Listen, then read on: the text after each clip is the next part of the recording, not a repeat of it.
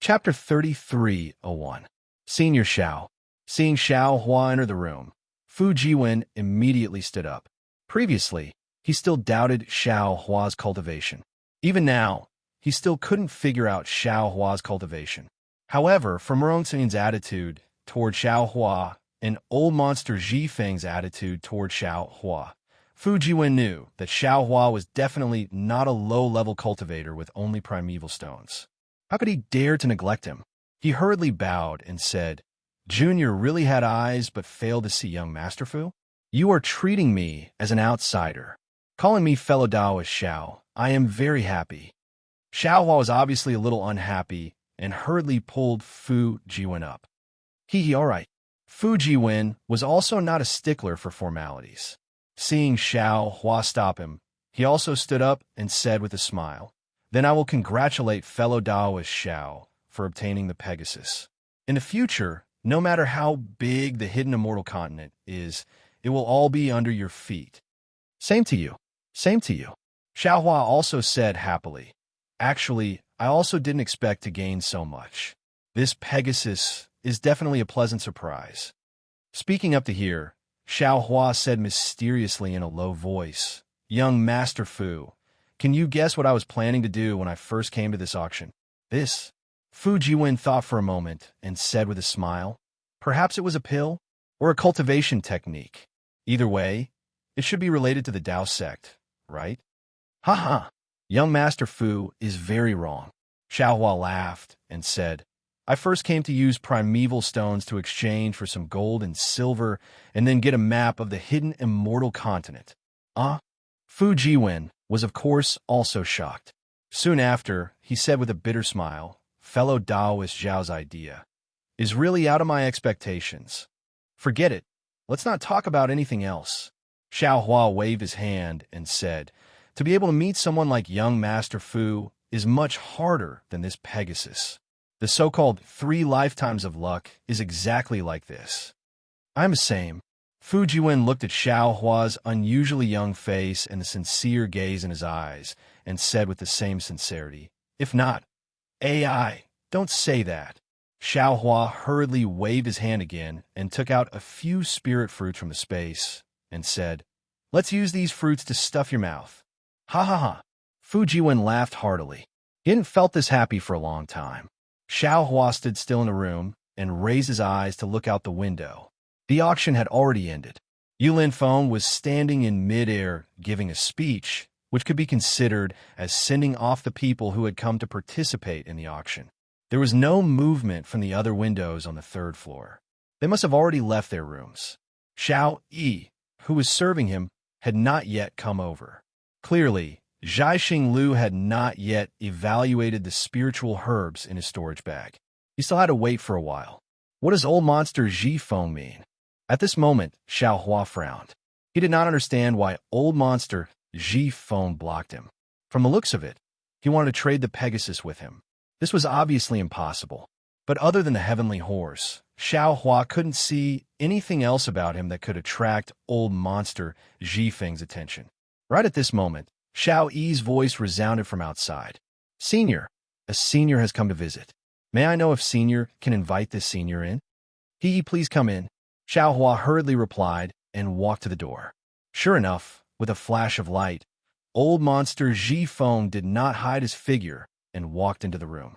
Seeing that there was actually a Confucian scholar in Xiao Hua's room, old monster Zhifeng was clearly stunned. However, he only took a glance and did not care. Instead, he directly cupped his hands and said, "Fellow immortal Xiao, this old man greets you." Xiao Hua looked at old monster Zhifeng, who was several heads shorter than him. That slightly loose robe covered his body, and the hands and feet that were exposed outside of the robe were thin and small. They were basically mouse claws that did not change much. On the head that was wearing an official's hat, there was a small nose and a small mouth and slightly trembling ears. He looked exactly like a human mouse, which was extremely strange. However, Xiao Hua's gaze did not dare to linger on these places for long. He only swept a glance and raised his hand to return the greeting. He said with a smile, "This Xiao greets you. But I wonder why fellow immortal Zhifeng is looking for this Xiao so urgently? Old monster Ji Feng shook the two long whiskers beside his sharp mouth and waved his hand. He said, "Fellow immortal Ji Feng?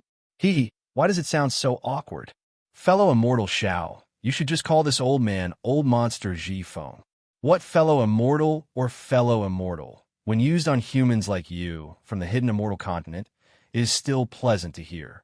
When used on demons like this old man, it is truly uncomfortable." All right.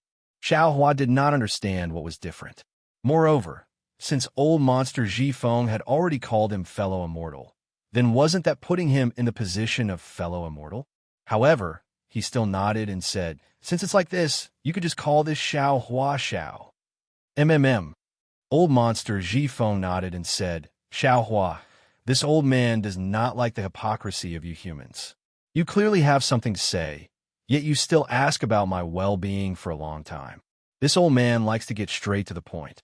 This time, I came to find you to invite you to participate in auction." Fellow Taoist Xiao Fujiwen stood at the side, waiting for old monster Ji Feng to say a few words to Xiao Hua so that he could immediately take the time to greet old monster Ji Feng and then leave. However, he did not expect that old monster Ji Feng had already spoken of his intentions in a few words. Fujiwen was caught unprepared and hurriedly said, "This one will wait outside first." "Young Master Fu, there is no need." Xiao Hua waved his hand and said to old monster Ji Feng with a smile, "Fellow immortal, thank you for thinking highly of this Xiao. However, it is already late and this Xiao still has to rush back. Let's talk about this later." Xiao Hua's intention was obviously to decline and not plan to go. However, old monster Ji Feng hurriedly said, "Xiao Hua, this auction will be held in Bright Moon Lane, and it will be held in an hour. If you agree, this old man will bring you along right now." Old monster Ji Feng. Xiao Hua did not know whether to laugh or cry, and explained, "This Xiao just bid for the heavenly horse and has already given all the top-grade origin stones in my bag to star-picking Liu. Now that my bag is empty, what's the use of going to that auction?" Hearing Xiao Hua's words, old monster Ji Feng first laughed. "You humans are all hypocrites. Your mouth is full of lies. This old man has been with you for a long time. Even if I don't want to learn, I have learned it. Previously, this old man lied to Zhu Qing, saying that I only have 500,000 top-grade origin stones on me. Even he did not believe this, so how can this old man believe your words? This old man will definitely not believe that you do not have extra origin stones."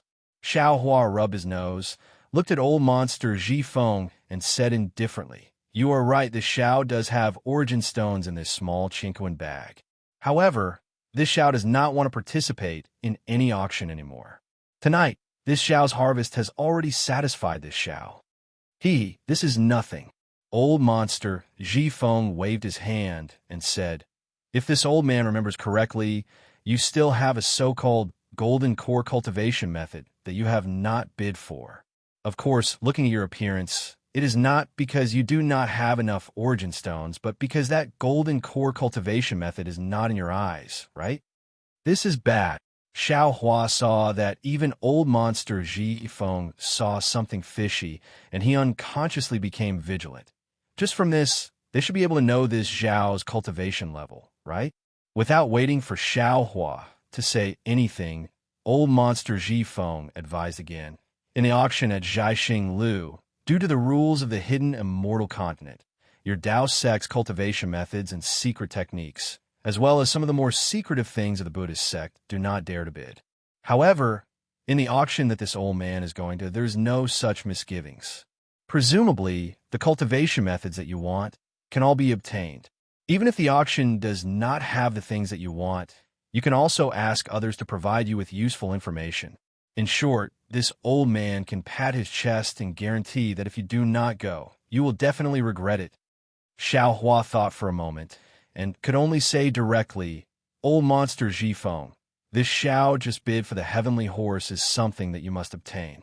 To be honest, this Xiao does not understand your intentions. Therefore, although this little one has the intention to follow you to take a look at the auction, this little one does not dare to casually agree. Moreover, you and I have never met before. This auction is not something that ordinary people can enter. Why do you insist on inviting this Xiao to go? Good. Old monster Ji Feng clapped his hands and said, Xiao Hua, since you have said it so clearly, then this old man will also open the window and speak frankly. At this point, old monster Ji Feng said to Fu Jiwen, you can leave first. The words that follow are not suitable for you to hear. Yes, this one understands. When Fu Jiwen nodded, he glanced at Xiao Hua. After obtaining Xiao Hua's approval, he hurriedly left. Xiao Hua, what you said just now is extremely true. This heavenly horse is something that this old man must obtain. It is extremely beneficial to this old man's cultivation. Old monster Ji Feng watched Fu Jiwen's back disappear and hurriedly explained, however, you only know one side of the story and do not know the other. Other than this auction at Jiaxing Lu having a heavenly horse, the auction after that will also have a strange beast that is similar to the heavenly horse. Previously, this old man sent a sound transmission to the Eastern Sea Patrol envoy, A.O. Shuai, regarding the auction. This old man promised to help him obtain that strange beast, a strange beast that even the Eastern Sea Patrol envoy is interested in. This old man does not need to say anything, right? Oh, Xiao Hua suddenly understood and said with a nod, you invited this Xiao to participate in the auction to ask this Xiao to help you, right? Indeed, old monster Ji Feng said with a smile. To be precise, I want to borrow the power of your demon pet. How do I help? What benefits does this Xiao have? What benefits? Hee, Xiao Hua. Without this old man's guidance, you will not be able to enter this auction and will not be able to bid for anything from the Dao sect. This is the benefit.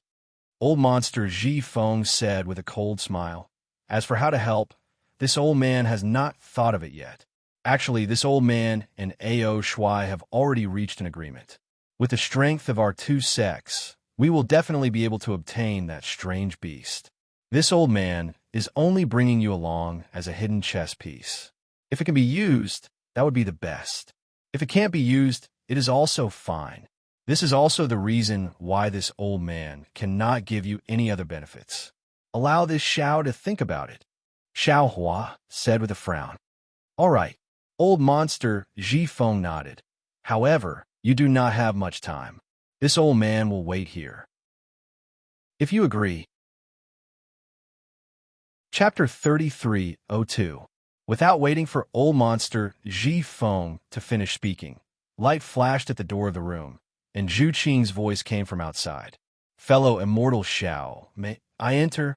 Hee, young master Zhu, please enter. Xiao Hua heard this, turned his head, and hastily called out. When Zhu Qing came in and saw that old monster Ji Feng was also in the room, he wasn't surprised at all. He only nodded towards old monster Ji Feng and said to Xiao Hua, fellow immortal Xiao, the items in your small Qingquan bag have already been appraised. It's more than 500,000 top-grade origin stones, but it's difficult to estimate exactly how much more it is. Therefore, I've specially come to explain to fellow immortal Xiao. If fellow immortal Xiao is willing to wait, please rest for a while in Star-Picking Tower. When the sun rises, I'll return the excess origin stones to fellow immortal Xiao. If fellow immortal Xiao is unwilling to wait, then it won't be too late for fellow immortal Xiao to come and take the VIP token when you have the time. Moreover, fellow immortal Xiao can use this token to take primal stones from other Jiaxing Lu on the hidden immortal continent. You can also use this token to wait for more benefits and information from my Jiaxing Lu.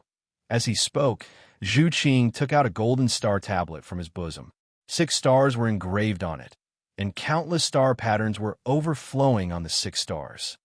Since I can take it anywhere, why should I wait here for so long? Xiao Hua was very happy when he heard this. He took the star tablet and said with a smile, fellow immortal Xiao is now my Jiaxing Lu's VIP. If you have the chance in the future, please visit my Jiaxing Lu more often. Seeing Xiao Hua accept the star tablet without any trace of politeness, Zhu Qing was also happy. He said with a smile, that's right, young Master Duanmu has just left Jiaxing Lu. According to my subordinate's report, he has already boarded the golden carriage. The coachman has brought more than 10 cultivators and is waiting in front of Zhaixing Lu's door. These cultivators aren't ordinary Confucian scholars. They look similar to the coachman. Fellow immortal Xiao, please be careful when you go out. Since I'm your Zhaixing Lu's VIP, why can't Zhaixing Lu protect me? Xiao Hua asked sarcastically. Zhu Qing said with a smile, if fellow immortal Xiao is in my Zhaixing Lu, I will definitely protect you with my life. But once we leave Zhaixing Lu, I won't be able to take care of you. Moreover, young Master Duanmu is also an honored guest of Zhaixing Lu. How can I favor one over the other? Forget it, forget it. Xiao Hua waved his hand. It's just a clown, don't mention it. Oh, young Master Zhu. According to old demon Ji Feng, there's a place in Bright Moon Lane where the auction is being held. Do you know of it? Zhu Qing was stunned and asked curiously. Oh, there's also an auction? Why didn't I know about it? But it wasn't clear from his face whether he really didn't know. However, no matter how big Bright Moon Lane was, how could it escape Zhu Qing's eyes and ears? Xiao Hua didn't believe that Zhu Qing didn't know about the auction. However, since Zhu Qing didn't admit it, Xiao Hua couldn't do anything about it. However, he still held onto the last bit of hope and asked, it's normal that Zhu Gongzi doesn't know about it. However, this Xiao wants to know, in this auction that even Zhu Gongzi doesn't know about, would there be something that Bright Moon Palace didn't have? This. Zhu Qing hesitated slightly, glanced at old demon Ji Feng, and said, the auction that fellow immortal Xiao mentioned isn't public, so it can't be confirmed by the Copper Pillar Country's royal family. Therefore, in that auction, the cultivators who participate in the auction won't be in Bright Moon Palace. With the protection of Zhu Qing and the other masters, their safety can be guaranteed. Moreover, everything in my Zhaixing Lu's auction has been appraised. My Zhaixing Lu can guarantee that it won't be fake. As for the auction that fellow immortal Xiao mentioned, it depends on one's own vision. No one can guarantee the authenticity of the treasures, so the result of the auction can only be borne by oneself. Of course, this auction doesn't put the rules of hidden immortal continent in their eyes, and also doesn't put the Copper Pillar Country's royal family in their eyes. In particular, they absolutely won't have the same misgivings as my Zhaixing Lu, not daring to bid for anything. Fellow immortal Xiao is looking for Dao Sex medicinal pills. They can be found there. Okay. Thank you, young Master Zhu, for your explanation. This Xiao understands.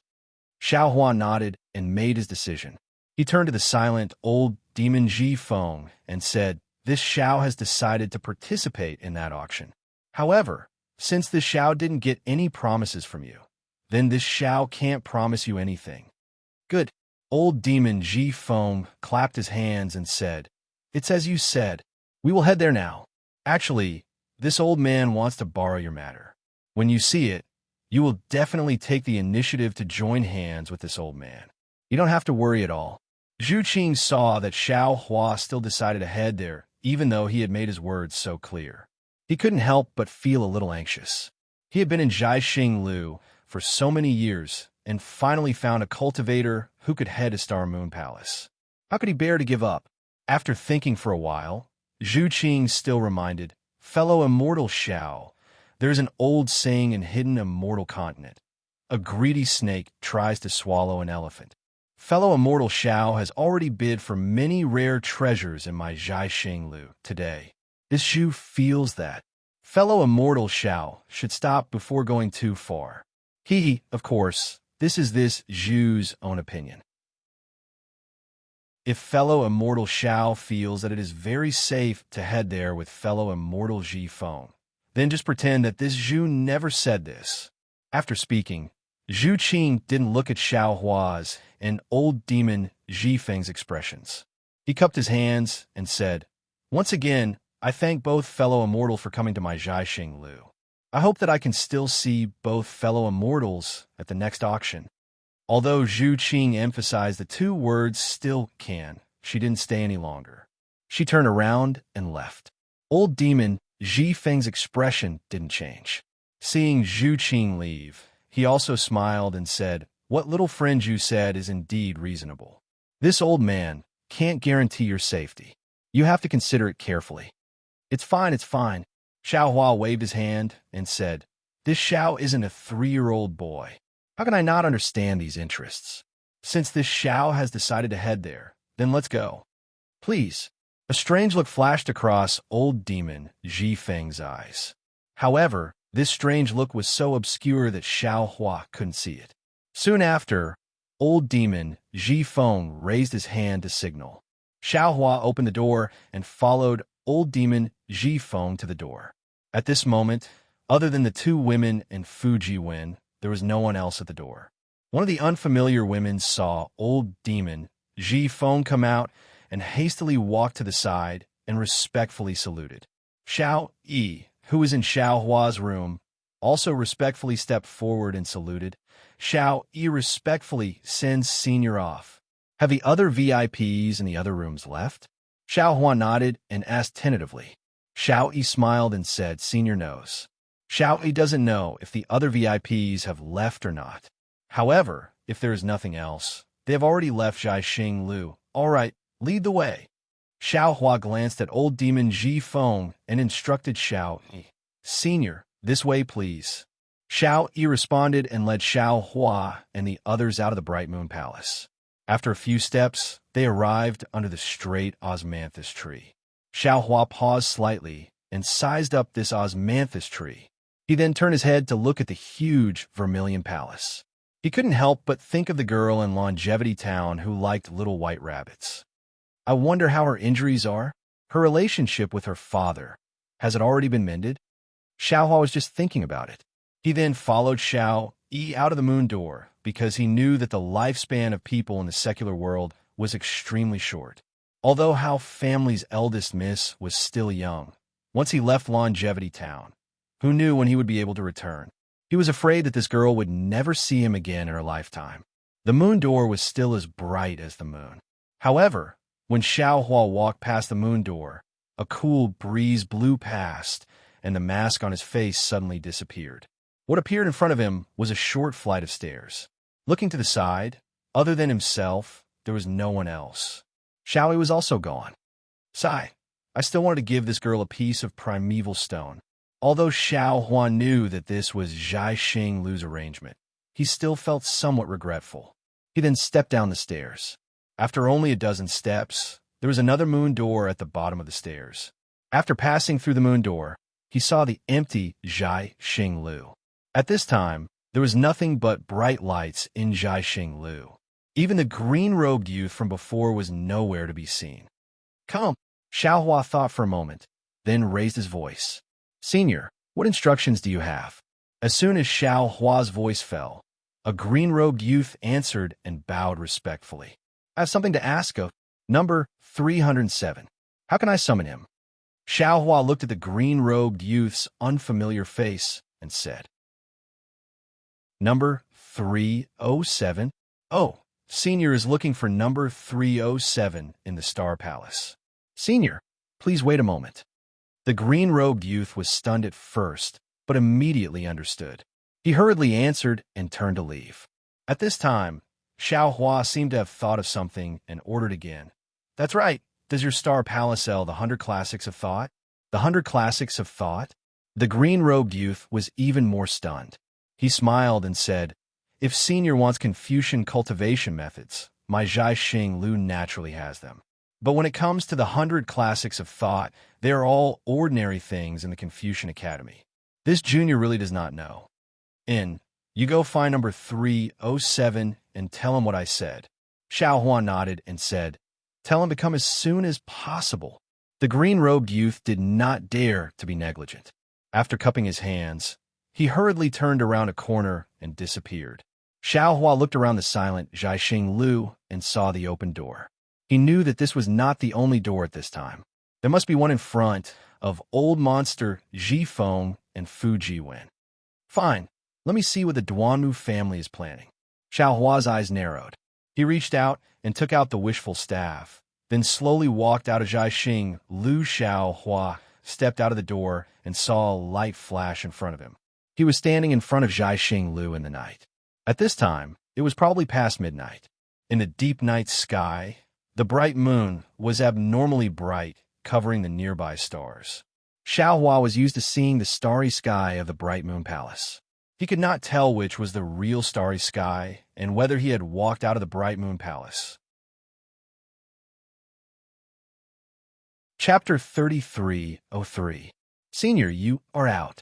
In front of Zhaixing Lu, Xiao Jian was anxiously waiting with Yuanya and Lu Yi. Seeing Xiao Hua come out, he happily called out. And Xiao Hua lightly nodded and looked to the side. Around 10 feet away, Fu Jiwen also hurriedly walked over. He seemed to be a little anxious from waiting. Fellow Taoist Xiao. Fu Jiwen approached and looked at Xiao Jian and the rest. He whispered, "Is this your disciple?" "Not really a disciple." Xiao Hua waved his hand and asked, "Where's old demon Ji Feng?" Senior Ji Feng left first. Before he left, he asked fellow Taoist Xiao to be sure to reach the bridge in front of Drifting Smoke River in 15 minutes. There's a dragon boat parked there. If Senior can't make it, then you don't have to go this time. Xiao Hua nodded and asked, "Do you know that place?" "I know that place. It is only a few dozen feet away from Zhaixing Lu. It is right there." Fu Jiwen pointed with his finger and smiled. "Hee, do you still need 15 minutes?" Xiao Hua smiled coldly and raised his eyes to look outside the signboard of Zhaixing Lu. He saw that at the location of Dark Night, there were a dozen boorish men wearing the same golden armor as Duanmu Qiu standing there in a strange formation. They looked scattered and strange. "Young Master Fu, you wait and get to know them," Xiao Hua said. "Later, you will follow them to Seven Suns Temple." After speaking, without waiting for Fu Jiwen to speak, Xiao Hua waved the wishful staff in his hand. The staff let out a whooshing sound in the night sky. "Where is Duanmu Qing?" Xiao Hua walked out of Zhaixing Lu's signboard and faced Duanmu Qiu. Xiao Hua glanced at the golden carriage parked in the distance and the dragon horse pulling the carriage. You better remember that my name is Duanmu Qiu. This matter has nothing to do with my young master." Duanmu Qiu took 2 steps forward. The golden armor on his body made a clattering sound. With a hong sound, he took down a huge copper spine from his shoulder and placed it on the ground. The ground nearby shook. Then, Duanmu Qiu looked at Xiao Hua with a sinister smile and said, "When my family's young master just came out, he also told me about this matter and asked me to keep the peace. However, I feel that even though I was the one who offended you in the first place, if you had stopped the dragon horse and grabbed the horsewhip, I would definitely have gotten off the carriage and apologized to you. But you actually pulled me out of the car when I wasn't paying attention. This is an insult to my reputation. If I don't defeat you, will I still have the face to get on the carriage? How could he have the face to continue staying in the Duanmu clan? What face do I have to face the Duanmu surname?" Xiao Hua looked at the people behind Duanmu Qiu. An obvious killing intent was emitted from these people. Moreover, after passing through this scattered formation, this killing intent actually condensed together and shrouded him from afar. It was as if he said something wrong, this killing intent would turn into a huge sword and smash him into pieces. Xiao Hua patiently listened to Duanmu Qiu's explanation and said coldly, "So you've entangled so many people? Bullying with numbers?" "I'm not bullying you with numbers. These are my good friends. They heard that you have amazing divine power and that you can subdue a dragon horse. They all want to come and see for themselves." Duanmu Qiu was obviously someone who had been taught by others. His words were seamless and flawless. "Good." Xiao Hua nodded. "This old man will ask you one last question. If this matter has nothing to do with Duanmu Qing, then does it have anything to do with the Duanmu clan?" Duanmu Qiu laughed coldly. "I really want to do as you wish and say that this matter has nothing to do with the Duanmu clan. But I and these good friends behind me, most of them have a surname Duanmu. Do you think this matter has anything to do with the Duanmu clan?" "Huh?" Xiao Hua laughed heartily. With a flip of his hand, a flying talisman was placed on his body. As expected, you're still a bunch of dogs who rely on their master's power. You don't even dare to say that this matter has nothing to do with the Duanmu clan. However, since you all want to use the Duanmu clan as a fig leaf, then this old man will give the Duanmu clan face. Hit! Xiao Hua shouted as his figure soared into the sky. He raised the wishful steel staff and smashed it towards Duanmu Qiu's face with a whining sound. Good. Duanmu Qiu had been accumulating his power for a long time. Seeing that Xiao Hua had made his move, he also roared loudly. He stomped his feet, and a light cloud appeared under his feet, lifting his body up. The muscles on his arms flowed like water, and with a hoo sound, he lifted up the huge copper spine. Following a gust of wind around Duanmu Qiu, he rushed towards Xiao Hua's wishful steel rod. At the same time, the 10 people behind Duanmu Qiu also moved. Each of them let out a loud roar and brandished their fists and legs, striking towards Xiao Hua's direction with all their might. Woo! It was as if a mountain was collapsing. 10 streams of noble spirit that were enough to split rocks were triggered by them. Following the rush of everyone's fists, these 10 streams of noble spirit condensed and merged into one in midair, forming a cloud that was like a fist. Although it was launched later, it arrived first. It surpassed Duanmu Qiu's copper spine and smashed towards Xiao Hua from top to bottom. The wind whistled as Xiao Hua flew in midair. That gust of wind hit his face and almost pressed him to the ground. Within that gust of wind, the noble spirit was like a red fire that wanted to ignite him. Ha ha! Xiao Hua laughed loudly. Although his voice was blown away by the noble spirit, it still clearly resounded in the night sky. The noble spirit is controlled by people like you who rely on their master's power. How can it be called noble spirit? How can there be righteousness? Even if all of you have righteous spirit flowing from every pore of your body, you are still not this Zhao's match. As he spoke, Xiao Hua shook his hand and threw out dozens of fire talismans. Each of them drew a slightly mysterious arc and attacked the fist-like noble spirit. He did not face the combined attack of the 10 people at all. The wishful staff drew a shadow in midair and hit Duanmu Qiu's copper spine. Seeing that Xiao Hua actually used an unexpected method to attack the combined attack of the 10 people, Duanmu Qiu was shocked at first.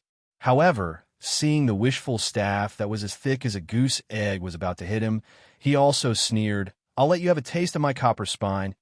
Unfortunately, before he could finish his sentence, there was a loud bang. The copper spine was hit by the wishful staff. That loud bang was like the impact of a mountain. Not only did it interrupt Duanmu Qiu's arrogance, it also shook his arm until it was numb. Both of his hands could not hold the copper spine at all. His entire body was uncontrollably sent flying under the huge force. If you want to fight, then let's fight. Since you dare to challenge me, then you should be prepared to be killed by me. Duanmu Qiu's body was out of control, but his eyes were not affected. Seeing Xiao Hua chasing after him like a fish, Duanmu Qiu's heart was greatly shocked. The true qi in his middle dantian was rapidly twitching. The elemental energy around his body was also surging out like a river, trying to resist Xiao Hua's pursuit. However, before the elemental energy could rush out, a soul thorn sharper than a sword rushed into Duanmu Qiu's mind. Duanmu Qiu was in so much pain that his vision turned black, and the elemental energy immediately stopped. He could no longer raise it. When Duanmu Qiu saw the light and shadow again, Xiao Hua's inconspicuous wishful staff hit his 2 arms faster than the wind. Duanmu Qiu's great shock had already turned into great regret at this time. When the wishful staff touched the golden armor, countless inscriptions flew out from the golden armor, and the entire golden armor shone with golden light. Unfortunately, as soon as the inscriptions flew out, they immediately turned into dust under the wishful staff. The golden armor was destroyed, but what about Duanmu Qiu's arms? However, no one was paying attention to Duanmu Qiu's arm right now. Just as Duanmu Qiu was sent flying, a series of thunderous rumbles resounded in the air. A dozen fire talismans were comparable to a dozen Foundation establishment cultivators' attack. Not only did they defeat the extremely powerful noble qi, but they were also like a torrent of heavenly fire as they surged towards the ground and completely enveloped the ground in a radius of several hundred feet. Roar! The dozen or so people naturally saw Xiao Hua's fire talisman, but they didn't expect the fire talisman to be so powerful. Seeing that their combined attack was about to be defeated, they hastily let out a deep roar. They didn't panic too much as they brandished their fists and feet. Another dozen or so streams of yuanli rushed out from their bodies, affecting hundreds of streams of righteous qi, forming a palm-like shape that supported the fire talisman. Huff! After the giant palm passed, more than half of the fire was extinguished. Although the remaining fire fell from the sky and still had some power, it was no longer a threat to these golden-armored soldiers. These people did not pay attention to it and hurriedly looked at Duanmu Qiu. But before they could see Duanmu Qiu's figure, a green light flashed in the air and an angry voice sounded at the same time. Xiaohua, you, how can you be so ruthless? Young Master Duanmu. The dozen golden-armored soldiers were shocked. They looked at Duanmu Qing, who was standing on a green cloud, and then looked at the direction Duanmu Qing was glaring at. Everyone was shocked. In the distance, there was a row of tall trees. But now, 3 or 4 of them were lying on the ground. On the last tree, Duanmu Qiu, who was wearing golden armor, was lying on the ground like the tree. Blood was flowing out from his 7 orifices. The awe-inspiring copper spine that he was holding in his hand was now lying on the ground like Duanmu Qiu. However, it was in a worse state than Duanmu Qiu. It had been broken into 2. Qiu. The eyes of the dozen or so golden-armored soldiers were completely red. A few of them quickly rushed over, while the remaining dozen or so people slowly formed a formation and walked toward Xiaohua. Xiaohua only coldly swept a glance at these people and did not pay any attention to them. He looked at Duanmu Qing and replied, Duanmu Qing, how am I ruthless? Did I kill Duanmu Qiu? Did I kill these Huang clan soldiers? You can just defeat Qiu. Why did you shatter his arms? Duanmu Qing bit her lips and said, Qiu does not know your strength, but I do. You are his senior. Why did you bully him like this? Do you still want face? Chapter 33:04. Ha ha ha, Xiaohua laughed loudly. You also know that I am Duanmu Qiu's senior. Then why didn't you stop him? Since he dared to offend me, why can't I teach him a lesson? Is this old man's face to be offended? Soon after, Xiaohua pointed at the dozen people who were approaching and coldly said, Look at these people. They clearly know that they're no match for me. So why do they still charge forward? Could it be that I can't make a move just because I'm a senior? Could it be that they dare to do whatever they want just because they have the name Duanmu? Don't they know how to respect their seniors? Why don't you say that they are bullying you with numbers? They only know that your arms have shocking divine strength and can subdue a dragon horse. So they want to see it for themselves. Why should I stop them?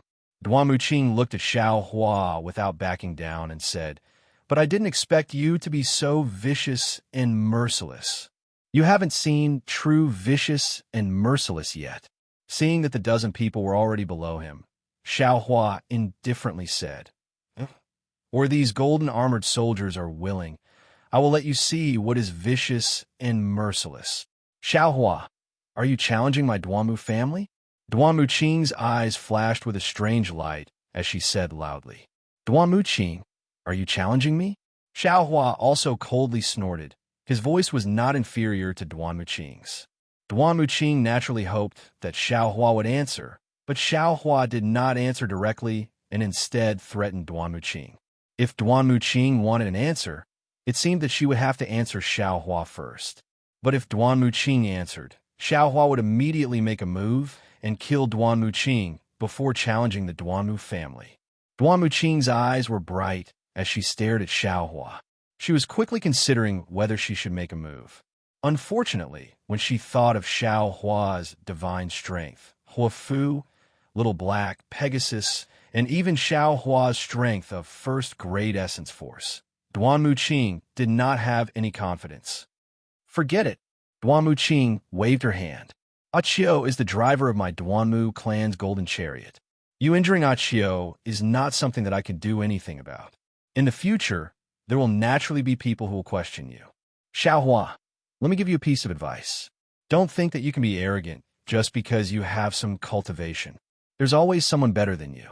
There are still many people and things that you don't know about. Duanmu Qing, I will remember your words. However, this Xiao will also give you a piece of advice. Don't think that no one knows what's going on here. Even the aristocratic families of Confucian cultivators can't block the mouths of the people of the world. A carriage driver from the Duanmu clan was so precious that he could only bully others, but others couldn't retaliate. This Xiao is waiting for your Duanmu family's punishment. I want to see if the so-called scholarly clans of today still have justice, fairness, and justice. Justice, fairness, and justice. A trace of mockery flashed in Duanmu Qing's eyes. She smiled coldly and waved her hand. Let's go. Let this Taoist priest wait for his justice. As she spoke, Duanmu Qing waved her hand. She activated the light cloud under her feet and landed on the golden carriage in the distance. At this moment, Duanmu Qiu had already stood up with the help of 2 golden armored soldiers. Although his arms were shattered and his body was injured, his legs were fine. He looked a little weak as he walked, but when he turned his head to look at Xiaohua, his eyes were filled with fear and hatred. The other 10 golden armored soldiers were afraid that Xiaohua would suddenly injure them and didn't dare to be careless. They arranged themselves in a scattered formation and slowly left. In just a moment, they had all gathered around the golden carriage.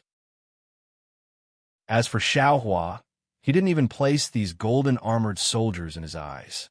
When Duanmu Qing flew away, he didn't stop. He sent out his divine perception and saw that the few divine perception and essence perception that came into contact with his divine perception had all retreated and landed in front of Zhaixing Lu's signboard. Below the signboard, other than Fu Jiwen, Xiao Jian, and the others, there was only the green-clothed youth called number 307. At this moment, the green-clothed youth's eyes flashed with an indescribable brilliance. When he saw Xiaohua land, he hurriedly bowed respectfully. Junior greets Senior. Have you done what I instructed you to do? Xiaohua waved his sleeves and asked the green-clothed youth. Junior has done it. The green-clothed youth hurriedly took out a small Chinquan bag and handed it over. Other than the map and some strange items that Senior wanted, Junior has also helped Senior find the 100 classics of thought. In addition, Senior gave me a lot of essence stones. Junior took the initiative to find some common cultivation techniques for Senior.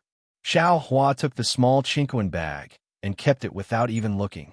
He took out a few mid-grade essence stones and handed them over, smiling. Many thanks to you this time. These are some thanks from this old man. I don't dare. The green-clothed youth hurriedly waved his hand. There are still a few pieces of essence stones left from Senior. Take it. Xiaohua flung his hand, and the essence stones landed in front of the youth. If you can, give 2 pieces to Bright Moon Palace's Xiao Yi. After speaking, Xiaohua left without turning his head back. Seeing Xiaohua leave, Fu Jiwen, Xiao Jian, and the others hurriedly chased after him. After several people left, Zhu Qing slowly walked out of Zhaixing Lu's door and looked at their backs with deep worry on her face. Tower Master. The green-clothed youth took the essence stones and said in a low voice, that Senior insisted on giving this. Keep it for yourself. Give 2 pieces to Lianhong. Zhu Qing nodded, but her gaze left Xiaohua and the others and looked at the river in the distance. The green-clothed youth didn't dare to disturb Zhu Qing and hurriedly entered Zhaixing Lu. Zhu Qing kept watching, and after a long while she sighed. Midnight has already passed, and the ghosts have already returned. But why are there still so many demons in this world? Xiaohua didn't hear Zhu Qing sigh. Instead, under Fu Jiwen's lead, he came to the side of a stone arch bridge. The river under the stone arch bridge still flowed as before, but the clear river water was now filled with the smell of alcohol and cosmetics. Occasionally, there would be Confucian headscarves and women's tube tops floating by. It was unknown which debauchee did this. At this moment, a pleasure boat was docked by the riverbank. This pleasure boat was several meters in size and was almost as wide as the river. Moreover, this pleasure boat was different from the usual ones. At the railing in front of the pleasure boat, there was a coiling dragon carved from red polonio wood, baring its fangs and brandishing its claws fiercely. In the middle of the boat, where the boat's tower was completely hollow. Strips of gauze covered the empty railing. Although some lights could be seen through the gauze, the situation inside could not be seen. Fellow Taoist Xiao, seeing this pleasure boat from afar, Fu Jiwen said in a low voice, "This should be the dragon boat that the demon clan's senior mentioned." "Yes, there's no mistake." Xiao Hua scanned with his divine sense and said with a nod, "This Xiao will get on the dragon boat now. You follow Xiao Jian and the others back to Seven Suns Temple first. When Xiao Hua returns tomorrow morning, we will pay a visit to Great Master Dao Shan together." "Yes," Fu Jiwen replied and turned to look at Xiao Jian. Ever since Xiao Jian came out from Star Picking Tower, other than being anxious, he was only depressed. Other than being silent, there was only silence. Xiao Hua naturally knew that Xiao Jian didn't get anything from the auction and was worried about when he would recover his cultivation. However, he didn't say anything and turned to walk towards the dragon boat. "Senior, be careful." Lu Yi looked at Xiao Hua's back and couldn't help but shout, "Yes, I know. You all should go back and rest early." Xiao Hua turned his head and smiled. He waved his hand and said, "This Xiao will return tomorrow morning." When he walked to the front of the pleasure boat, 2 strands of divine sense and 2 strands of divine sense swept over him. Xiao Hua raised his voice and said, "Since you want to watch the show, why don't you go closer? Watching from afar, I'm afraid it's not satisfying enough." Hee, fellow immortal Xiao is really awe-inspiring. Just as Xiao Hua's voice fell, a charming voice rang out. Then, the exceptionally beautiful Princess Baiwa walked out from the veil of the pleasure boat and looked at Xiao Hua with a faint smile. "Moonlight beauty, it's all the moon's fault." The beauty was unexpectedly so smooth. "Princess Baiwa?" Xiao Hua saw Princess Baiwa appear and was clearly startled. He just thought that the divine sense belonged to Murong Songyun. "Oh!" Princess Baiwa's smile froze and stayed at the corner of her mouth. Instantly, the moonlight shining on Princess Baihua's body cooled down. Could it be that fellow immortal Xiao doesn't want this servant to appear again? Could it be that fellow immortal Xiao thinks that someone else is here to help you? No. The soft-hearted Xiao Huan naturally wouldn't let the beauty have a hidden grudge. He hurriedly smiled and said, "This Xiao is only a commoner in the mountains. I thought that a royal family like the princess would definitely have thousands of brave guards. You only came to Star Picking Tower to have a look. Since you got the Scarlet Flame War Chariot, why don't you hurry back home happily? How could you stay in Bronze Pillar Country for long?" Therefore, when this Xiao saw the princess, he couldn't help but exclaim, "How could there be a second person as beautiful as the princess in this world?" "Gidge." Princess Baiwa laughed. It was very sweet and even clearer than the flowing water under the pleasure boat. Fellow Taoist Zhao's mouth seems to be more powerful than his fists and feet. In the future, I don't know how many women will be deceived by fellow Taoist Xiao. This servant needs to consider whether my Chanu country should issue a decree to prohibit fellow Taoist Xiao from entering and leaving Chanu country. Ayaya, how can that be? Xiao Hua said happily and smoothly, said, "This Xiao still wants to go to Chanu country one day to congratulate Princess Baiwa on ascending to the throne of the country. This decree of yours has really cut off this Xiao's thoughts. In the future, if I can't see a heavenly beauty like the princess again, wouldn't I be depressed to death?" Jejijij. Princess Baiwa's laughter became louder and louder. She seemed to enjoy Xiao Hua's undisguised flattery. "Xiao Hua, if you want to go, then hurry up and get on the boat. In a moment, this boat will set sail." Old monster Ji Feng's voice sounded, not knowing whether to laugh or cry. "If you continue to tease that little girl under the boat, even if you want to go, you won't be able to go." AI, after seeing Princess Baiwa, how could this Xiao still want to go to any other place? Xiao Hua sighed and flew up. "I only wish to stand by this river for 100 days and 1,000 days." I also won't feel tired. Chapter 33:05. Really? Princess Baiwa's face blushed. Even her jade-like neck turned red. Princess Baiwa slightly lowered her head. Her cloud-like black hair fluttered in the wind, and her white chin rested on her palace dress. Of course I'm lying to you. How many words of truth can these Taoist priests speak? If they don't have glib tongues, how can they fill their stomachs? A cold voice came from the veil of the pleasure boat. If you don't believe me, I'll catch a few Taoist priests on the streets of Bronze Pillar Country tomorrow for you to see. Xiaohua was also familiar with this voice. It was the Eastern Sea Dragon Palace's Inspector A.O. Shuai. Xiaohua landed on the pleasure boat and looked up to see the situation inside the veil. The pleasure boat was very quiet. There were only 4 red lanterns around the boat, and then there were a few chairs. At this time, there were 2 Yao sitting on the chairs. Xiaohua was secretly puzzled. Strange. Why don't I see Murong Tsongyan? But just as he was puzzled, Xiaohua frowned and said, "It's even stranger. Murong Tsongyan didn't say she would come to the auction, but I thought she would come. What does her not coming have to do with me? Why do I suddenly think of her?" Xiaohua. Princess Baihua's voice suddenly became like a mosquito. "Why don't you answer my question? Are you thinking of someone else?" "How could that be?" Xiaohua said with a smile. "I'm just thinking, what is the national surname of Cha New Country? This Zhao Qian's son Li Zhou Wu Zhengwang is too hard to guess. It seems like I have no choice but to cultivate my Dao sex divination techniques first." Princess Baihua was about to laugh, but suddenly she seemed to realize something. The blush on her face became even more intense. She hurriedly covered her mouth and laughed in a low voice. Her eyes actually flickered. She didn't dare to stare at Xiaohua like before. "Xiaohua, it's windy and snowy outside. Why don't you come in and have a drink?" Old Demon Ji Feng sat on a chair, his short legs hanging in the air, and shouted. Xiaohua smiled and raised his hand. "Your Highness, the wind and frost outside is strong. Don't let the wind and frost blow the princess's flower-like face." And the bashfulness on Princess Baihua's face gradually disappeared, and she stepped into the veil. However, after taking 2 steps, she turned back and said with a smile, "Brother Xiao, don't mention the word princess again in the future. This servant's name is Xian Yi, and my nickname is Xian."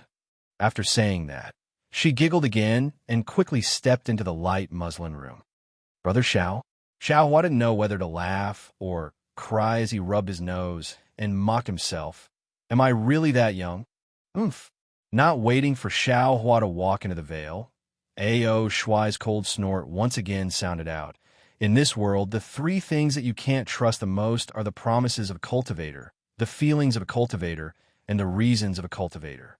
If a cultivator gave you an everlasting promise, you could rest assured. That was because he didn't have any confidence in the feelings between the 2 of you. Instead, he placed his feelings on time. But what was time? What cultivators did not lack the least was time.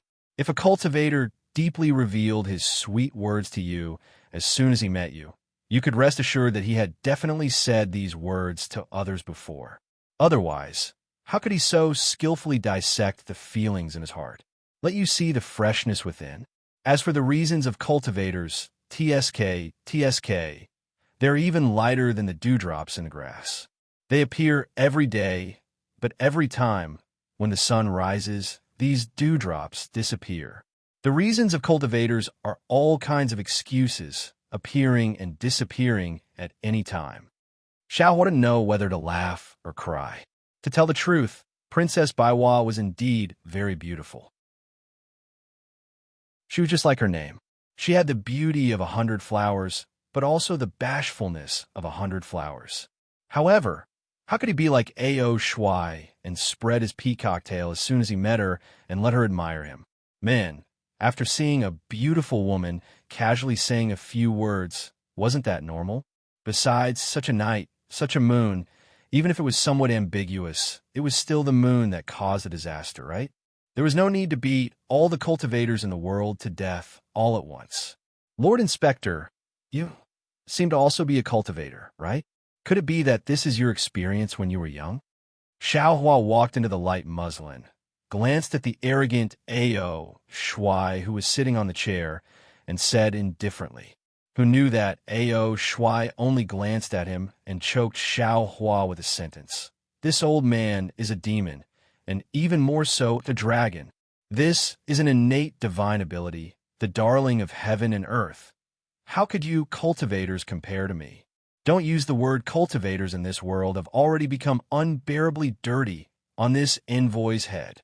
In this envoy's eyes, you cultivators are the greediest locusts in the mortal world. Xiaohua frowned. He coldly glanced at Ao Shuai and no longer paid any attention to him. Who would want to talk to this ugly dragon-headed humanoid? Brother Ao's words are a bit extreme. Old monster Ji Feng, who was sitting on the other chair, hastily stood up and reached out with his hand.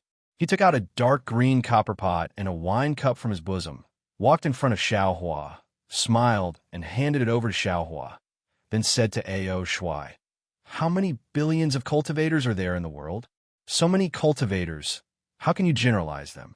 There must be someone as straightforward as Xiaohua, right?" Ao Shuai glanced at old demon Ji Feng from the corner of his eyes. He raised his hand and poured the wine that was as red as blood into his mouth. He said indifferently, "We demons are the true rulers of this world. Humans are nothing more than food for us. They have taken advantage of the heavens to live in this world. But now, these locust-like things have actually occupied 2 continents, squeezing us geniuses to the 1,000-demon sacred realm. Our sacred dragon race has no choice but to settle down in the dragon palace of the 4 seas. Haha, dragon palace. Sounds very mysterious, but that is the bottom of the ocean. It doesn't see the sun all day long. It only relies on pearls for illumination, regardless of whether it is armor or weapons. They're all covered in seaweed and rust. Who wouldn't want to lie under the warm sunshine, sleep in, and stretch their bodies? Unfortunately, these places are all occupied by humans. Even when this old man is rolling on the beach, there are people peeping. Old monster Ji Feng smiled and raised his hand, indicating Xiaohua to pour wine for him, but he himself tried to smooth things over. Brother Ao is from the dragon race. Your birth is noble. This old man is nothing more than a lowly demon. How can I have so many thoughts?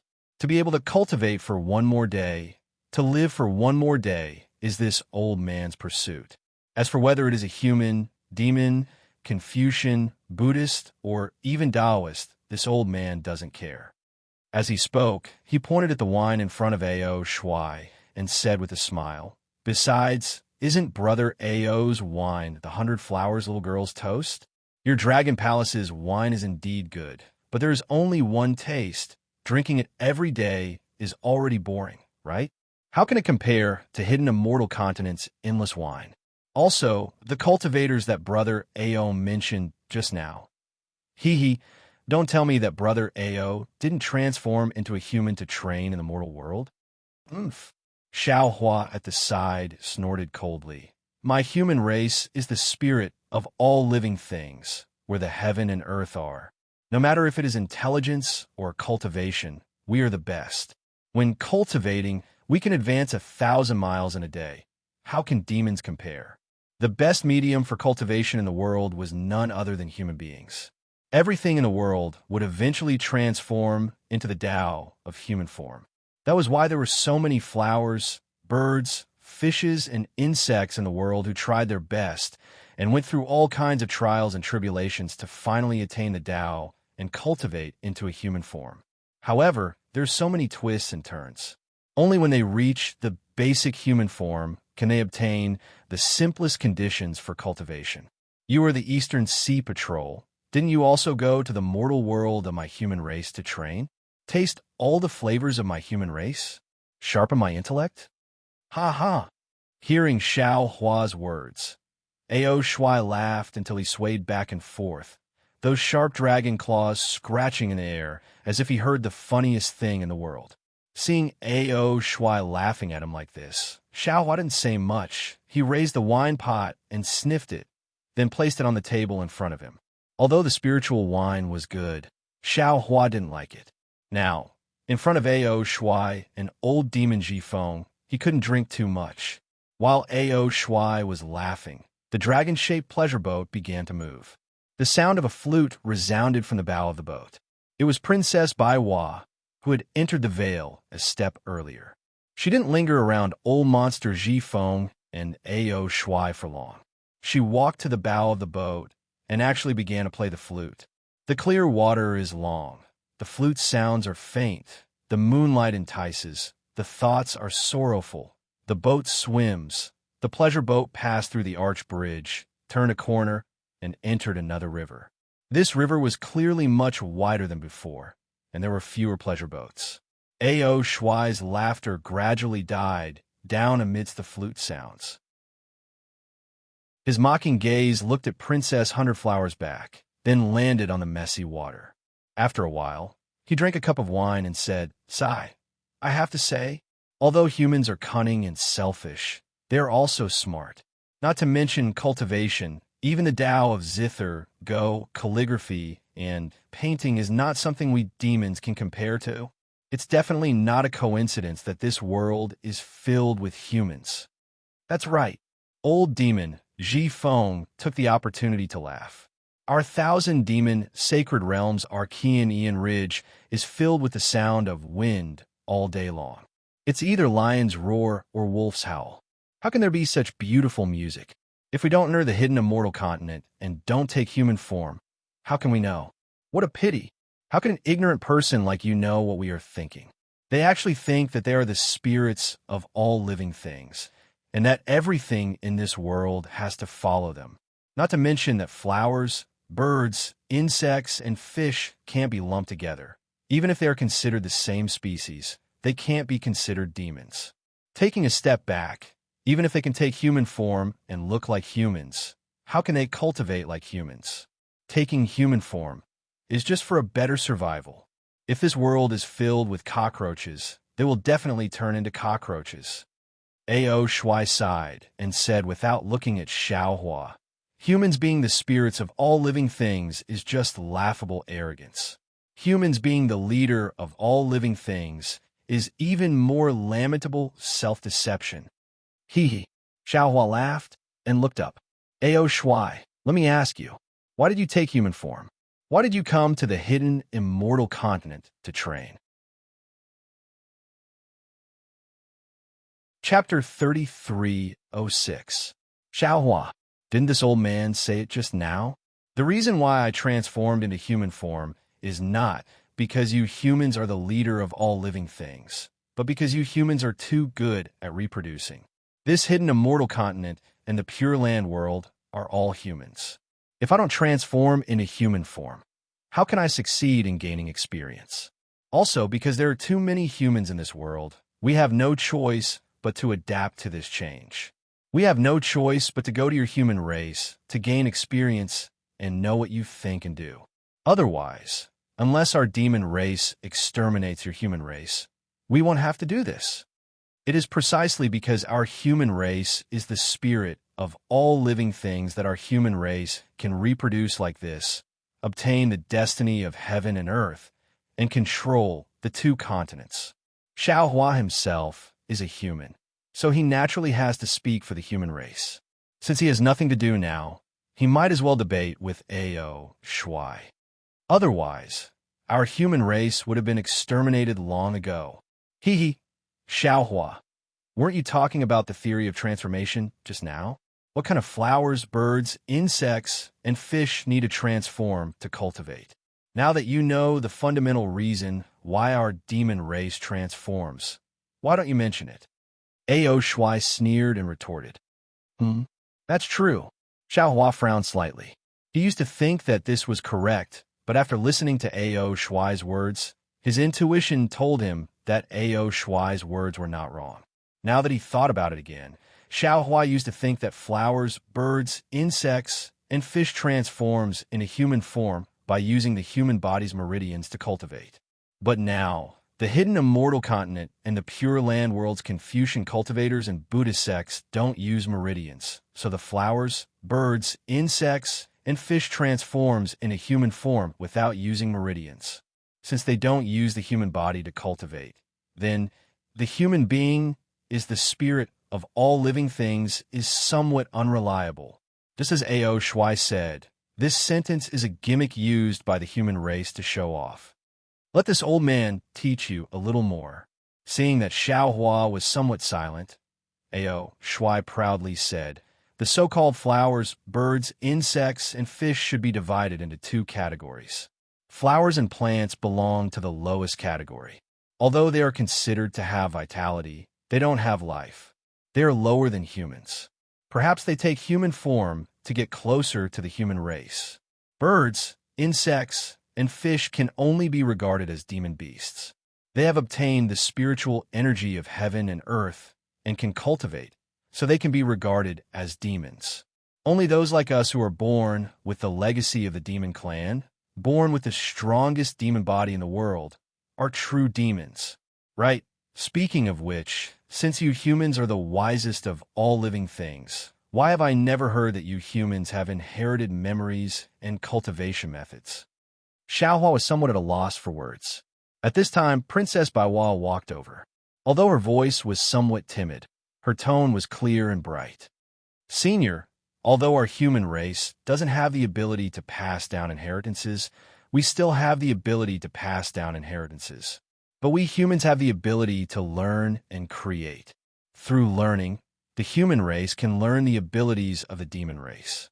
Through creation, the human race can innovate and bring forth new things. The student can surpass the master.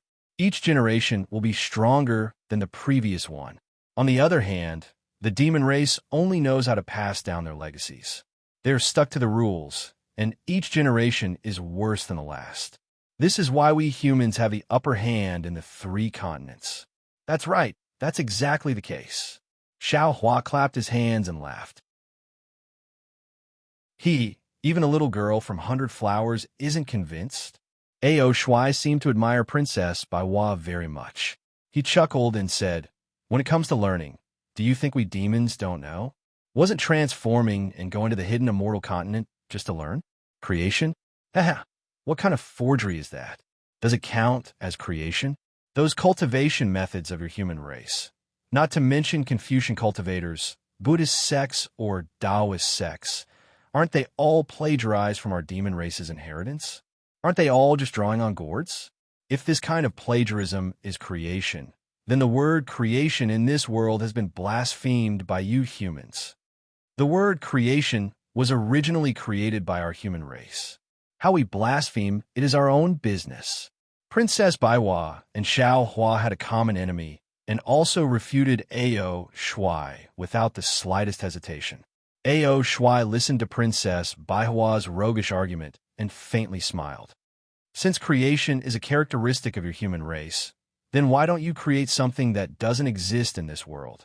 Since you think that the human race is the wisest of all living things, then why do many origin formations, many Buddhist seals, especially in Taoist sects, many spells have traces of my demon race? If it's not a dragon form, then it's a phoenix form. Is it because any of the demon race's incarnations are more powerful than the human race? Boom! A.O. Shuai's word struck Xiao Hua like a bolt of lightning. Xiao Hua was immediately dumbstruck. That's right, let's not talk about the demonic form of this magic art. Just talking about the true bloodline of the Dawn Rain continent. Isn't it because the cultivator's essence blood contains the bloodline of spirit beasts that they can advance by leaps and bounds during cultivation and greatly increase their power? If the human race is the wisest of all living things, why would they need to rely on the blood of spirit beasts? Princess Baiwa has been paying attention to Xiao Hua's expression. At this time, seeing Xiao Hua in a daze, she hurriedly refuted. Senior, nowadays, whether it's Taoist sects, Confucian cultivators, or Buddhist sects, our human race has thousands of cultivation methods, each of which has its own advantages. Although some cultivation methods have the demon form of the demon race, many of them don't. Most of the cultivation methods of Confucian cultivators don't have it, right? The cultivation methods of Buddhist sects are mainly about Buddha, there's almost no demon form. Moreover, the so-called 3,000 great Daos, hundreds of schools, and 3,000 great worlds are the end of our human race's cultivation. Senior, don't tell this junior that you don't know about Confucian cultivators' ascension and Buddhist sects' heavenly gates guidance. This is different from your demon race's shattering of the void. This old man naturally knows about this. Ao Shuai smiled somewhat triumphantly. Since your human race's ascension and heavenly gates guidance are on par with my demon race's shattering of the void, what qualifications do you humans have to say that you're the wisest of all living things? This. Princess Baiwa was also at a loss for words. She glanced at Xiao Hua, who seemed to have lost his soul, and hurriedly took out a cup that looked like a flower bud from her small cosmos bag and handed it to Xiao Hua. Brother Xiao, this is my Chan New Country's new tea. Please taste it. And Xiao Hua took it and only put it to his mouth but didn't drink it. His brows were still wrinkled as he looked at the blue waves beside the boat, as if he was still thinking about what Ao Shuai said just now.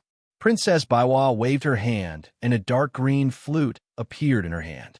She immediately put it to her lips and blew it a few times. The sound wasn't loud, but it made Xiao Hua feel as if he had just woken up from a dream.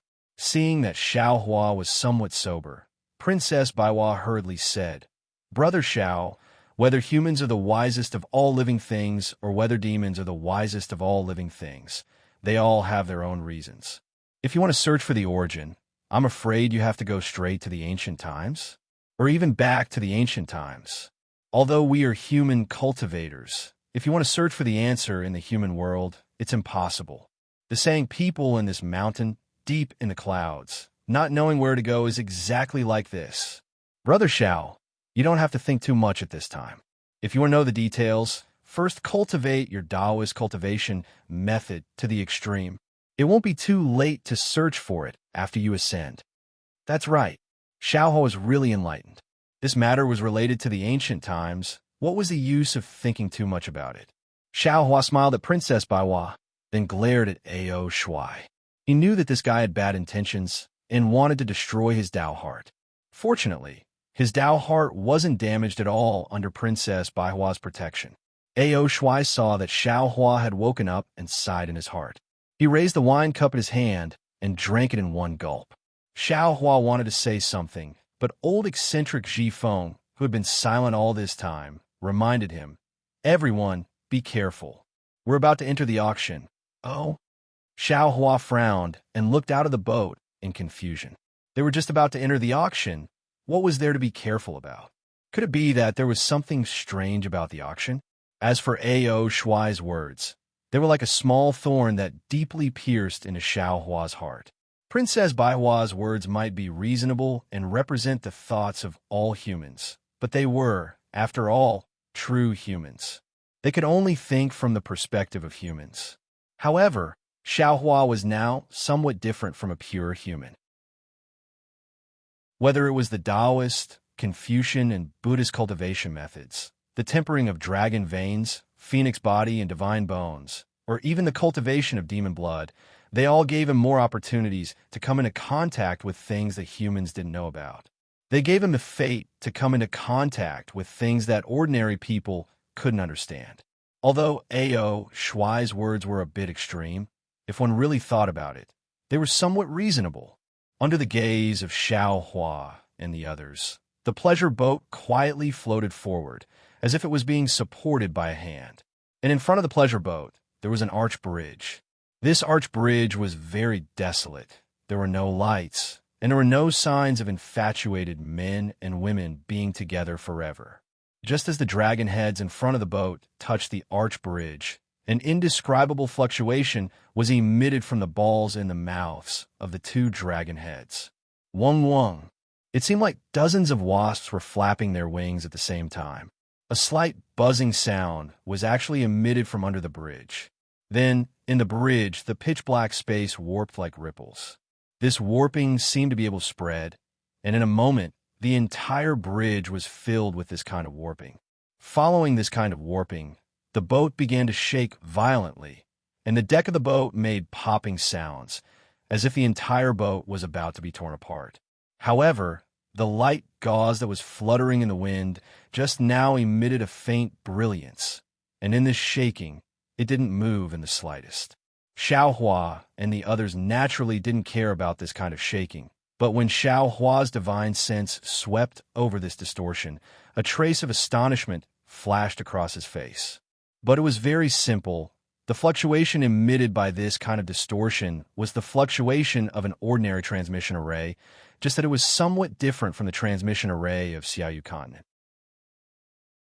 Sure enough, after the several zhang long boat completely entered the less than 2 zhang long arch bridge, a great brilliance flashed, and the boat disappeared. The entire arch bridge was still that arch bridge, and the flowing water was still that flowing water. There was no change at all. Transmission array? How is this possible? Xiaohua was very astonished. Previously, in Jiaxing Lu's Bright Moon Palace, didn't Fu Jiwen say? No. Even Xiao Yi also said that this hidden immortal continent doesn't have a transmission array, and one can only rely on flying to go anywhere. How could a transmission array appear here? Chapter 3307. Xiaohua was flabbergasted, but he didn't show it on his face. He just watched quietly. But at this moment, Xiaohua and the others' eyes were different. After the gray light flashed, there was actually a huge space. There was still a river in this space, but the river was already dozens of zhang long. The pleasure boat seemed small in this river, and the water in the river was also turbulent, causing the pleasure boat to be a little bumpy. Xiaohua turned his head to take a look. Behind the pleasure boat, there was also a huge cave entrance. The mountain was rugged, and there was a huge stalactite hanging there, blocking the entrance of the cave. The river water flowed under the stalactite, and it seemed that they could only enter this cave through the teleportation array. And the boats that came in from outside the cave would be blocked by the stalactite. Where is this? Xiaohua glanced at it and naturally released his divine sense. However, when his divine sense swept through the cave, Xiaohua was shocked to discover that this cave was actually able to isolate his divine sense. Moreover, when his divine sense landed on the walls of the cave, there were signs of corrosion. Xiaohua narrowed his eyes and thought to himself, interesting. I wonder if I'll have to use this transmission array when I leave. Withdrawing his divine sense, Xiaohua looked at the other side of the cave. The entire cave was like the belly of a huge fish. Above Xiaohua and the others, there were rows of protruding rocks at the top of the cave. A grayish-white mountain ridge about 1 zhang long passed through the middle of these rocks and disappeared at the end of the pleasure boat along the river. And at the end of the river, there was a cave that was dozens of zhang long. It was pitch black inside, and there wasn't any light. Only the faint sound of water falling into the river could be heard. Hearing the sound of water falling into the river, Xiaohua understood that when the river reached the cave, it would definitely turn into a waterfall. If there was no accident, there should be a huge abyss inside the cave. However, Xiaohua's gaze fell on old monster Zhifeng's face. This rat's spirit appeared to be very calm. When he saw Xiaohua looking at him, he actually grinned. Kiki, since he wasn't even afraid of a rat spirit that was at the 4th level of elemental energy, Xiaohua naturally wouldn't care about the abyss. He didn't believe that the pleasure boat beneath him was just a pleasure boat. On the contrary, Princess Baihua Xani, who had just joined forces with Xiaohua against a common enemy, poured Xiaohua a cup of Chan New Kingdom's new tea. Her pair of eyes very curiously looked at this very strange cave. Her gaze moved from here to there. After looking once, she actually stood up from her chair and walked to Xiaohua's side. She whispered, "Brother Xiao, this place has a hint of gloom. It's better for this servant to walk together with Brother Xiao." Xiaohua held the petal-like teacup in his hand. The dark green tea in the teacup exuded a faint fragrance. He placed the teacup in his mouth and took a sip. A pure world spirit qi penetrated into his internal organs from the tea, giving him a very comfortable feeling. Hearing Princess Baihua's whisper, he couldn't help but smile. "Fellow immortal Xian, why did you come to this auction? Who invited you here? Who are you supposed to be with?" AI, this servant only wanted to see the excitement. Who knew that the auction would be like this? Princess Baiwa spoke halfway and stole a glance at Ao Shuai, who was talking to old monster Jifeng. She stopped and said faintly, "Fellow immortal, I don't know if you've seen the heirs of the Copper Pillar country's royal family. If fellow immortal knows them, then you must know how lonely we are. Although this servant is above tens of thousands of people in the Chan New Kingdom, but this servant's body has countless shackles. These shackles seem invisible, but they're always present in every corner. Not to mention the various rules and regulations in the royal palace. Just the scheming between people makes this servant sick to death. This time, this servant came to the Copper Pillar country to discuss cooperation with the Copper Pillar country's crown prince. But this servant didn't expect to encounter Zhai Xing Lu's auction. What's more, this servant also obtained the Scarlet Flame war chariot from that auction. Previously, this servant clearly stated that the value of this Scarlet Flame war chariot to this servant is far greater than the amount of elemental stones this servant paid. This Scarlet Flame war chariot is this servant's opportunity to control the Chan New Kingdom. Brother Xiao, don't forget, this servant still owes you a favor. My Chan New Kingdom has many lost cultivation methods and secret techniques from the Daoist sections. I'm afraid this will be extremely useful to you. You must protect this servant well, otherwise this servant's favor will fly away." As if afraid that Xiao Hua would dare to let her go, Princess Baiwa hurriedly mentions what she said at the auction. Then she continues, "This servant is very happy to have obtained the war chariot." During the day, the discussion with the Copper Pillar country's crown prince was also very harmonious. According to the plan, tomorrow, it should be early this morning, this servant will bring the war chariot back to the Chan New Kingdom. Thinking about the birdcage-like royal palace in the kingdom, this servant's heart is tangled. I really don't want to go back so early. Just now at the auction, didn't Senior Jifeng say something to the Eastern Sea Patrol? Thus, this servant took advantage of the time when you guys were bidding for the Heavenly Horse to sneak into Senior Ao Shuai's room to inquire. After this servant offered more than 10 jars of my Chan New Kingdom's new wine, Senior Ao Shuai finally relented and agreed to bring this servant to watch the fun. Since it was Ao Shuai who brought you here, you should be with him." Xiao Hua sighs and touches his nose. He bitterly smiles and says, "This Zhao's cultivation is shallow. When I come here, I can't even take care of myself. How can I protect you? You are the future ruler of the Chan New Kingdom. If something happens to you, this Xiao can't afford to take responsibility." "Brother Xiao," Princess Baiwa pouts her small mouth, showing that delicate and pitiful appearance.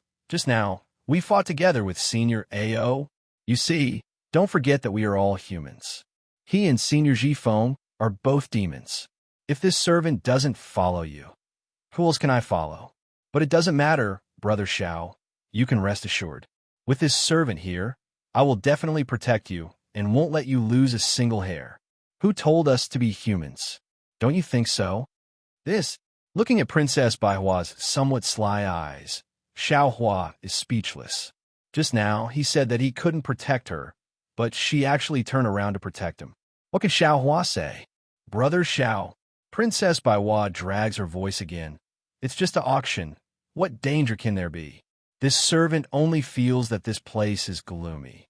Moreover, when we were about to board the pleasure boat, Senior Ao of the demon race already said that he was also invited here. He doesn't know the depth of this auction, so he can't guarantee this servant's safety. This servant is relying on you." Being unreasonably entangled by Princess Baiwa like this, Xiao Hua is also helpless. Regardless of whether this auction is dangerous or not, what Princess Baiwa said is right. He and Princess Baiwa are both humans. In this place, they can only support each other and have no other choice. The eyes of others blind, the mouth of others is soft. Xiao Hua sighs helplessly. Just now, the distance between this Xiao and you is too close. Now, this Xiao wants to taste your new tea. How can this Xiao dare not agree? Princess Baiwa is not surprised that Xiao Hua will agree. she says with a smile. This servant knows that Brother Zhao's mouth is hard and his heart is soft. At this point, Princess Baihua's eyes turn and says, "It seems that Brother Zhao's mouth is even softer than his heart, right?" Xiao Hua's face instantly becomes a bit hot. He knows that Princess Baihua is alluding to the words he said before boarding the pleasure boat.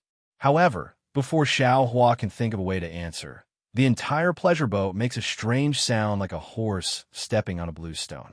Xiao Hua hurriedly looks up. In this short period of time, the pleasure boat has already arrived in front of another cave. From the cave, a sound similar to that of a cow mooing can be heard. It seems that there is another world inside. At this time, under the pleasure boat, the water seems to be boiling and bubbles appear. These bubbles rush up to the pleasure boat and cause it to shake. Xiao Hua's heart is moved, and he looks at old monster Zhifeng. Contrary to Xiao Hua's expectations, old monster Zhifeng's rat eyes also flash with a trace of doubt. It seems that he is also astonished. Old monster Zhifeng, Xiao Hua hurriedly calls out, "When can we reach the auction? Is it inside this cave?" Old monster Zhifeng bitterly smiles and waves his hand. "Don't ask this old man. This old man only knows that after sitting on this dragon boat and passing through the arch bridge, we can reach the auction. And this dragon boat can at most seat 4 people. This old man does not know anything else." Just as he is speaking, an enormous suction force suddenly appears in front of the pleasure boat. Everyone's body slightly leans back, and the entire pleasure boat rushes into the cave faster than flying swords. Boom! Inside the dragon's head in front of the pleasure boat, a completely different fluctuation appeared. This fluctuation overflowed into the cave, emitting a violent rumbling sound. As this rumbling sound rang out, Xiao Hua felt his eyes widen slightly. Soon after, a sound even louder than this rumbling sound rushed into his ears, as if 10,000 drums were beating at the same time. Deafening sounds are exactly what Xiao Hua was thinking. Hiss! Amidst the countless rumbling sounds, Xiao Hua releases his divine sense. After seeing it clearly, he gasps. The pleasure boat rushed into a huge abyss. Behind the pleasure boat, the river that was dozens of feet long rushed out of the cave like a snow-white dragon. It roared as it rushed towards the bottom of the abyss. When the water hit the rock walls, it made a loud noise. There are probably dozens of snow dragons like this in the abyss. These waterfalls all make the same loud noise. In the abyss, aside from this sound, there's only floating water. The pleasure boat rushes into the abyss and only pauses for a moment before falling into the abyss again. Xiao Hua is shocked, but Princess Baihua's scream has already sounded. Unfortunately, Princess Baihua's scream is like an ant in the abyss. Even Xiao Hua, who is close by, can't hear it clearly. Not good. Xiao Hua is shocked. He immediately activates the little bit of magic power in his body.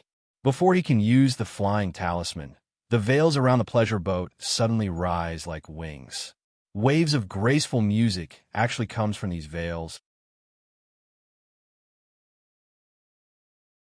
Chapter 33:08.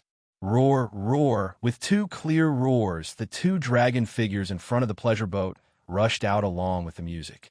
After winding in air for a moment, they immediately pulled the pleasure boat, and the pleasure boat abruptly stopped in midair.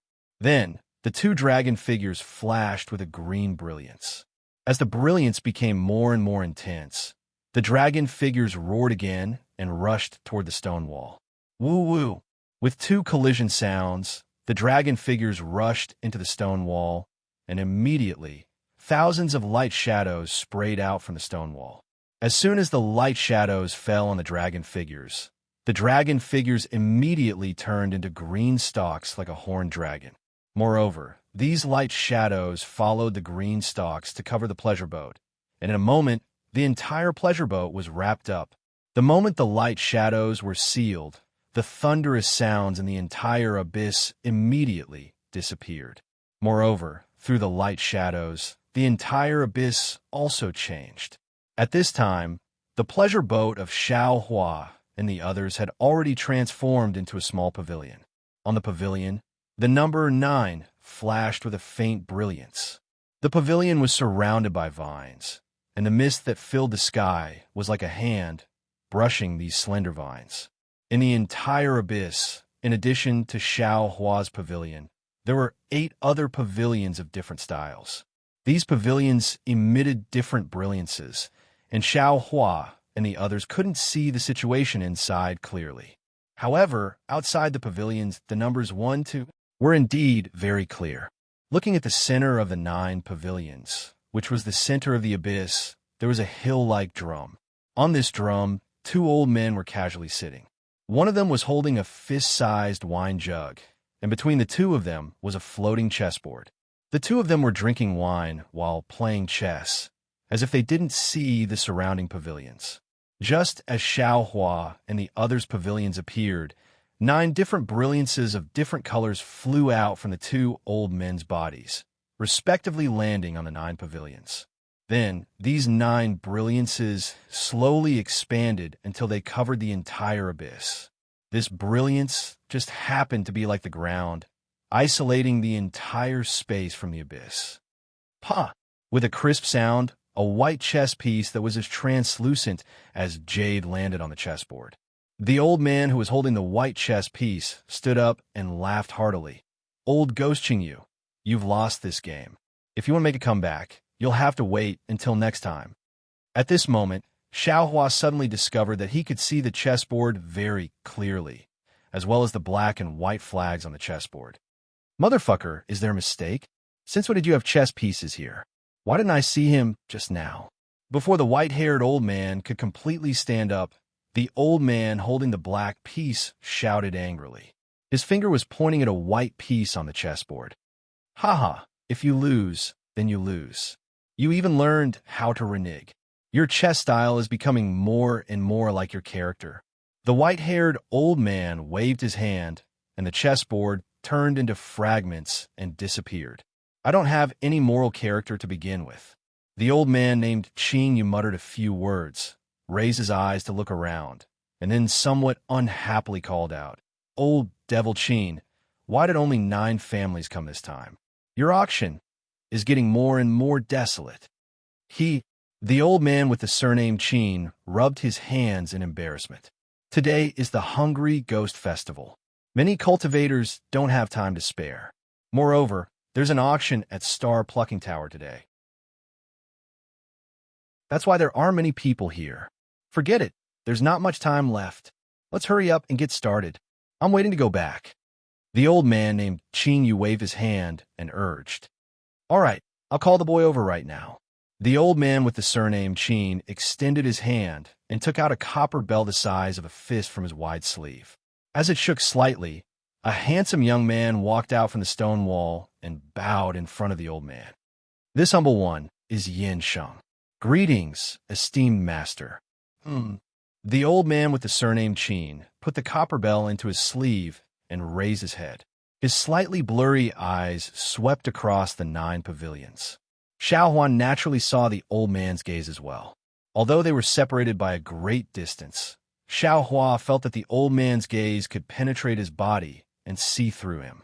As for Xiao Hua himself, although he released his divine sense, he could only vaguely sense the old man's restrained aura. He couldn't truly grasp the old man's strength. Good heavens, I've finally met an expert. Xiao Hua was somewhat speechless. He knew that this old man was at least at the late nascent soul stage and was definitely not someone he could deal with. After the old man with the surname Qing finished looking through the 9 pavilions, he leisurely said, "This old man's surname is Qing, and my title is Master 9 Firmaments. I've invited all of you here today because I have a few items to bid on. Of course, some of you already know what these items are, so I don't want to say too much. Everyone will see in a moment. As for the rules of the auction, I won't say too much either. In a moment, the boy under me will explain in detail. In short, I thank all of you for coming tonight. All of you who are able to participate in tonight's auction will receive a token from this old man after the auction is over. If any of you have any problems in the future, you can use the token and the contact information in the token to contact this old man. This old man will do his best to help you." With that, Master Nine Firmaments waved his sleeve, and a few wisps of mist rushed out from the bulging area. When the mist dissipated, the old man, named Qing Yu, also disappeared. The youth named Yin Sheng hastily bowed and saluted, respectfully sending off Master. Once the old man disappeared, he stood up and saluted the crowd again. "Seniors, this junior is called Yin Sheng. Today, I have been appointed by Master to serve seniors. Now, Junior will first explain the rules of the auction to seniors. The rules of this auction are slightly different from those of the Copper Pillar State Star Plucking Pavilion.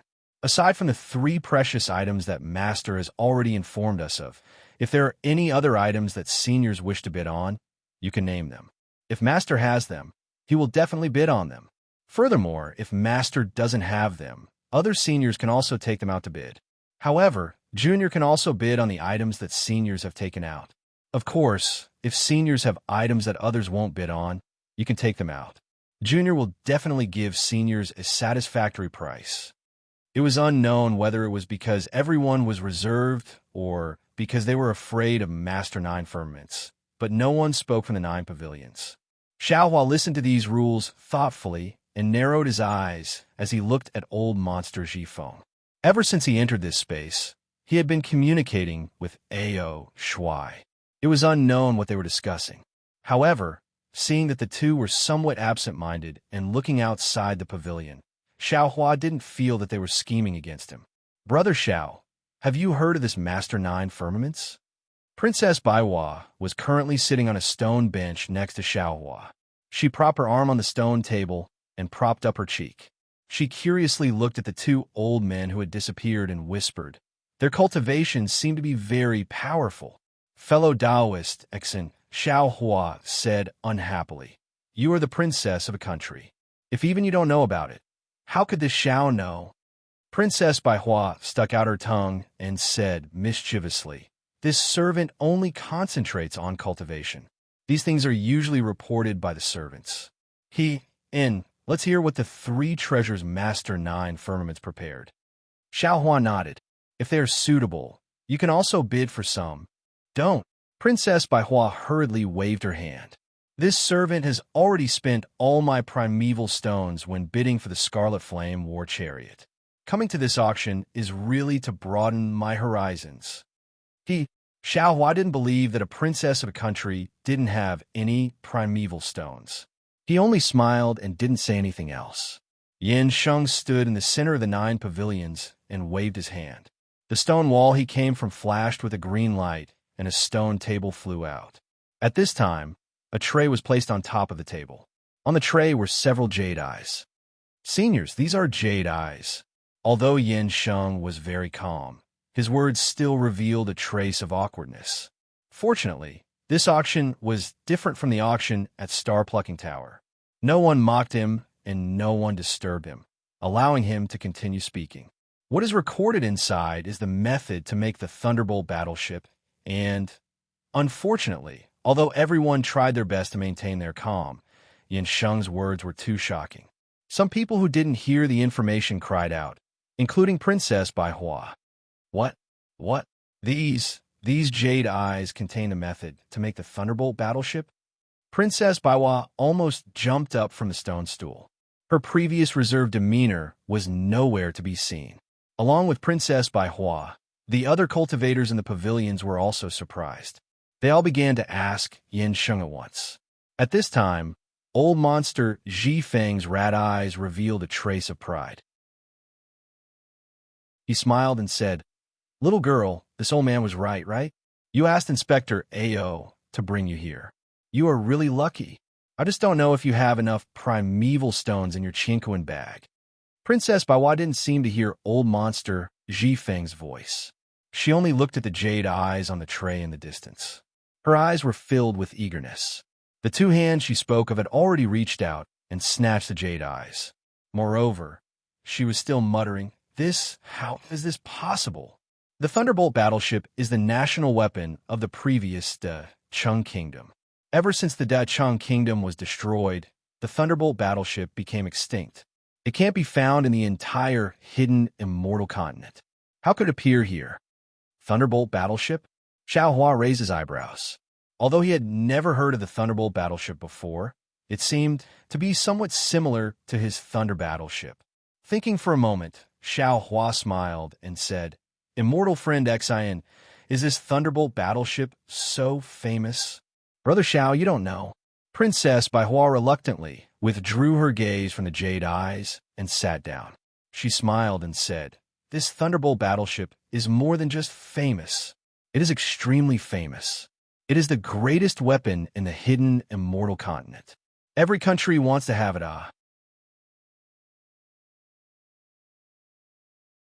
Chapter 3309. When Xiaohua heard this, he laughed. "Sounds really powerful. It's beyond my expectations." Princess Baiwa sighed and explained, "This Thunderbolt battleship is the Jin province Deshang Kingdom's siege weapon. Thousands of years ago, the Deshang Kingdom used this to conquer countless small countries. If not for the sudden death of the Deshang Kingdom's king, they would have conquered the entire Jin province. Unfortunately, after the sudden death of the Deshang Kingdom's king, the entire kingdom was like a group of dragons without a leader. As the saying goes, when the tree falls, the monkeys scatter. In one night, the kingdom actually split into more than 10 countries. However, none of the kings of these countries actually knew how to make the Thunderbolt battleship. When all of their Thunderbolt battleships were used up, the hidden immortal continent never saw another Thunderbolt battleship again." "Oh," Xiao Huan nodded slightly and asked again, "Between the Thunderbolt battleship and the Scarlet Flame war chariot, which one is stronger?" Princess Baiwa smiled bitterly. I'm afraid there's nothing to compare them. They have different uses. The Scarlet Flame war chariot is an imitation of the Scarlet Emperor war chariot. The Scarlet Emperor war chariot is suitable for a commander. It's not suitable for group attacks. If ordinary soldiers could also stand on the war chariot, how could it be called the Scarlet Emperor war chariot?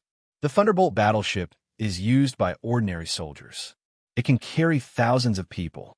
It's said that a Thunderbolt battleship can be hundreds or even thousands of feet long. On the battlefield, a Thunderbolt battleship can destroy a country's capital. What's more, this Thunderbolt battleship also has a battle formation. 3 in a group, 9 in a group. When they form a battle formation, they're practically invincible. At this point, Princess Baiwa narrowed her eyes and stared at Xiao Hua as if she was thinking of something. However, when her gaze met Xiao Hua's puzzled gaze, she immediately looked away and a trace of shyness appeared on her face. When Princess Baiwa was explaining to Xiao Hua, Yin Sheng's face was also red. He stuttered as he answered the questions of the people around him. This is something Master obtained from outside. This one can naturally guarantee that the Jade Eye records are complete. Not only does it have the method to make the Thunderbolt battleship, it also has the battle formation diagrams of these Thunderbolt battleships. If any senior wants to bid, you can pay the primeval stones first, then look at it yourself. If you feel that there's a mistake, you can refund it. Yin Sheng, what's the starting bid? Once they heard that there was a battle formation inside the Jade Eyes, some people couldn't help but shout out. Yin Sheng bit his lips lightly and said loudly, "The esteemed lord is already instructed that the 3 treasures we're offering won't be auctioned publicly. If any senior is interested in bidding, you can send a voice transmission to me. I'll sell the treasures to the senior who offers the highest price." "How can that be? Who knows if you offered the highest price? What if no one bids?" The voice almost blurted out.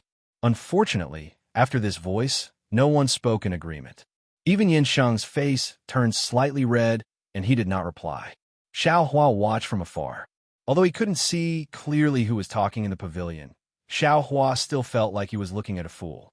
Since Master Nine Firmaments had sent a young man with a low cultivation base to act as a judge, he naturally wanted to make the people participating in the auction feel at ease.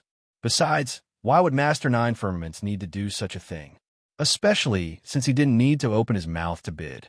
If he had any tricks up his sleeve, he wouldn't even need to bring the treasures to the auction. As for why no one would bid, Xiao Hua only needed to think for a moment to understand. Just like how old monster Ji Feng knew that there was something he needed at the auction, the other people at the auction must also know that the Thunderbolt battleship would appear. Moreover, they must have made preparations to bid for it. There was more than one such person. Only people like Xiao Hua and Princess Baiwa, who had been invited at the last minute, would be so surprised. As expected, although this person's temperament was a bit impatient, he definitely wasn't a fool. After blurting out those words, he didn't say anything else. He clearly understood the reason. Seniors, if you finish your discussion, you can send a voice transmission to me, Yin Sheng very respectfully said to Xiao Hua's pavilion. He didn't turn to Xiao Hua. Seeing this, Xiao Hua knew that his previous guess was correct. This Yin Sheng knew that no one would bid for it. Brother Xiao, Princess Baiwa suddenly opened her mouth, a trace of excitement on her face. Her already perky chest heaved slightly. You, how many more primeval stones do you have in your Chinkoan pouch? Can you lend me a hand? Xiao Hua was a bit hesitant. He looked at Princess Baihua's eyes and didn't know how to answer. Princess Baiwa hurriedly said, "Just now, I've already explained the use of this Thunderbolt battleship to Brother Xiao. This thing has no meaning to ordinary cultivators, but to a country, it's definitely a sharp weapon for its rise. Since I was able to come here, it's my opportunity. It's also my new country's opportunity. I don't want to let it go. I'm willing to use the power of my country to bid for it." Fellow immortal Nixon, Xiao Hua rubbed his nose and bitterly smiled. "Do you think the primeval stones in my pouch can compare to the power of your new country?" Sigh. This sentence poked at Princess Baihua's worries. She immediately became dispirited and sat down weakly on the stone bench. "I'm a bit regretful. If I knew this would happen, I wouldn't have bid for the Scarlet Flame War Chariot. Why don't you?" Xiao Hua originally wanted to remind Princess Baihua that she could ask old monster Ji Feng or Ao Shui for help. But after looking at the two people who were whispering to each other, he knew that their goal wasn't the Thunderbolt battleship. The thing they wanted to bid for hadn't appeared yet. How could they take out primeval stones to give to others? "Forget it, fellow immortal Exion. How many primeval stones do you think I have? You can bid as much as you want." Xiao Hua thought for a moment and said, "You're the noble princess of New country. Our primeval stones can be used as a deposit first, where you can leave your Scarlet Flame War Chariot and other things. When we return to New country, you can bring back the rest of the primeval stones." Princess Baiwa slightly bit her lips. She raised her eyes to look at Xiao Hua and then looked into the distance. Clearly, she had considered Xiao Hua's plan before. In just a moment, Princess Baiwa stood up and transmitted a few words to Yin Sheng. When Yin Sheng heard the voice, he turned his head in astonishment. He seemed to be able to see through the brilliance of the pavilion. His gaze fell on Princess Baihua's face. Seeing the sweet smile on Princess Baihua's face, Yin Sheng's face slightly reddened. He nodded at Princess Baihua and then looked at the other pavilions. "Hee, you're really beautiful," Xiao Hua said with a smile. Just saying it made sense. If I were to say it, I'm afraid I would be immediately rejected, right? Brother Xiao, are you jealous? Princess Baiwa raised her eyebrows. Her watery eyes seemed to be able to speak. "If that's the case, then I won't bid." Don't. Xiao Hua hurriedly waved his hand. He knew that Princess Baiwa was taking revenge on him for flirting with her before boarding the pleasure boat. He said, "I'm old and my appetite isn't good. I don't want to eat anything." "It's good that Brother Xiao isn't angry," Princess Baiwa said with a smile. "Actually, I didn't discuss anything with this little guy. I just reported the amount of primeval stones that my New country could pay for the Thunderbolt battleship." "What?" This time it was Xiao Hua's turn to be shocked. "You don't have that many primeval stones on you. How would you dare to bid? If you won the bid and couldn't pay enough primeval stones, what would you do?" Princess Baiwa wasn't nervous at all. She glanced at Yin Sheng, who didn't turn around, and explained, "Earlier, this little guy already said clearly that the 3 treasures and primeval stones provided by the esteemed one would be handed over together after the auction. At that time, the other cultivators won't be here. Only I will be here. If he doesn't give the Thunderbolt battleship to me, Who else can he give it to? Besides, I don't have that many primeval stones on me, but my Chan new country does. They only need to send a disciple to follow me. Once we arrive at Chan new country, they will immediately receive the primeval stones. Why wouldn't they be willing? Xiao Hua didn't expect Princess Bai Hua to be so bold. He shook his head with a bitter smile and said, "Both sides have already bid. Let's wait and see. I hope fellow immortal Xin can get what she wants." AI, not necessarily. Princess Baiwa also smiled bitterly. I think that those who can come here to bid for the Thunderbolt battleship must be the nobles of several countries. I may not be able to get what I want. This is the real reason why I dare to bid. Sure enough, after the time it takes to drink a cup of tea, Yin Sheng raised his voice and said, "Seniors, this junior obtained the number of primeval stones bid by 4 seniors. Among them, the senior in Pavilion number 3 bid the highest. The secret method to make the Thunderbolt battleship will be obtained by number 3. As he spoke, the stone table that was floating in midair suddenly rotated and flew towards one of the pavilions. After it abruptly entered the pavilion, Yin Sheng smiled and said, "Elder, please check the authenticity of this item. If you feel that the jade eye is a fake, please return it to this younger generation. If you think the jade eye is the real deal, please leave behind the primeval stones that senior just bid for before you leave." A faint voice came from the pavilion. Although it was very soft, it was filled with majesty. There was an unquestionable feeling. Whoosh! When Princess Baiwa heard this sound, her face immediately turned pale as if there was no blood in it. Her eyes stared at the stone table that flew into the pavilion. After the stone table flew into the pavilion, it flew out again. Only after the time it takes to drink a cup of tea did color return to her snow-white face. Xiao Hua was also very curious.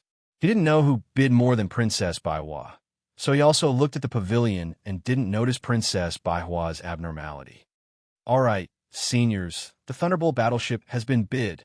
Yin Sheng didn't miss the opportunity to raise his voice. "Next, the seniors in Pavilion number 1 can exercise their right to bid. If there are any treasures or things you need, you can ask for them. If Junior can help Senior, I will definitely help Senior."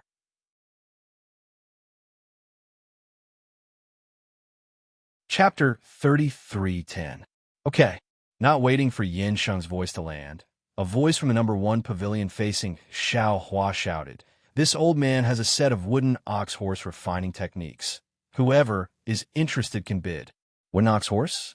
Xiao Hua slightly frowned, looking at old monster Jifeng and Ao Shuai, who had already stopped whispering. He asked Princess Baihuan in a somewhat puzzled voice, "Immortal Xen, this wooden ox horse, what is it?" Actually, Xiao Hua didn't want to ask too much, but he was afraid of missing out on something good. Obviously, Princess Baihua was also somewhat absent-minded. She didn't care about Xiao Hua's ignorance and casually said, "Wooden ox horse was originally a Mahist mechanism technique, used to make some oxen and horses to transport food. Later on, after some development, it could make wooden puppets to transport food and even make puppets to fight. This number 1 pavilion seemed to have bid for the Thunderbolt battleship before. I'm afraid he was also the ruler of a country. This wooden ox horse should be of a higher level. It could be used to make puppets. Of course, he definitely wouldn't take out the highest level puppets to bid." "Oh, so it's a puppet technique." Xiao Hua immediately understood, then sighed. "My Dao sex puppet technique might be used to make a puppet to serve people, but in the hands of a Confucian cultivator, it can actually be used to fight. Although this wooden ox horse only has puppets, it's still useful for a small country." Sure enough, as soon as Xiao Hua finished talking to himself, someone immediately started bidding, and there were actually 2 people bidding. Since there were 2 people, this bidding became interesting. The 2 sides kept increasing the price. No one was willing to give way, until finally, Yin Sheng could only open his mouth and say, "2 seniors, this junior has already explained the rules. The bidding can't be too long. This is the last bidding. The 2 seniors can each give the price to this senior. If possible, you can hand over the primeval stones now." Okay, seeing that they couldn't take advantage of the situation, the 2 bidding cultivators agreed and transmitted their voices to the cultivators in the number 1 pavilion. Immediately, Several jade eyes flew out of the number 1 pavilion. From the other pavilion, a chinquin bag flew out. The second bidding was over. Immediately after, another cultivator coughed and said, "This old man wants the formation diagram of the 9 heavens raging fire formation. Does anyone have it?" Unfortunately, this cultivator's luck was rather bad. He repeated it 3 times in a row, but no one responded. It seemed that it wasn't that no one had this array diagram, but that no one was willing to take it out to bid. "Senior in pavilion number 2, you may begin," Yin Sheng said respectfully to the person in the other pavilion. "This old man has a young, profound cry beast and a secret technique to refine soul-splitting technique. If any of you are interested, you can send a message to this old man." A sharp voice said from the second pavilion, "See, a secret technique to refine the soul clone." When Xiaohua heard this, he couldn't help but become interested. However, he didn't know if this refined avatar was the same as his split avatar. After thinking for a moment, he asked Old Monster Zhifeng, "Old Monster Zhifeng, what is this profound cry beast? Why does it sound so unfamiliar to me?" The profound cry beast is a unique demon of the 1,000 demon sacred realms, Copper Demon Ridge. Old Monster Zhifeng looked at Xiaohua and explained, "Although this Copper Demon Ridge isn't the deepest part of the 1,000 demon sacred realm, it is still a bit far from the North Sea. Very few of you humans can reach it. Therefore, it is normal that you have never heard of the profound cry beast. This profound cry beast has rough skin and thick flesh since young.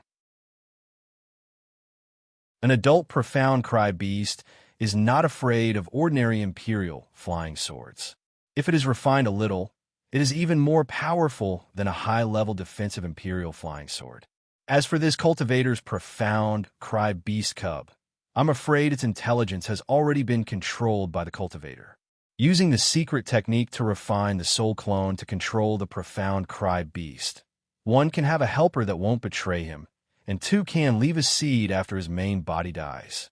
Hee, Xiaohua, I think your Dao sect also has such a secret technique. If you are willing, you can bid for this profound cry beast, and especially the secret technique to refine the soul clone. It may be useful in the future.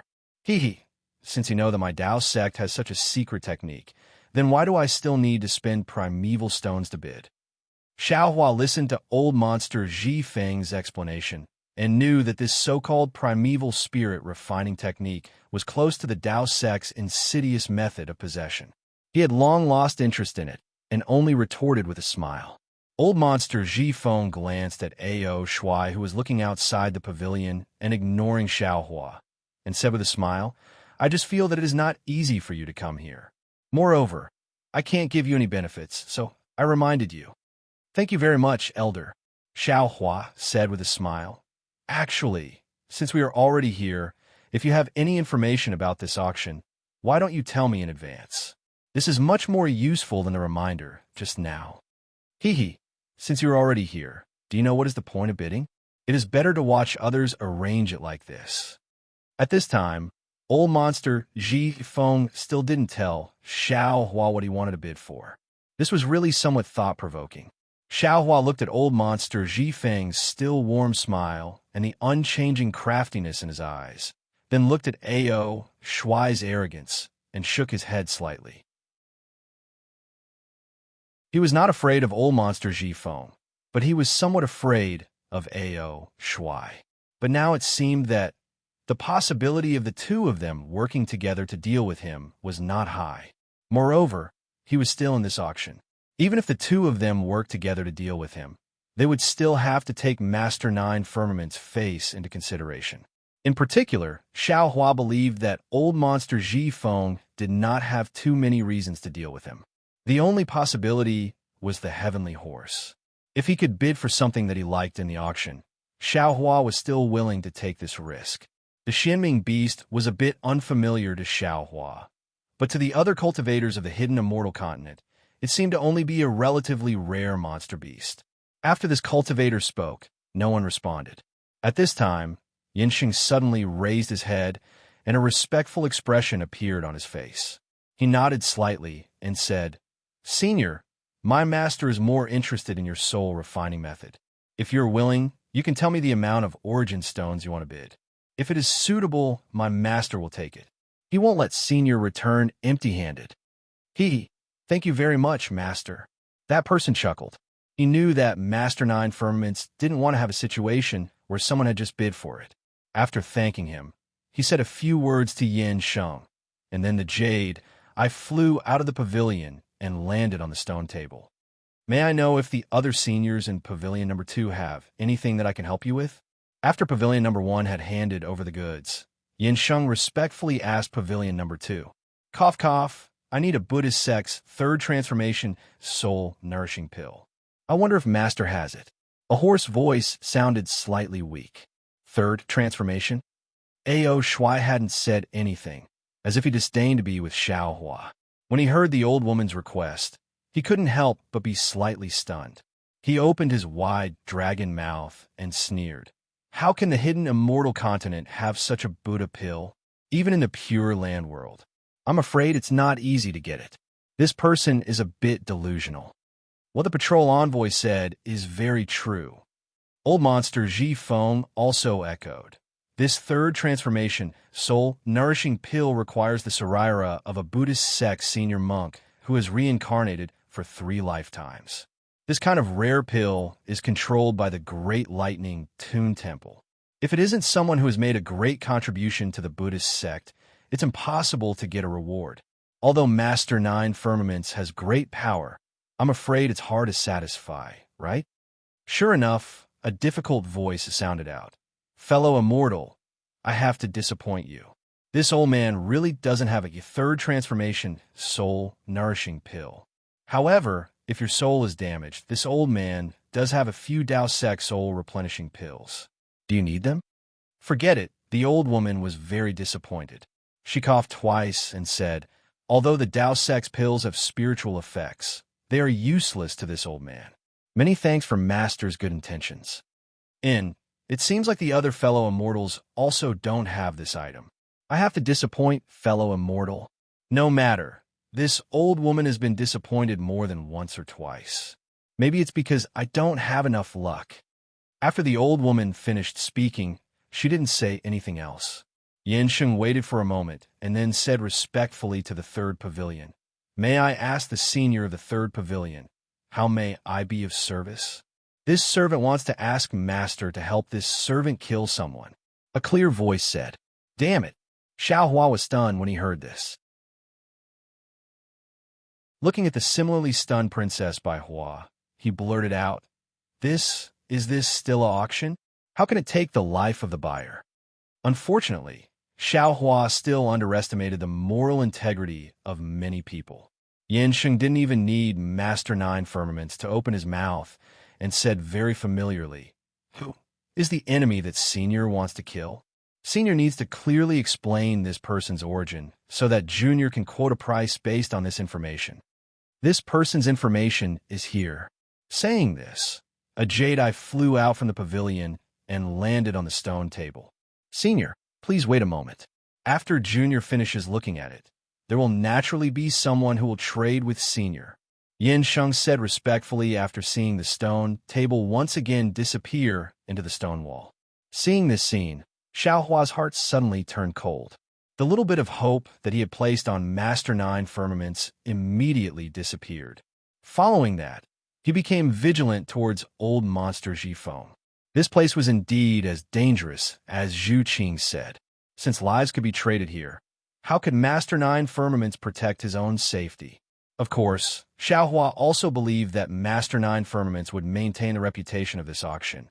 But what if old monster Jifeng paid a certain price? However, thinking of the price, Xiao Hua smiled again. He really wasn't afraid of old monster Jifeng paying a price to ask Master Nine Firmaments to help. Does Senior of the third pavilion have anything else? If not, Junior will bid for the second treasure this time. Yin Sheng waited for a moment and didn't see anyone speak, so he reminded, I have something here that I obtained by chance. I don't know what it is. Previously, I brought it to the auction, but no one offered a price. Today, I brought it here to ask Master Nine Firmaments to appraise and see what it is. A similarly dignified voice sounded. If it is a treasure, would master be interested?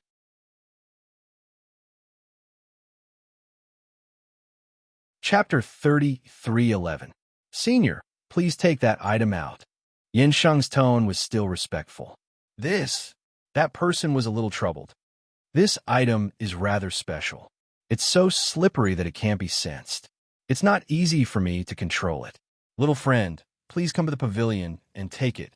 All right. Yin Sheng heard and was about to walk along the light under his feet. However, that person's voice rang out again. Little friend Yin Sheng, if you don't have a special container, this item can't be held by hand. It doesn't have a specific shape. Little friend, please take a special container from the esteemed Lord first. Oh, Yin Sheng was stunned. He asked curiously, Senior, how did you take it? Can't you just give it to this junior together with a container? Yes. That person seemed to have come to a realization. Almost everyone could see that person holding his forehead with one hand. Ha ha ha. Almost everyone laughed. The only one who didn't laugh was Xiaohua. Previously, when Xiaohua heard that this item was slippery and couldn't be sensed with his origin sense, his heart was moved. Why did this item sound like exquisite gold? Even if it wasn't exquisite gold, it probably wasn't an item of the 5 elements. Xiaohua couldn't help but be interested. When he heard that this item didn't have a shape, his heart skipped a beat. His eyes were filled with eagerness. He turned a blind eye to that person's embarrassment of not having much common sense. If that's the case, then there's no need for little friend to come over. That person came to a realization and immediately flew out a small green gourd from the 3rd pavilion.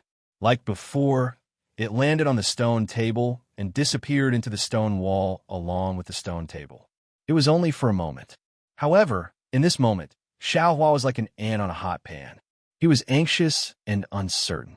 He was afraid that Yin Sheng's words would kill his hopes of bidding for this item. Princess Baiwa was also somewhat absent-minded. It seemed that after she heard that voice, she had been restless. Therefore, she didn't notice Xiaohua's abnormal state. After a moment, on the stone wall that Xiaohua was staring at, a light flashed and the stone table appeared. The small green gourd was still on top of it. Xiaohua couldn't help but sigh in relief. Yin Sheng raised his voice and said, Senior, the esteemed one has already taken a look at it. This item is a material that the Taoist sect uses to refine equipment.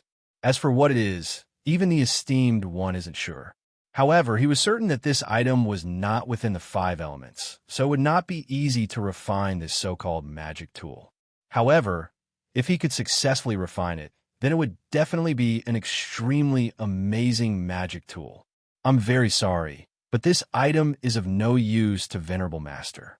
Senior, please ask if there are any Tao sect cultivators in the auction house. Alas, I understand. That person was also a little disappointed, as if casting pearls before swine. After all, Master Nine Heavens had said it very well. This thing was really rare, but it was precisely because it was so rare that no one in the hidden immortal continent could use it. Motherfucker, say something. When Xiaohua saw the small green jade gourd flying towards the 3rd pavilion, he almost stretched out a hand from his throat. Although he couldn't be sure that this small green jade gourd was definitely the exquisite gold, but based on the fact that it was not within the 5 elements, it was still worth it for him to make a move. But the problem was, if that person didn't say anything and he rashly bid, it would definitely attract the attention of others. Perhaps he would have to pay a lot of primeval stones to obtain this exquisite gold. And Xiaohua's current problem was that he didn't have too many top-grade primeval stones in his space. It was very clear that that person didn't know that Xiaohua was fervently wanting it. There were a total of 9 pavilions, and each pavilion only had 2 or 3 people. Today, the Tao sect was in decline. How could there be someone among the dozen or so people in this auction who needed this rare item that ordinary Tao sect cultivators couldn't use? That person had already given up. Seeing that the small green jade gourd was about to land in the 3rd pavilion, Xiaohua could only take the initiative to attack. Fellow immortal, where did you get this small green jade gourd? How many things can it hold? Oh, the person in the 3rd pavilion was clearly startled, as if he didn't understand Xiao Hua's meaning. This item was obtained by myself. Speaking up to here, that person suddenly came to a realization and said with some embarrassment and anger, I didn't come to bid for this green jade gourd. Why are you asking this? Hee hee, fellow immortal, don't be angry. Xiao Hua said with a smile. I know you're bidding for that rare item that's not within the 5 elements. But I just happen to need something that can hold liquids, imperial equipment, and I need to hold a lot of them. So I wanted to ask if fellow immortal could part with it. Of course, if fellow immortal is willing. I'm willing to pay a high price. Hee hee, you really have good taste. That person was somewhat proud. Although my green jade gourd can't compare to the pure water bottle that I took from Liao Jianshui in the longevity town, it can still hold half of Liao Jianshui. In an instant, Xiao Hua seemed to have been petrified, almost standing there in a daze. He didn't think that the matter of him revealing the pure water bottle on Liao Jianshui would be known by others so quickly. Then, Xiao Hua's eyes turned, and he probed, Fellow immortal, what do you mean? I don't quite understand. Seems like you're really not a Buddhist monk. That person wasn't as reckless as Xiao Hua had imagined. He actually opened his mouth and said, This matter is spread like wildfire in the Buddhist sections. You actually don't know that a bald donkey who attained the Avalokitesvara Buddha fruit used a clear water bottle to collect the entire Liao River in the longevity town? You're really ignorant and ill-informed. This is the first Buddhist monk to attain Avalokitesvara in the hidden immortal continent. Right now, who knows how many good men and women who were deceived by this monk are heading to the longevity town? And who knows how many monks are heading to the longevity town to worship this unprecedented bodhisattva? Cough, cough. Yin Sheng lightly coughed twice and said with a smile, 2 seniors, this is an auction. Don't mention anything that isn't auctioned. If senior has the heart to part with it, feel free to send a voice transmission to this senior from Pavilion number 9. Hee hee, many thanks for little friend's reminder, I understand. Everyone, please wait a moment. That person laughed and immediately sent a voice transmission. This immortal friend, let's not beat around the bush. Although I'm not a Confucian cultivator, the cunning in my stomach is not any less than you humans. You also don't play this kind of trick of buying the casket and returning the pearl. Say it. How many primeval stones do you want to bid for this item? Motherfucker, these goblins have all become goblins. They actually saw through this Zhao's thoughts. Xiao Hua cursed in his heart, but seeing that no one was bidding with him, his heart also calmed down slightly. I don't know what a mortal friend's bottom line is. Xiao Hua didn't hide it, and sent a voice transmission. I'm indeed interested in that thing that isn't in the 5 elements. However, to be honest, it's precisely because I'm embarrassed that I have no choice but to use this method. I hope a mortal friend can understand. I know, who doesn't want to pay less than 1 primeval stone? That person was rather straightforward and very quickly reported a number. This number was clearly out of Xiao Hua's expectations. He bitterly smiled and sent a voice transmission to that person. Immortal friend, isn't this too much? Even if this treasure of yours is rare, it's not worth so many primeval stones. This thing might not be worth it, but with this jasper gourd, of course it's worth it. That person chuckled coldly. Without this jasper gourd, how could you take this item away? Sigh. So in this price of yours, the jasper gourd took up half of it. Xiao Hua bitterly smiled. Looks like I have no choice but to stretch out my neck and be slaughtered. You think this thing is easy to get? That person mocked. That day when I came across this item, just thinking of a way to get it took me several hours. This jasper gourd was. I obtained it with great difficulty, and only then did I manage to get it. Now that you've picked up a bargain, you naturally have to pay more primeval stones. Let's negotiate.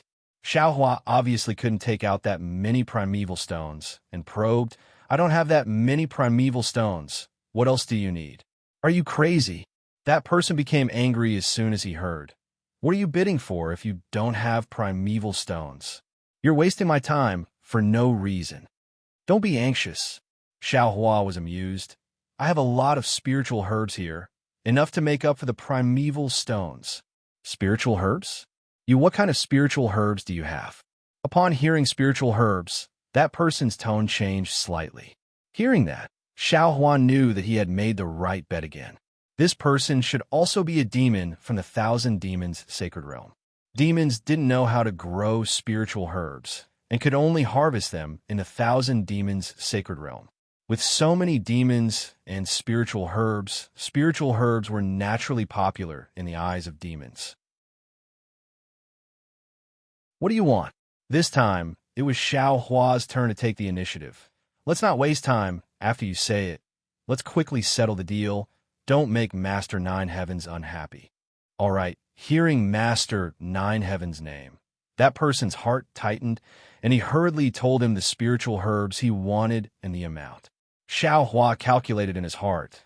The price was about the same as Zhai Xing Lu's, so he didn't lose out. Thus, he transmitted his voice. Fellow immortal, to tell you the truth, I do have these spiritual herbs, but I want to see if there are better things later, so I can only use half of the spiritual herbs to exchange for that thing of yours. What do you think? Hearing that, that person was silent for a moment, then transmitted his voice again. To tell you the truth, using half of the spiritual herbs to exchange for this thing is a big bargain for you. I originally didn't intend to trade with you. Furthermore, you definitely have the means to keep this item. That's why you caught my faulty wording just now. If you take the Jasper Gourd, keep this item first, and then only give me half of the spiritual herbs. Even if I'm not satisfied, I'll still have to swallow my pride and swallow my pride. After all, taking the thing first and then paying the primeval stones is the rule set by Master Nine Heavens. I have no choice but to follow. However, seeing that you are indeed honest and said this before the trade, I will reluctantly trade with you. Many thanks, fellow immortal. Xiao Hua smiled, then transmitted his voice again. Actually, fellow immortal didn't lose out much. This thing, to tell you the truth, it's of little value. I took it and wanted to try out a new refining method. Oh, you know how to refine? Are you a Taoist cultivator? That person's tone revealed a kind of ecstasy.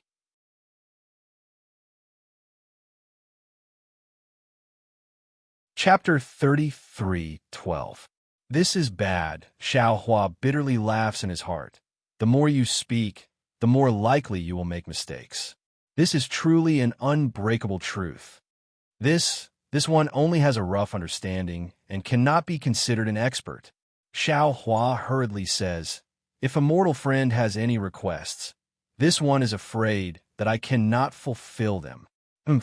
You humans are indeed hypocritical. Just now, Venerable Nine Heavens already said that this item cannot be used unless one has extremely high refining skills. If you are not confident, how could you spend so many spirit herbs to bid for this item? That person says unhappily, if you are not willing, I am also not willing to make a deal with you. Seeing that the Jasper Gourd is still outside the third pavilion, Yinsheng urges, seniors, have you finished the deal? Xiao Hua helplessly sends a voice transmission. All right, but I wonder what a mortal friend wants this one to refine? This item is rather troublesome. This one has yet to collect all the materials. That person does not hide and says, this one will give you an address. 3 years later, you can come here. If this one is able to collect all the materials, I will ask you to refine it. Oh, right, what is your name? Don't let this one not find you when the time comes. Dao Sec Xiao Hua. Xiao Hua does not hide and says, all right, you can also take this Jasper Gourd. Consider it the down payment for this one's request. That person does not say his name. His jade eyes fall on the stone table, and the table immediately flies in front of Xiao Hua. Seeing Xiao Hua bid, Princess Bai Hua calms down the chaos in her heart and looks at Xiao Hua strangely. After Xiao Hua receives the Jasper Gourd, he takes out a small Chinquan bag and places it on the stone table. Only then does she say in a low voice, Brother Xiao, why are you bidding for this strange item? This time, Xiao Hua does not say anything about refining anymore.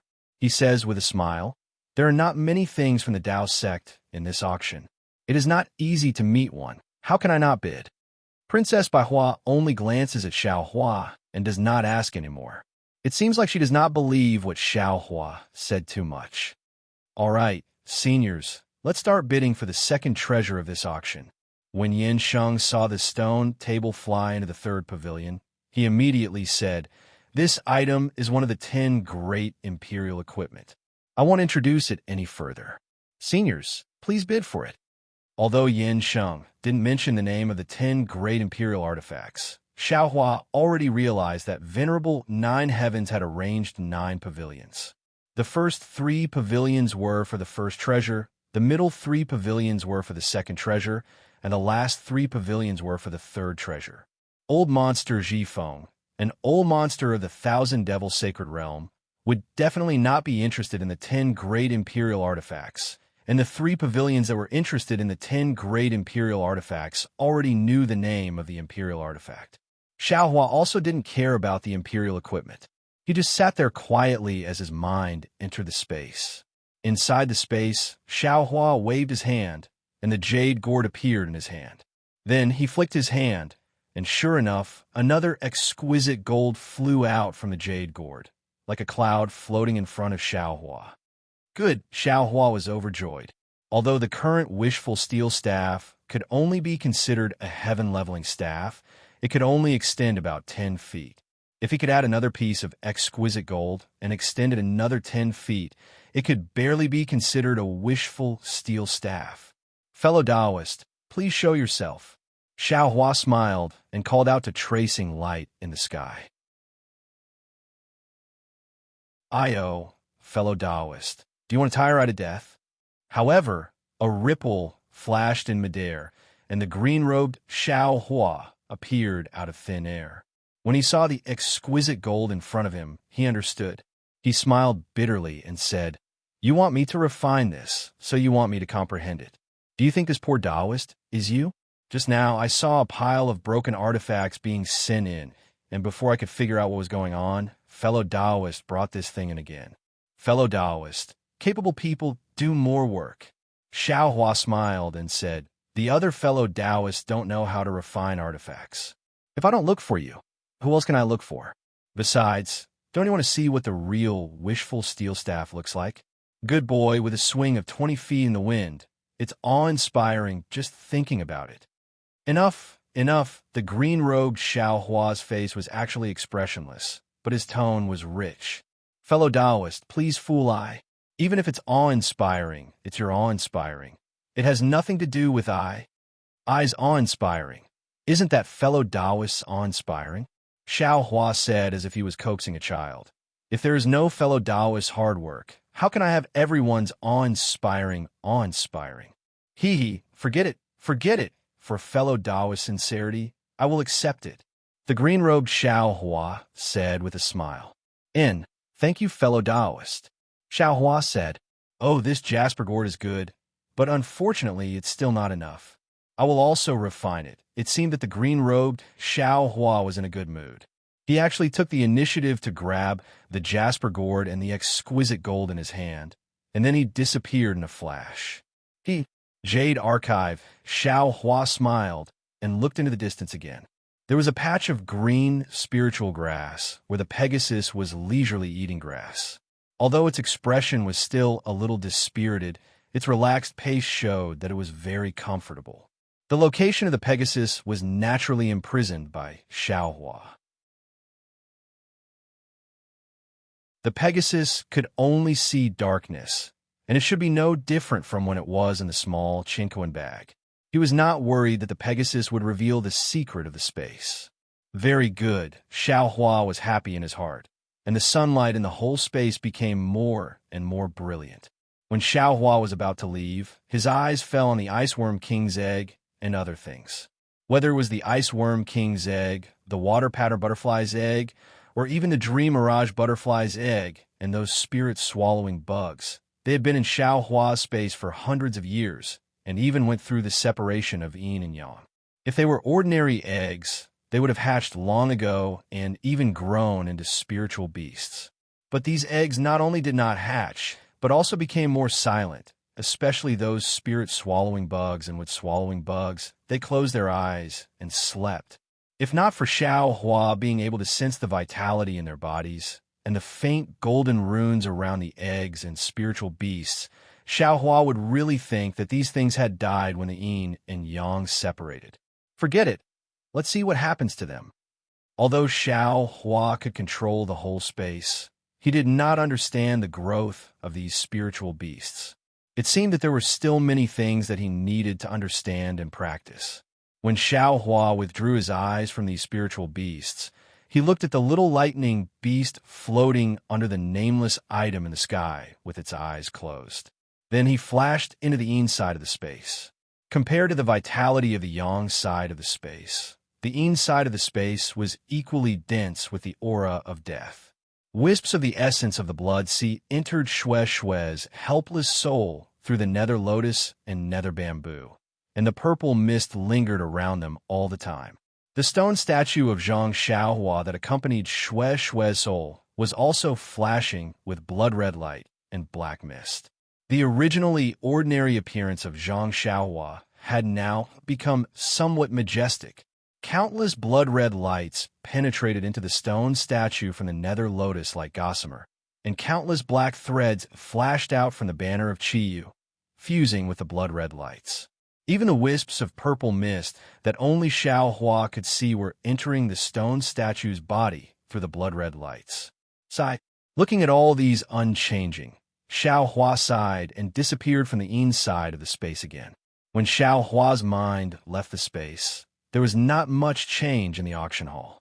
However, on the table floating in the air, there was an additional cloth that was commonly used by Confucian scholars. Oh, the ever-changing cloth. Xiao Hua immediately understood when he saw this object, and his divine sense involuntarily swept out. He saw that the ever-changing scarf was no different from an ordinary Confucian scarf. However, when his divine sense swept over it, traces of fluctuations that Xiao Hua was very familiar with came from the Confucian scarf. Oh, star power. Xiao Hua was secretly shocked. It seems that what Fu Jiwen said was true. This Confucian cloth can really communicate with the stars. It allows people to borrow the power of the stars to cultivate.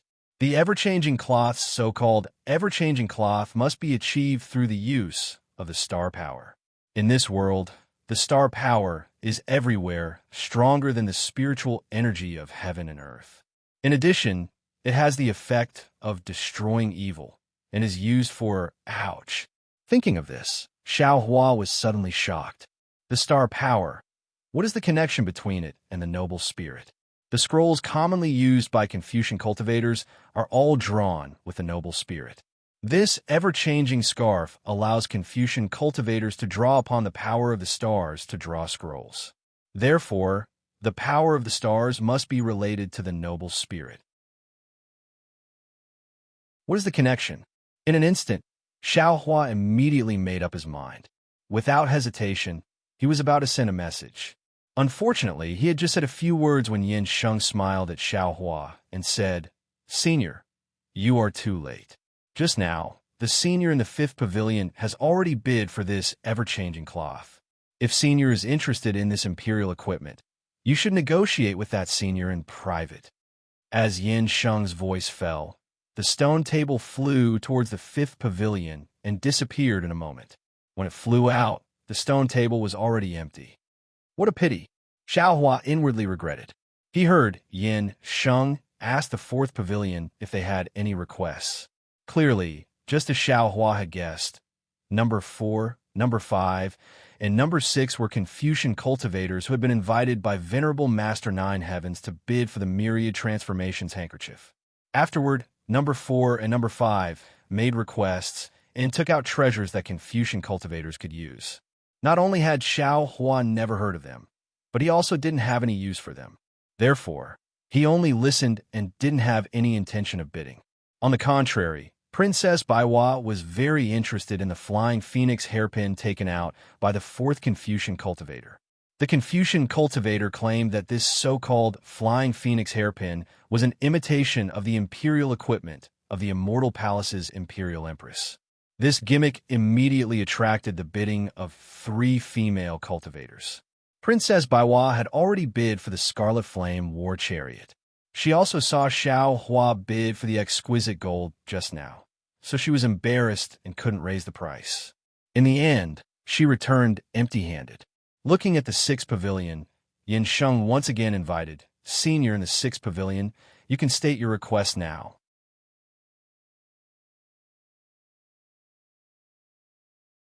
Chapter 33:13. And I don't have any requests. A slightly old voice said, "However, this old man has a secret technique of the Buddhist sect. This old man obtained it from an eminent Buddhist monk. To be honest, I am not interested in the Buddhist sect. I am only impressed by the character of this senior monk. This senior monk is different from those monks who say one thing but mean another.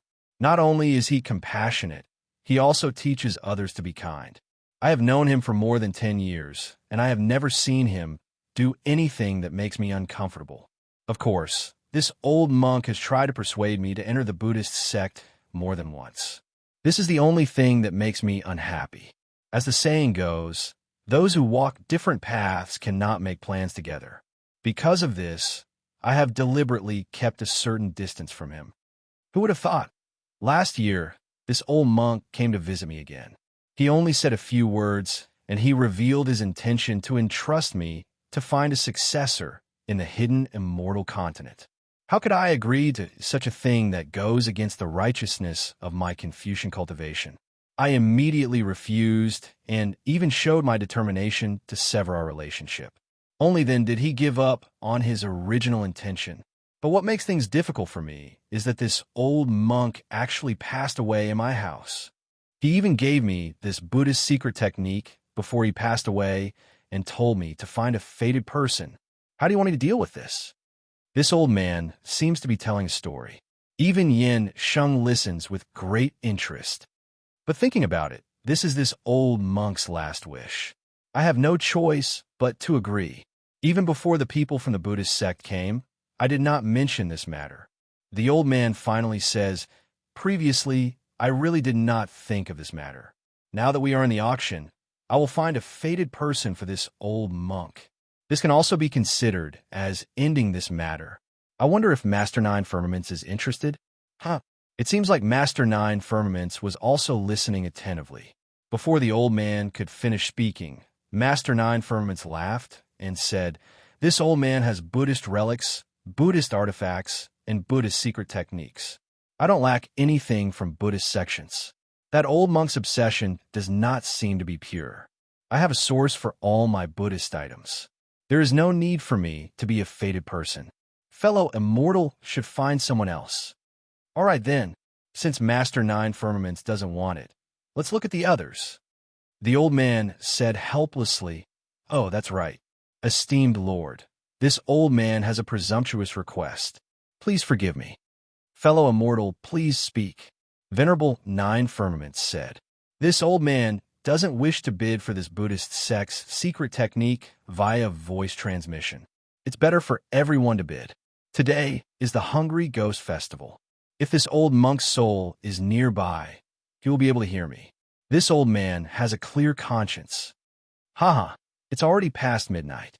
Even the ghosts of the Buddhism sect have already returned to the Nirvana world. Why are they wandering here for no reason?"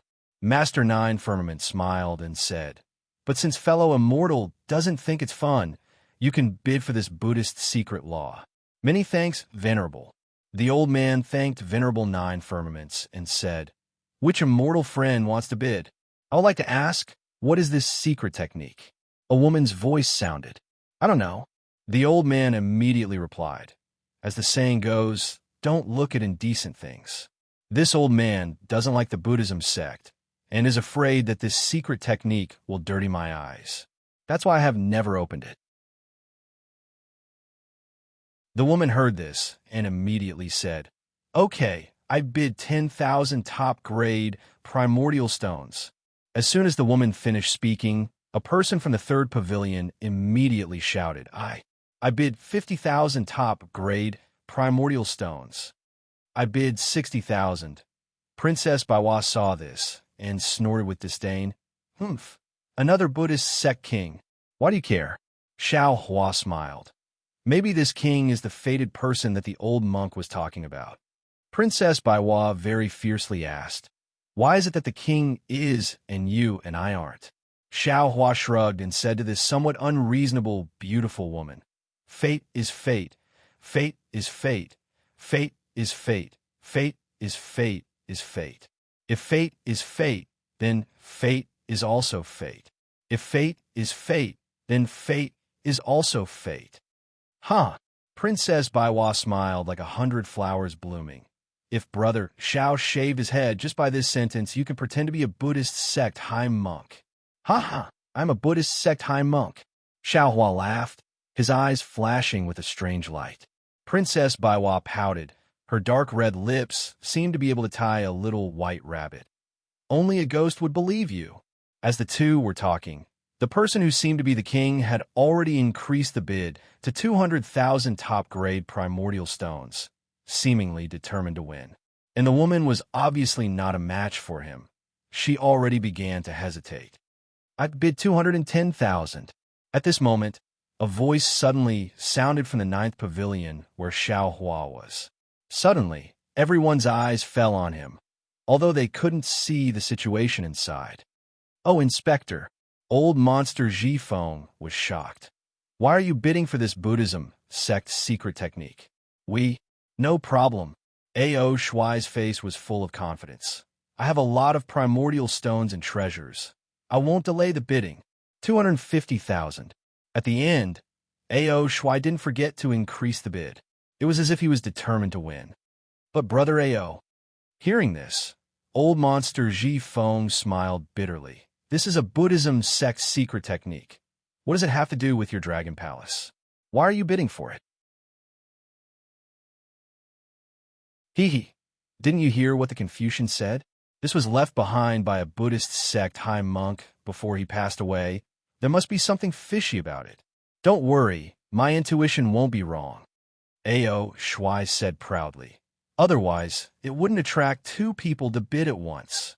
Besides, my dragon palace has countless treasures. We don't lack these primordial stones. Who knows when a Buddhism sect secret technique will be useful." Okay. The primordial stones were A.O. Shuai's. How could others care? Old monster Ji Feng could only nod helplessly. His only hope was that A.O. Shuai had enough primordial stones on him now, so he wouldn't delay the bidding for the last treasure. 350,000. This was A.O. Shuai's last bid, and it immediately silenced the person who seemed to be the king. Okay, this senior bid 350,000 top-grade primordial stones. Is there anyone else who wants to bid? If no one bids, then it's seniors. Yin Sheng said with a smile. Just as A.O. Shuai was about to place the pearl on his chest, another voice sounded. Once this voice sounded, not to mention the bidders, even Master Nine Heavens was surprised, because this voice still came from Pavilion number 9, and what was even more inconceivable was that this voice was calling out a bid of 1 copper coin. "Xiao! Brother Xiao!" Princess Baiwa had never been so surprised before. Looking at Xiao Hua, who stood up, she stuttered, You actually bid a copper coin? You're not joking?" That's right, this voice was Xiao Hua, and Xiao Hua's face was calm. "Senior, you're joking, right?" Sure enough, Yin Sheng immediately shouted. "The senior beside you has already bid 350,000 top-grade primordial stones. How can you bid a copper coin?" "Don't worry, little friend Yin Sheng." The Confucian scholar who had been silent all this time said calmly, "Why is this immortal only bidding a copper coin? It's very simple. The Buddhist secret art is only worth a copper coin." Xiao Hua said indifferently, "I only want to take a look at the contents. If my Tao sect can cultivate it, then I will definitely cultivate it. If it's not suitable for my Tao sect, then I will immediately destroy this secret technique." Good. Just as everyone was about to understand, the Confucian scholar shouted, "This immortal is indeed the fated one in this old man's heart.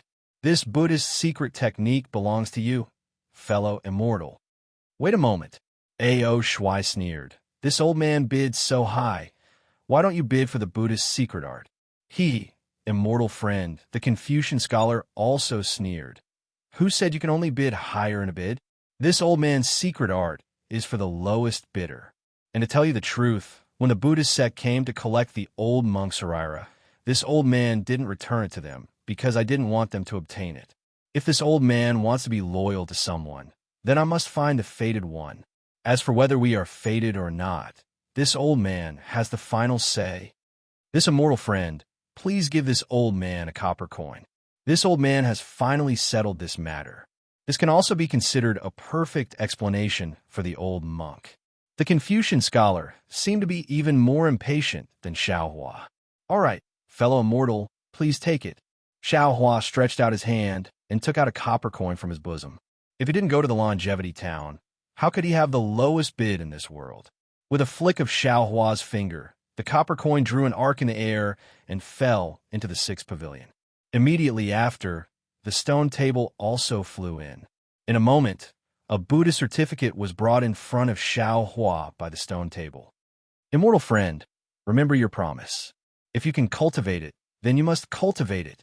The Confucian scholar didn't forget to remind Xiaohua. Xiaohua turned his head and looked at Ao Shuai. His face was ashen from anger. He said with a smile, "This one is the fated one. Naturally, I will do as I promised. If I can't cultivate it, then I will definitely destroy it." Good. The Confucian scholar answered with a single word and didn't say anything else. Little bastard, you are going against this old man. Ao Shuai saw Xiaohua take the certificate, and his eyes were almost burning with anger. He shouted fiercely. Xiaohua smiled faintly. "I have already said it clearly. The lowest bidder will get it. Brother Ao, do you think you can get it?" Ao Shuai said you a few times. He didn't know what to say. "What qualifications do you have to call this old man Brother Ao?" "All right, Brother Ao." Xiaohua had no choice but to reluctantly call out, You. Ao Shuai's bloody mouth opened and closed, and he almost jumped up.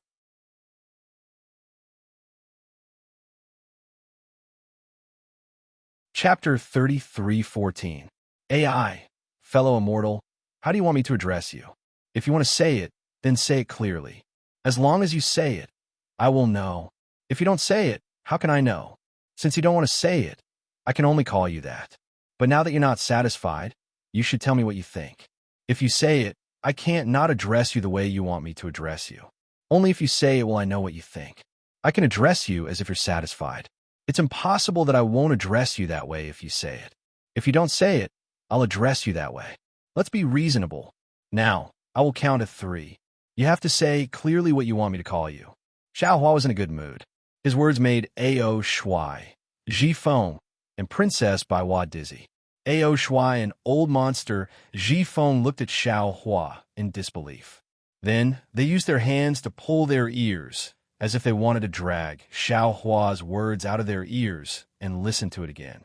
Princess Baiwa was even more exaggerated. She immediately covered her stomach with her hands and leaned on the stone table, unable to get up.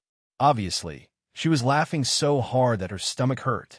Not to mention the mess Xiaohua had made in Pavilion Number 9, within the stone wall, in a slightly gloomy triangular space. Master 9 Firmaments and the cultivator named Qingyu, who had just disappeared, had grave expressions on their faces. Master 9 Firmament's eyes flickered with a dark golden light, as if he was looking outside. "How is it?" Qingyu couldn't help but ask. "The auction is about to end. There seems to be no trace of it." Master 9 Firmament's face showed some disappointment. Then his eyes flashed rapidly. Master 9 Firmaments quickly closed his eyes and sighed.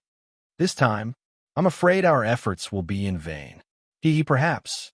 Qingyu glanced at Master 9 Firmaments and said in a low voice, "Take a rest first. This is a crucial moment. You can't slack off. Also let them bid first. Leave that thing for last." "Okay, I will tell Yin Sheng." Master 9 Firmaments didn't open his eyes. Then, he gave Yin Sheng a few instructions. "Seniors." When Yin Sheng received the voice transmission, he immediately bowed respectfully and said, "Esteemed Lord, the 2 rare items that you have prepared have been bid for. Now, we should enter the 3rd segment and bid for the last rare item. However, the 3rd segment will be different from the previous 2. The rarer items prepared by the Venerable Master will be placed at the end. Before that, please bid for the rarer items first. After bidding for the rarer items, This junior will respectfully send you all out. Then hurry up. Old monster Ji Feng was dizzy from Xiao Hua's tongue-twisting words. He didn't understand the meaning behind it for a long time. Now that he heard that the treasure he had been looking forward to for a long time was actually going to be delayed, he couldn't help but jump up. He was about to get angry, but he was worried about Master Nine Firmament's face, so he hurriedly urged him with a dark expression. Yes, please place your bid. Yin Sheng said hurriedly and turned his attention to Pavilion number 7. I don't have anything to bid for. A very loud voice sounded like muffled thunder. I just saw that someone could actually buy a life, and I suddenly remembered something. 2,000 years ago, an extremely strange thing happened in the Thousand Demons' sacred realms, Songqiao Mountain. I want to know the truth behind it. I want to know who the main culprit is.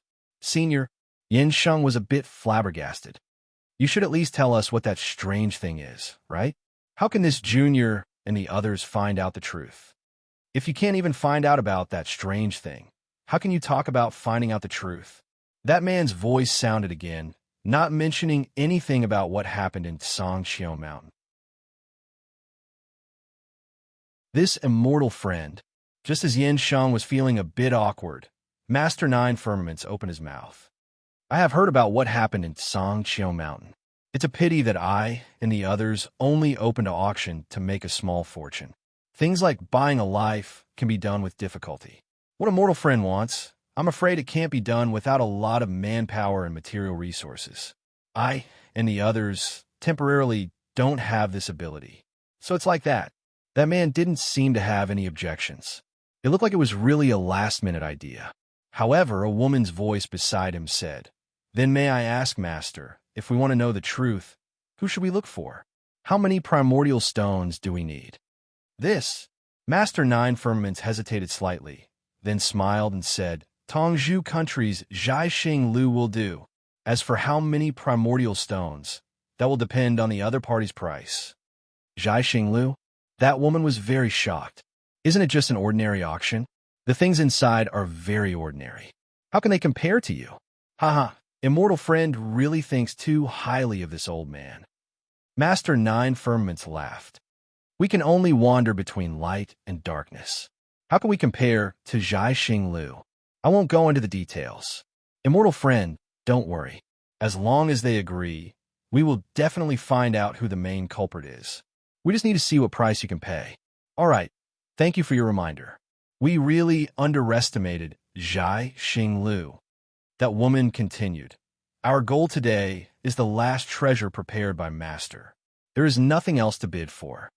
All right, then may I ask what the senior from Pavilion number 8 wants to bid? Yin Sheng saw this and asked another pavilion.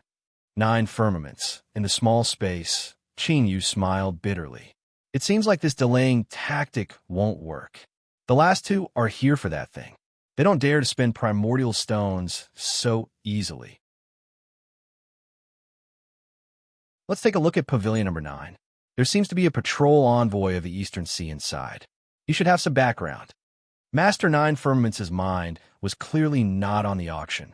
His eyes were still closed. A cultivator from Pavilion number 8 took out 2,000 demon sacred realm primordial treasures.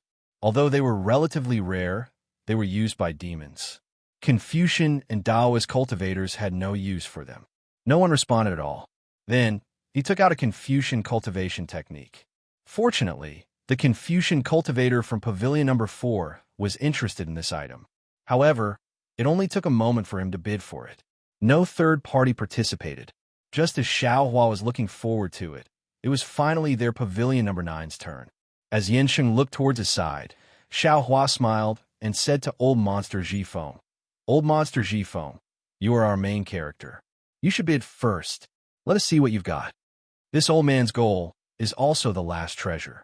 There is nothing else to bid for. Old Monster Ji Feng said firmly. Then, he looked towards Ao Shuai. Perhaps Brother Ao has something to bid for? And Ao Shuai nodded and said loudly, This old man does have something to ask of Master Nine Firmaments. I need your help. Fellow immortal, please speak. Master Nine Firmaments' voice sounded. Just now, a fellow immortal mentioned Longevity Town. Also, another fellow immortal mentioned Thousand Demon Sacred Realms, Songqiao Mountain. This old man actually also wants to ask about something. However, this information is from Longevity Town in the hidden immortal continent, not Thousand Demon Sacred Realm. Would Master Nine Firmaments be willing to listen? Ao Shuai said lightly. When Xiao Hua heard this, he almost sucked in a breath of cold air. He was the main character of the immortal town and knew everything that happened there. He didn't expect that the Eastern Sea Dragon Palace would be interested in the immortal town. Moreover, from Ao Shuai's words, he didn't come up with this idea on the spur of the moment. Instead, he had planned this a long time ago. However, with old monster Ji Feng's invitation, Ao Shuai had the chance to come in and ask. Longevity Town. Master Nine Firmaments thought for a moment, then said, Fellow Immortal, tell us first. Perhaps this old man, and even the fellow immortals here, can help. And Ao Shuai stood up and said, It said that a Buddhist monk went out of Longevity Town and obtained Namo Guanyin Bodhisattva's Buddha fruit. This old man doesn't want to know who this person is. What this old man wants to know is who wants to flood Longevity Town and what is their goal. After they were defeated by the Buddhist monk, where did they go? If any fellow immortal can tell this old man has a treasure to thank you. As for the primordial stones, fellow immortals and venerable master don't need to worry. I'll definitely satisfy you. This, Master Nine Firmaments looked like he was stalling for time. He asked in detail, This old man already said that fellow immortal seems to be looking for a better, and I won't hide it from fellow immortals. This old man just went to Zhai Xing Lu's auction. Ao Shuai nodded and said, Although this old man went to the auction for another matter, because I suddenly received a search request, I told Zhai Xing Lu about it after the auction. They also agreed to help. Oh, of course, no matter which fellow immortal finds it, this old man will fulfill his promise regardless of the order. Fellow immortal, the cultivator who had just talked about Longevity Town, said, According to what this old man knows, other than the Buddhist monk, there's also a Confucian academy. However, the academy didn't send any experts, so it was overshadowed by the Buddhist monk. Right now, there isn't any detailed information. It's all hearsay. As for the water clan that flooded Longevity Town, no one knows about it. Damn it, we're in big trouble. Xiao Hua cried bitterly in his heart. He didn't think that things would become so big. Venerable Master, what do you think? Ao Shuai looked at the stone wall. This old man will send people to investigate, but the specific results might not be satisfactory to fellow immortal. Master Nine Firmaments said clearly. This one knows some specific details. At this moment, Xiao Hua opened his mouth. There was nothing for him to hide in Longevity Town. His name, Xiao Jian's name, and so on could be found out if someone were to investigate. Now, it was only because the Cloud Forest Temple and the Chongyan sect were competing for merits, each of them exaggerating his merits to the extreme. Perhaps no one would notice him, but if someone were to investigate, they would be able to find out. He could not hide. Rather than being found out in the future, it was better to stand up now. Not only would he feel magnanimous, but more importantly, wouldn't he be able to obtain the treasures of the Dragon Palace?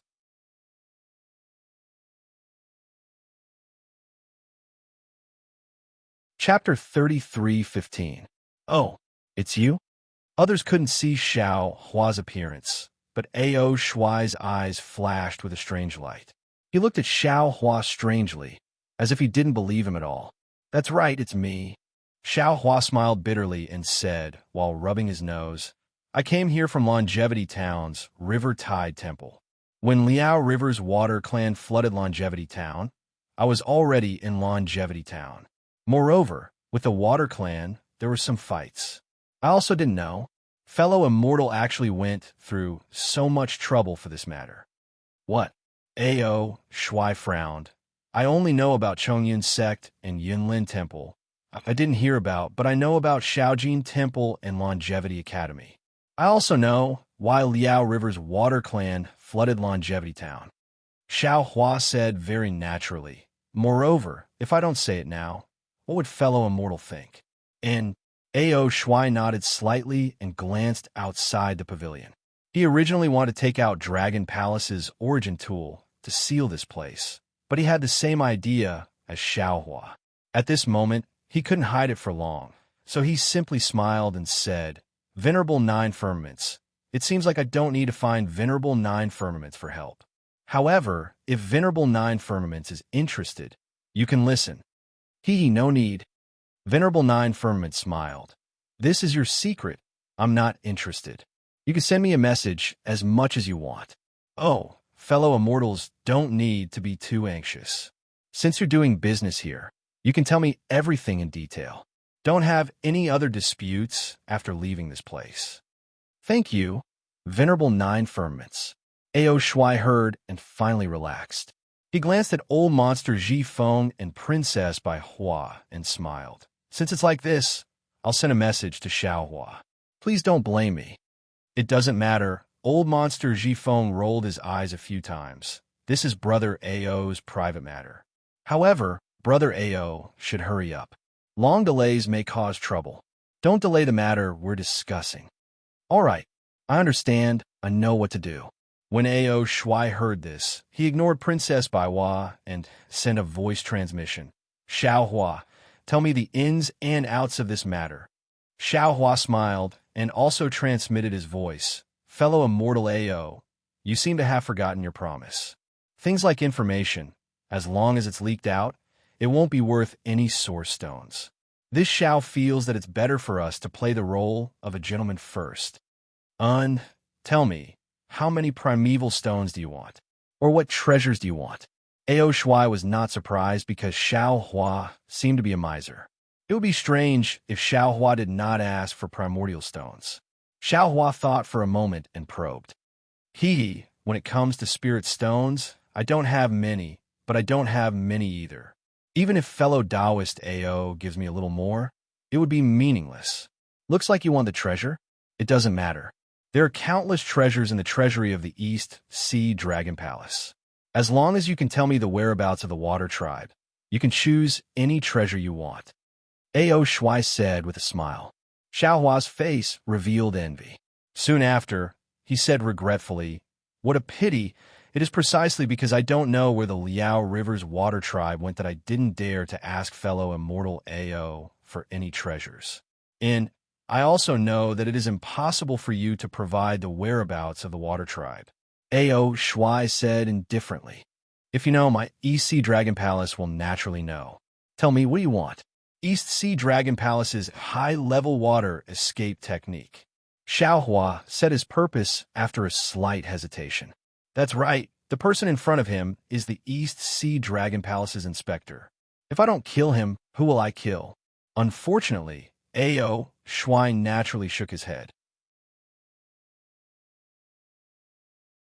"Impossible. My East Sea Dragon Palace's water escape technique can only be practiced by the subordinates of the East Sea Dragon Palace. I can't give it to you." "How about this?" Xiaohua bit his lips and said, "I know that the water escape technique of the Four Seas Dragon Palace is the best, and I have always admired it. Since I can't give you the water escape technique of the East Sea Dragon Palace, I can only ask for the next best thing." "Xiaohua, what do you want the water escape technique for?" Ao Shuai stared at Xiaohua for a long time and asked very strangely. "I remember that someone bought a Dao Sex middle-level water escape technique at the Star Picking Towers auction. If there is no accident, it should be you. What do you want so many water escape techniques for? Don't tell me you want to switch to the water escape technique?" Sorry. Immortal friend Ao, this is my own secret.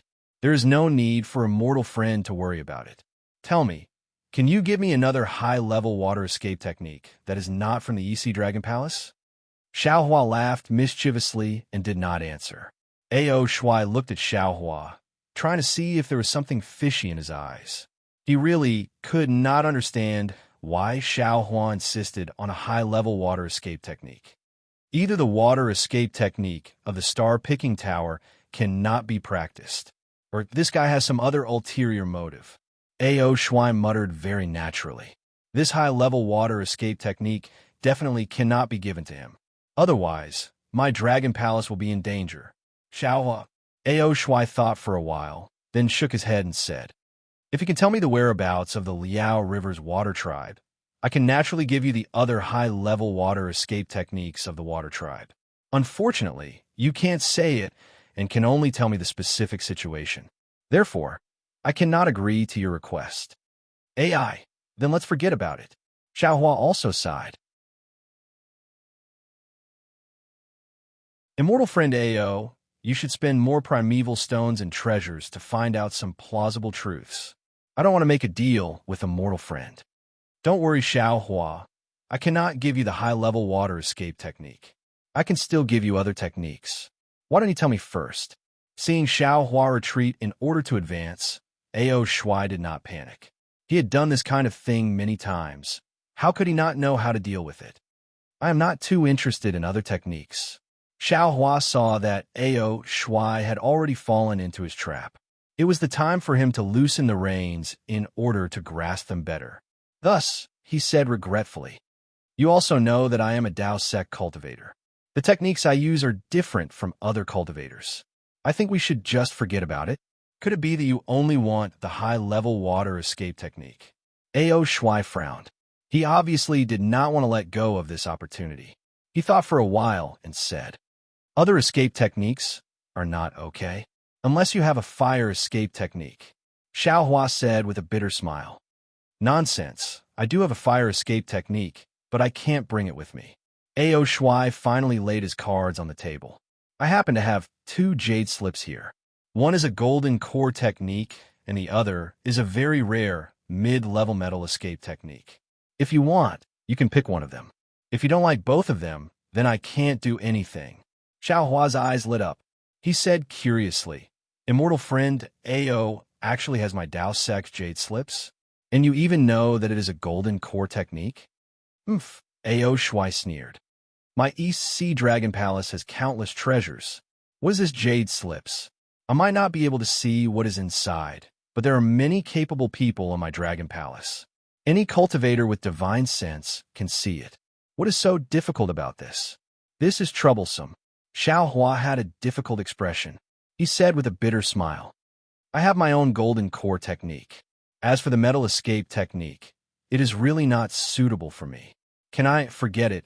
I will use the metal escape technique. It is better than nothing. Seeing Xiaohua in a difficult position, Ao Shuai was very pleased. He knew that Xiaohua definitely had a golden core technique. Otherwise, he would not have given it to Duan Muqing. The metal escape technique was very rare. Ordinary people would not be able to use it. Ao Shuai himself felt that this jade slip was trash. Now, he could use this jade slip to brush off Xiaohua. When Ao Shuai heard that Xiaohua had indeed chosen the useless mid-level metal escape technique, he did not hesitate to wave his hand. An old jade slip was taken out from his bosom. He threw it in front of Xiaohua and said with a smile, as you wish. Ao Shuai felt that Xiaohua's mood was of little value. But how could he know that Xiaohua's heart was already blooming with flowers? Not to mention the metal escape technique. Even the other 5-element escape techniques, as long as they were mid-grade cultivation methods, he would like them. However, Xiaohua still had a bitter expression. He held the jade slip and shook his head slightly. He even said, sigh, it is not worth it. It is not worth it. This thing, forget it. After all, it is still a technique of my Dao sect. It is better to leave it with me than in the Dragon Palace. Let me find a fated person for it. Xiaohua quickly say it. Old monster Jifeng saw the jade slip fly out. He knew that the two of them had just agreed on the price. He could not help but urge anxiously. He knew that if Xiaohua did not say it, the deal would not be over. He would not be able to bid for the thing that he was looking forward to. Haste makes waste. Old monster Jifeng. Xiaohua stored the jade slip into a spatial ring and said to old monster Jifeng, you. Old monster Jifeng was somewhat embarrassed and angry. However, he glanced at Ao Shuai and turned his head to look outside the pavilion. Yansheng was looking in his direction. He should also be waiting for Xiaohua's explanation. Soon after, Xiaohua told him everything that he had seen and heard in Longevity Town. He did not hide anything. He even told him about how Lu Yi picked up Xiao Yun by the river. Finally, he said, "That is how it is. I saw that Lu Yi's background was pitiful, so I took him in as a servant. If fellow immortal wants to ask more, there is no harm in following me to Seven Suns Temple after the auction. However, to be honest, he is just an ordinary person. He does not know Xiao Yun's background at all. He has also never seen those water clan of Liao River." Ao Shuai's two dragon eyes open wide. A strange expression flashed across his eyes. After thinking for a while, he confirmed, "Xiao Hua, are you sure it is the two words paradise? And the one you fought with was a midget riding a seahorse?" Xiao Hua smiled and shook his head. "Those two words were told to me by a disciple of Chongyun sect. I am not sure. As for the midget, I am sure. Moreover, didn't I already describe the appearance of the midget and Xiao Yun in detail to fellow immortal? As for the whereabouts of those water clan, and even the so-called high monk of the Buddhist sect, I was unconscious at that time and did not know. However, when I woke up, I heard from the people of Chongyun sect and Yinlin Temple that they did not know the whereabouts of the water clan. Moreover, that high monk of the Buddhist sect did not really attain the Namo Guanyin Bodhisattva's Buddha fruit.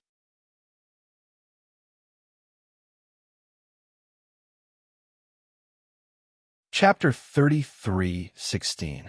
And Ao Shuai nods his head. Fellow immortal Zhao's explanation is very detailed.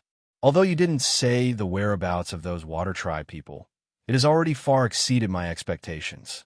Actually, those water tribe people in Liao River have countless methods to hide their whereabouts. How could you humans find them? Even if you weren't unconscious, you wouldn't know where they went. Moreover, even you couldn't tell Xiao Yun's real body. That Lu, you wouldn't know either. It would be pointless for me to ask. Forget it. I didn't come to this auction in vain." After saying that, Ao Shuai raises his voice. "Venerable Nine Heavens, our transaction is finished. We can bid for the last treasure." "Good." Venerable Nine Heavens' voice is heard. "I'm also very happy to see fellow immortal Zhao's harvest. Yin Sheng, prepare to bid." "Wait." Before Yin Sheng can speak, Xiao Hua hastily interrupts Venerable Nine Heavens. "Oh, fellow immortal Xiao, what else do you want?" Venerable Nine Heavens is somewhat astonished. Could it be that the bidding just now was a bit wrong? No, Xiao Hua says with a smile. The bidding just now was for fellow immortal Xiao. I don't seem to have made a request for bidding. Is Venerable Nine Heavens right? Haha, that's right. I was careless. Venerable Nine Heavens laughs loudly. The bidding just now was a bit strange. It was carried out in your number 9 pavilion. It gave me an illusion that all the bidding was finished. No matter, fellow immortal Xiao can ask for anything. Or, if there's anything precious that you want to bid for, you can also take it out. Many thanks, Venerable Nine Heavens. Xiao Hua cups his hands and says, I presume Venerable Nine Heavens already knows that I'm a Dao sect cultivator. Now that the Dao sect on Hidden Immortal Continent is declining, my cultivation is also very difficult. Today, I came to see Venerable Nine Heavens because I want to see if Venerable Nine Heavens has a basic Dao sect cultivation method. Dao sect's basic cultivation method? Venerable Nine Heavens is clearly stunned. He bitterly smiles and says, Fellow immortal Xiao, you are making things difficult for me. I don't dare to say that the things I have here are all precious, but at least they are profitable. Dao sect's items are simply of little value. In my early years, I also once handled high-level Dao sect spells, but those things almost fell into my hands. After that, I finally found an opportunity to make a move. After that, this old man no longer paid attention to the Dao sect's cultivation techniques. When Xiao Hua heard that, he knew that what Master Nine Heavens said was true. His main purpose in coming to the auction this time was to obtain a basic cultivation technique.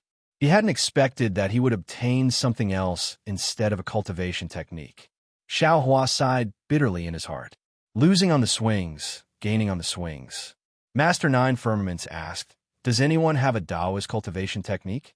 I'm sure this fellow immortal from Pavilion Number 9 will pay a high price. It was a pity that even after Venerable Nine Heavens spoke for a long time, no one spoke. Presumably, these people did not have the cultivation technique that Xiao Hua wanted. Forget it, Xiao Hua said. I've gained a lot this time, so it's fine even if I don't have this basic cultivation technique. I don't have any other requests. Venerable Master Nine Firmaments stood up from the small space and prepared to enter the auction. All right, since fellow Taoist from Pavilion 9 has no other requests, we will bid for the last precious item. At this moment, the cultivator named Qing Yu said in a low voice, Nine Heavens, today's effort will be in vain. I'm afraid they won't come. However, don't be careless. Pavilion 7 and Pavilion 9 are old demons from the Sage Domain. Don't let them see any flaws, especially Pavilion 9 and the East Sea Dragon Palace's inspector. We don't want to go for wool and come home shorn, offending the East Sea Dragon Palace for no reason. And this old man has his own plans. Don't worry. Venerable Nine Heavens didn't stop walking. He said casually, when you release the light beast cub, control it a little and release some of its aura. I don't believe that the light beast cub has been here for several years, and that light beast didn't notice it. That light beast not only has tyrannical strength, its intuition is also sharp. It never sets foot in a dangerous place. Qing Yu shook his head and said, if we were in the Thousand Demons' sacred domain, we definitely wouldn't be able to capture it. It's only in the hidden immortal continent that we have a chance. If we use the light beast cub to lure them, they definitely wouldn't come. We can only use the auction as a disguise to make them lower their guard. Unfortunately, the auction has been held several times, but we still haven't been able to lure them out. Could it be that they have already returned to the Thousand Demons' sacred domain? Venerable Nine Heavens had already walked to the front of the stone wall. Hearing this, he stopped and turned his head, saying, this old man doesn't know why the light beast brought its cub out of the Thousand Demons' sacred domain. I also don't know why it left the cub and disappeared. What this old man knows is that this light beast cub is of no use to us. Only by capturing the light beast can we have a chance to obtain the Sage King's forgiveness and return to the Thousand Demons' sacred domain. This is our only chance. After saying this, Venerable Nine Heavens raised his leg and disappeared into the stone wall. Alas, Qing Yu sighed. His previous boldness and pride had long disappeared. Dejection and homesickness seemed to have instantly filled his eyebrows. Then, with a light pong sound, Qing Yu's clothes burst open. Qing Yu's entire body turned into a mass of black gas among the flowers. With a series of hissing sounds, the black gas rushed into the walls of the space and disappeared. At the same time, the entire space rapidly trembled a few times, then calmed down. Master Nine Firmament's back was still straight in the resplendent auction hall. His previous dejection and loneliness had been swept away. He slightly raised his hand and saluted to the surroundings, saying, fellow immortals, many thanks for your support. After several rounds of auction, the most exciting moment of the night has finally arrived. This old man will take out the last treasure of this auction. Of course, other than the VIPs in the 7th, 8th, and 9th pavilions, the other VIPs probably still don't know what this treasure is, right? Hee, fellow immortal Nine Heavens. A voice from the 4th pavilion laughed heartily. Many thanks for your arrangement this time. This old man also saw clearly just now. This old man is here to bid for the second treasure. As for the third treasure, this old man really doesn't know, but this old man also doesn't care too much about it. Now that it's getting late, let's hurry up and bid for it. Yes, Venerable Nine Heavens said with a smile. This old man just came up, but I still have to explain to the fellow immortals in front of me. This third treasure is a living thing, and it's very rare. All the origin arrays, defensive arrays, and fire arrays can't seal this thing's aura.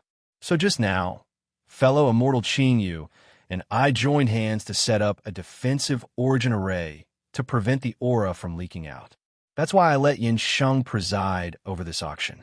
This third treasure can only be auctioned by this old man, personally. Previously, I didn't mean to be slow. No matter. The people in the pavilions laughed. We'll listen to fellow Immortal Nine Heavens arrangement. Many thanks for your understanding, fellow immortals. Venerable Nine Heavens cupped his hands once more. Then he raised his hand and took out a simple bronze bracelet from his sleeve. Oh! Xiao Hua's eyes lit up. This was the storage bracelet he saw in the Western Ocean and Guai Sea. It was also the yin-yang bracelet often mentioned in the hidden immortal continent. Master Nine Firmaments held the yin and yang bracelet in his hand. Wisps of pure white light seeped out of the bracelet without any restraint. Wisps of light rushed into the air, one after another. Moreover, this light didn't scatter and directly pierced the space around the auction. Even the light in the air was pierced. When the white light pierced the stone wall, a faint black mist appeared. The white light was absorbed by the black mist and gradually disappeared. Light? Light beast! A shocked voice almost uncontrollably came from a cultivator's throat. At the same time, a few ecstatic voices rushed out. That's right, it's the light beast. Without light, there is no light, there is no light, there is no light, there is no light, there is no light. Fellow immortals, you are all very knowledgeable. It is the light beast. Venerable Nine Heavens didn't hide anything at this time. With a wave of his hand, 9 strange black things flew out from his sleeve and landed around the yin-yang bracelet. Then he opened his mouth, and with a GA sound, 9 blood-red lights shot out from his mouth and hit the 9 strange things. Buzz! The 9 strange things immediately let out a deafening sound and quickly expanded. In a moment, they turned into 9 stone tablets. Xiao Hua could clearly see that the 9 stone tablets were pitch black and had inexplicable runes on their surface. They weren't Taoist runes, nor were they Buddhist Sanskrit runes. They weren't Confucian inscriptions, but rather similar to the green seal runes of the soul cultivators. However, these runes didn't emit the soul-sucking green luster of the soul cultivators. Instead, they emitted a jet-black, solemn, vast, and majestic aura. What was special was that there were 9 different types of demons on the 9 stone tablets. All of them were baring their fangs and brandishing their claws, looking extremely ferocious. The murderous and tyrannical aura rushed out from the 9 demons. Not only did it cover the entire auction area, it also completely sealed the storage ring. The white light that had seeped out from the yin-yang bracelet earlier couldn't leave. It could only slowly swim within 3 feet of the bracelet and gradually gather into the white light. Xiao Hua glanced at the 9 monsters on the stone tablets and understood their origins. As the saying goes, a dragon has 9 sons, and each of them is different. These 9 monsters were Qionyou, Yizi, Chaofeng, Pulao, Bayan, Fuan, and Shiwen. Xiao Hua couldn't help but look at Ao Shuai. Ao Shuai seemed to know that the yin-yang bracelet belonged to the light beast, so his expression didn't change. However, when Venerable Nine Heavens threw out the 9 stone tablets, his expression changed, and he blurted out, 9 dragon tablets. Venerable Nine Heavens, where did you get the 9 dragon tablets?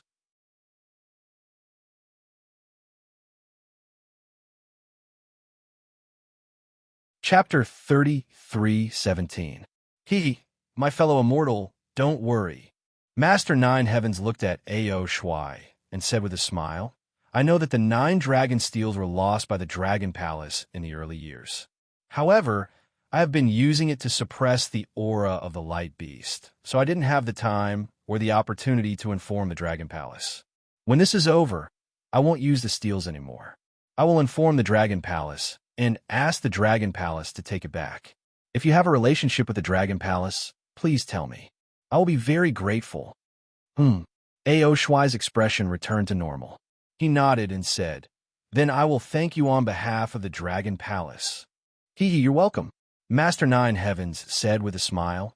A gentleman doesn't take what others like. I understand that. Okay. Master Nine Heavens waved his sleeve again. Several black lights rushed into the steels. The aura of the 9 steels surged and sealed the heaven and earth bracelet completely. Master Nine Heavens said with a smile, Everyone, please take a look. Master Nine Heavens pointed with his hand. Whoosh! Everyone felt a dazzling light in front of them. It was as if a bright silver moon had risen from the heaven and earth bracelet. They couldn't help but close their eyes. This. Xiaohua also closes his eyes and inhales a mouthful of cold air. This radiant beast, the beast lives up to its name. Although the universe bracelet is already surrounded by the 9 steels, the radiant beast's brilliance still pierces out uncontrollably.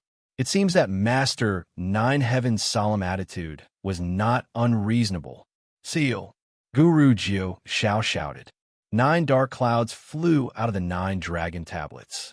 Each cloud was different, but when they flew in front of the pure white light, they covered it completely. Not a single bit of light could be seen. Fellow immortals, the 9-child dragon steel is able to seal the aura of the light beasts. As for the light, it's the innate ability of the light beasts, and I can't completely block it, Master Nine Heavens said loudly.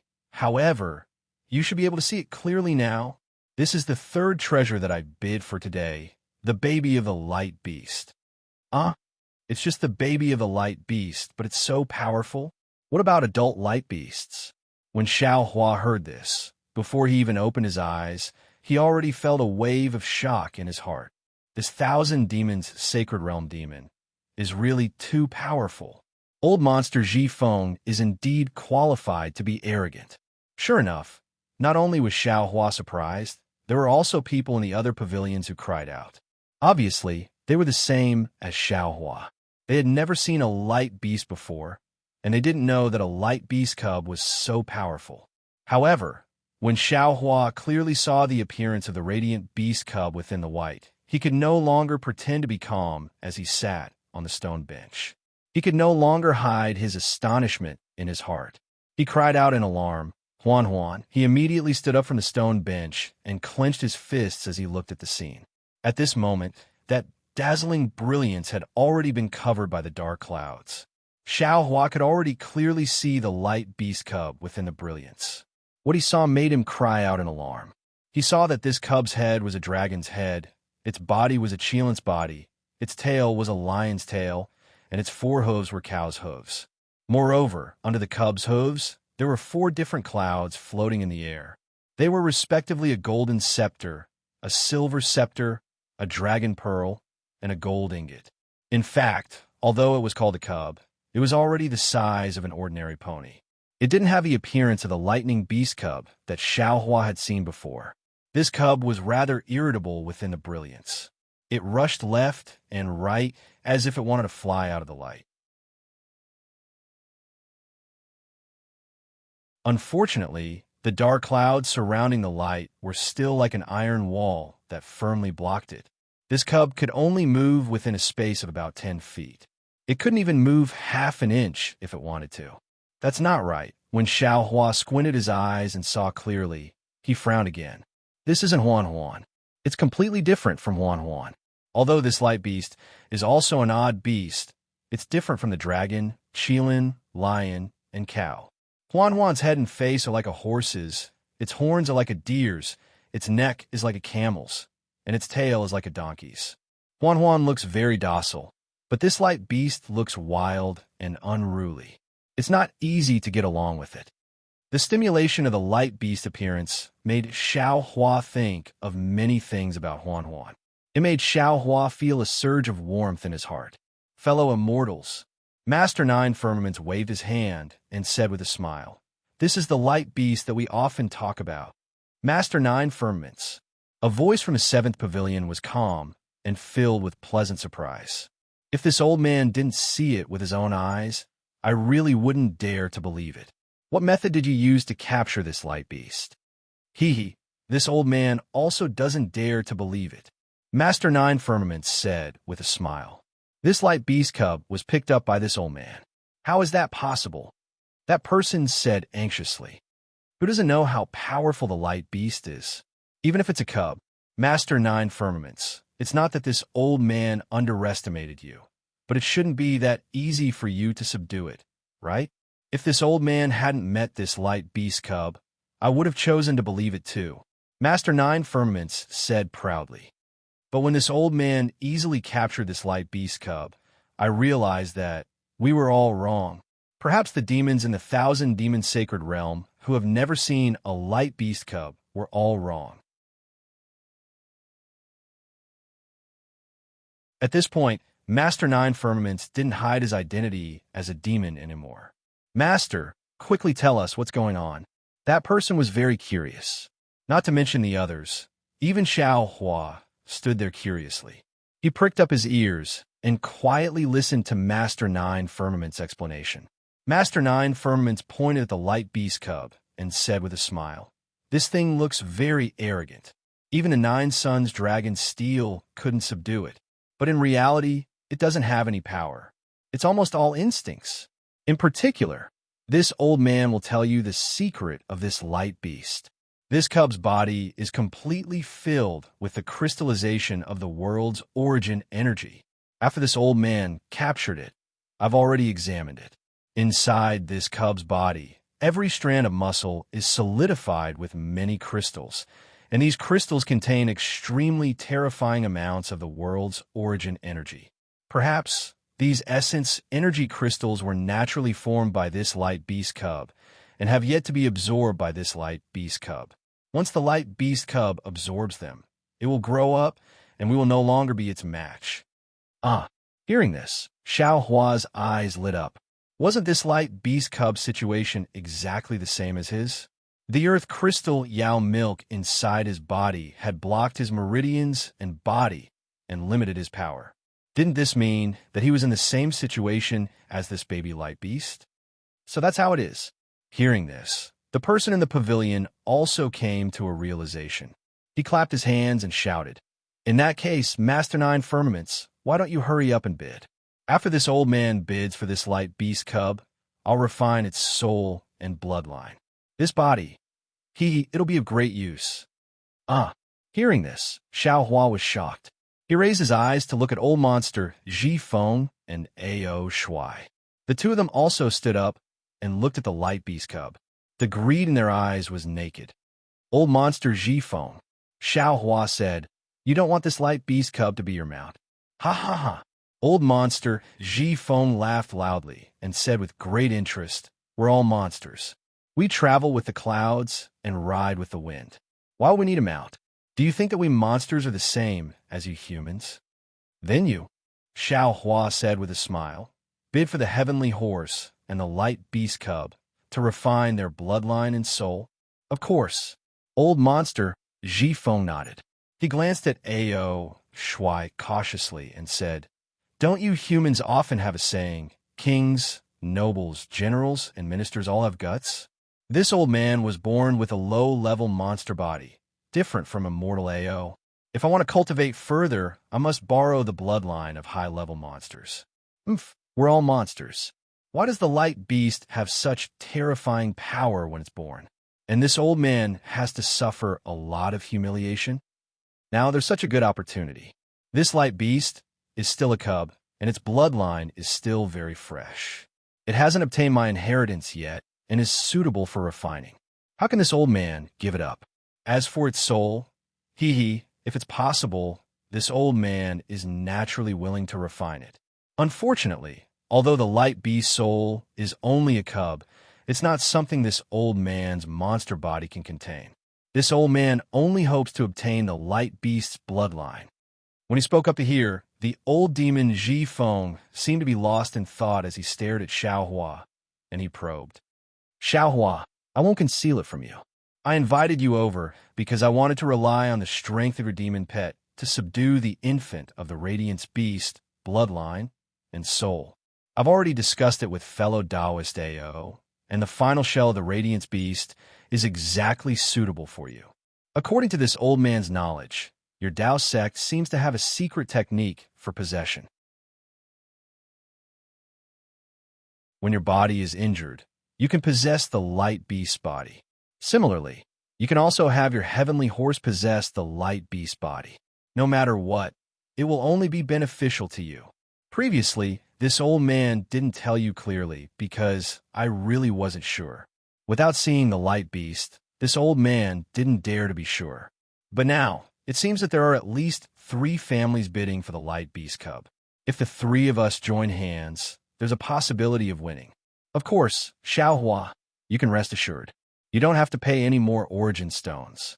When the time comes, you only need to listen to this old man's command and summon your monster pet. What do you think? Xiaohua listened to these people. No, these monsters' words and understood their goal long ago. In their eyes, this was something that couldn't be more normal. It was also something that Xiaohua deeply detested. If it was before because this light beast cub looked a bit like Huan, perhaps Xiaohua would have some compassion. Perhaps after seeing the light beast cub's current state of being trapped, Xiaohua would have a similar feeling. But now, Xiaohua had already made a decision in his heart. He also wanted to participate in the bidding. No matter what price he had to pay, he had to obtain this light beast cub.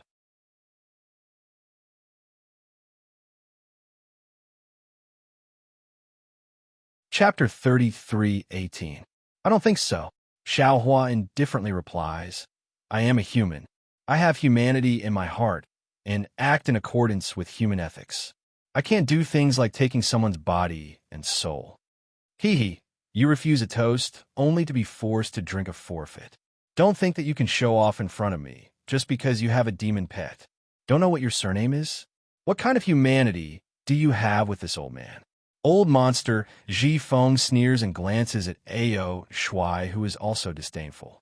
He looks at the auction house and no longer pays attention to Xiaohua. It seems that Xiaohua's rejection is also within his expectations. In the auction house, Venerable Nine Firmaments says with a smile, Fellow immortals, don't be anxious. This old man took out this light beast cub because this old man has no use for it. Fellow immortal Qing, you also has no use for it, and my disciples also don't have the fortune to enjoy it. That's why I invited fellow immortals here. As for which fellow immortal has this fortune, this old man still doesn't know. However, I am sure that among the fellow immortals here, one of you will definitely be able to take this light beast cub into your pocket and bring it out of the auction. Venerable Nine Firmaments. A slightly hoarse voice comes out from the first 4 pavilions and asks with confusion, This old woman has a question that I don't understand. I don't know if I can ask. Fellow immortal, please speak. Venerable Nine Firmaments raises his hand and says with a smile, This fellow immortal shouldn't have been invited by this old man to participate in the auction, right? What's the problem? This old woman naturally doesn't know that a light beast will appear in today's auction. That old woman replies indifferently. What this old woman doesn't understand is that whether it is the Thunderclap battleship or the shape-shifting scarf, they are all rare treasures in the hidden immortal continent. These treasures can still be valued with primeval stones. If Venerable Nine Firmaments lacks primeval stones, you can use these treasures to exchange for primeval stones. However, this light beast cub in front of me, TSK, this is the first time this old woman has seen it. It gives this old woman the impression that it is a blessing between heaven and earth. It is inauspicious to kill. This kind of rare blessing is simply not something that can be valued with primeval stones. Of course, Venerable Nine Firmaments also said that he has no use for it. Fellow immortal Qing, you also has no use for it, and his disciples even more so. But even so, logically speaking, it's impossible to exchange it for origin stones, right? Fellow immortal must be a Confucian cultivator from the hidden immortal continent. Master Nine Firmaments didn't get angry. Instead, he sneered, How do you know what the demons of the Thousand Demons Sacred Realm are thinking? Whether it is the Thunderbolt warship, the shape-shifting scarf, or even the Radiant Beast, they are all primordial stones in our eyes. Without origin stones, it's impossible for this old man to obtain what he wants. What 10,000-year-old spiritual herb? What transformation golden core? Which one of them wasn't valued with primordial stones? Didn't a fellow immortal use human lives to appraise it? Since human lives can be exchanged with primeval stones, why can't the baby of a light beast? That's right. Master Nine Firmaments, hurry up. This old man can't wait any longer. The demon cultivator roared and stopped the old woman from asking again. Master Nine Firmaments nodded and said, All right, let the final auction begin. According to the rules, fellow immortals can transmit their valuations to this old man. This old man will trade with whoever has the highest valuation. Wait! The hoarse old woman shouted again. Damn it, do you want to die? The demon cultivator was furious and shouted, If you say another word, this old man will eat you. Eat me? The old woman sneered. This old woman's bones are hard and her flesh is dry. I'm afraid you won't like it. This old woman only wants to let you eat the meat of this light beast. This time, Master Nine Firmaments really frowned and asked with displeasure, Fellow immortal, what else do you want to say? The old woman smiled. The first and second auctions were all done through voice transmission. This old woman feels that this third auction should be more lively. Just like the auction of the Buddhist sect's secret technique, how about an open battle? Good. This old man likes it.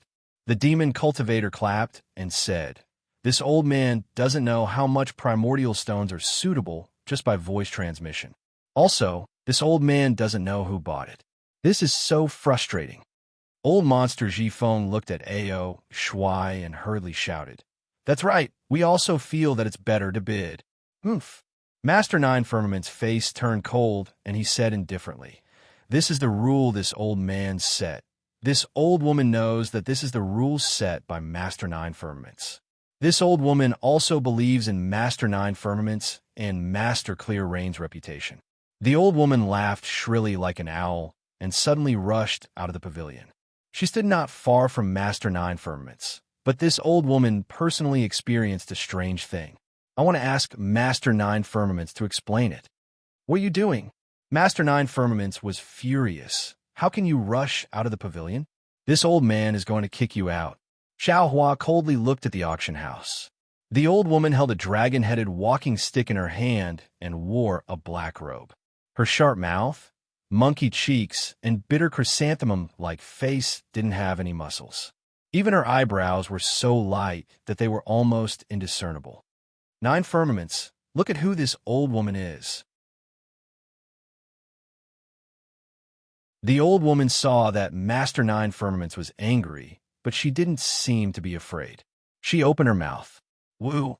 An orange Yaoqi rushed out and fell around the old woman like a waterfall. Boom! The old woman's pitch-black clothes exploded like rags, and a 3-meter tall tiger demon appeared in front of Master Nine Firmaments. Master Nine Firmaments' face changed when he saw the tiger demon. He coldly laughed and said, Inhu, you dare to use a transformation technique in front of this old man? What is the meaning of this? Ha ha! Nine Firmaments, you old bastard. Inhu opened his mouth wide and spat out orange demon chi. His entire body shimmered with the luster of a tiger's skin. I'm not going to sabotage you. This old man was just following a fellow immortal to the bronze pillar state to play. I wanted to find some tasty food. However, that fellow immortal was invited to your auction by someone else, so this old man decided to come here on the spur of the moment. Of course, this old man also knew that this auction of yours only allowed one person to participate, so I changed my mind. However, this old man didn't expect. Inhu, Master Nine Firmaments said calmly, Don't you think you're talking too much? This old man didn't want to talk too much, but you forced me to. Inhu wasn't afraid of Master Nine Firmaments at all. He stared straight at him and said, If this old man hadn't decided to come here on a whim, I wouldn't have thought that the baby light beast that was bought by someone last year would appear in your auction again this year. Ah, fellow immortal Inhu. Master Nine Firmaments smiled bitterly. This old man knows that you misunderstood. That's why you wanted to use this to threaten me. Fine, this old man will explain it to you all. Master Nine Firmaments pointed at the baby light beast suppressed under the Nine-Dragon Steel and said, This beast was indeed auctioned last year. Fellow immortal Inhu also participated, but it was bought by another fellow immortal that day. As for that fellow immortal's name, forgive this old man for not being able to reveal it. However, although this light beast is just a baby, it was born with divine abilities. Ordinary methods and methods of refining it won't work, and it will even backfire. That fellow immortal took the baby light beast and the 9 dragons steal away, but 100 days later, he came looking for this old man again. I won't hide it from you all. At that time, this fellow immortal was on the verge of death. He had been backfired by the light beast's power of light. This fellow immortal begged fellow immortal Chinyu and I to take back the baby light beast. He also said that he only wanted 70% of the primeval stones he had bought that day. Actually, fellow immortal Chinyu and I didn't want to agree at all. We also felt that we couldn't refine the blood of the light beast, so we put it up for auction. Who would want this hot potato now? However, that fellow immortal was truly pitiful. He couldn't even activate the 9 dragon steel, so how could he possibly refine the light beast? Thus, this old man discussed with fellow immortal Chinyu, and we had no choice but to hold another auction. Furthermore, before this auction, this old man made it clear to these 3 fellow immortals that they must act according to their abilities. If they aren't confident in refining the light beast, then don't bid. This old man doesn't plan on lending out the 9 dragon steel this time. Haha, old man 9 firmaments, who doesn't know how to make up stories. This old man can make a bet with you. This old man's story is even more moving than yours. Enhu laughed unceremoniously. If you want this old man to believe you and want the other fellow immortals to believe you, then make this auction public. This old man has already revealed himself, so why don't the others who bid for the light beast reveal themselves? This is the only way to prove your magnanimity. Haha, that's right, that's exactly it. Old Monster Jifeng was so crafty that when he heard this, he flew out of pavilion number 9. Ao Shuai naturally followed without hesitation. Seeing that the 3 spirits had appeared, a shrill cry came from the 7th pavilion, and a deer spirit with a tree-like horn on its head flew out from there. Dear King Mu, when he saw the deer spirit and the glimmering light in his eyes, Enhu's eyes flashed. Why are you here too? Can't this king take a look at the light beast? The deer spirit's voice was sharp, and an indescribable aura emanated from him. Even the tiger spirit, who was his natural enemy, seemed to find it difficult to resist. Of course you can. Enhu opened his mouth wide, then looked at the 8th pavilion and sneered. This old man wants to know which fellow immortal from the 1,000 Monsters Sacred Realm is in the last pavilion. Heh. A rather weak voice sounded from the pavilion. 9 firmaments. Since there are so many experts vying for the light beast, then this old man won't be participating. It doesn't make much of a difference whether I'm there or not. Well, Master 9 firmaments looked a little troubled. Fellow immortal. Actually, it's best if you reveal your identity. Otherwise, it'll be very difficult for this old man.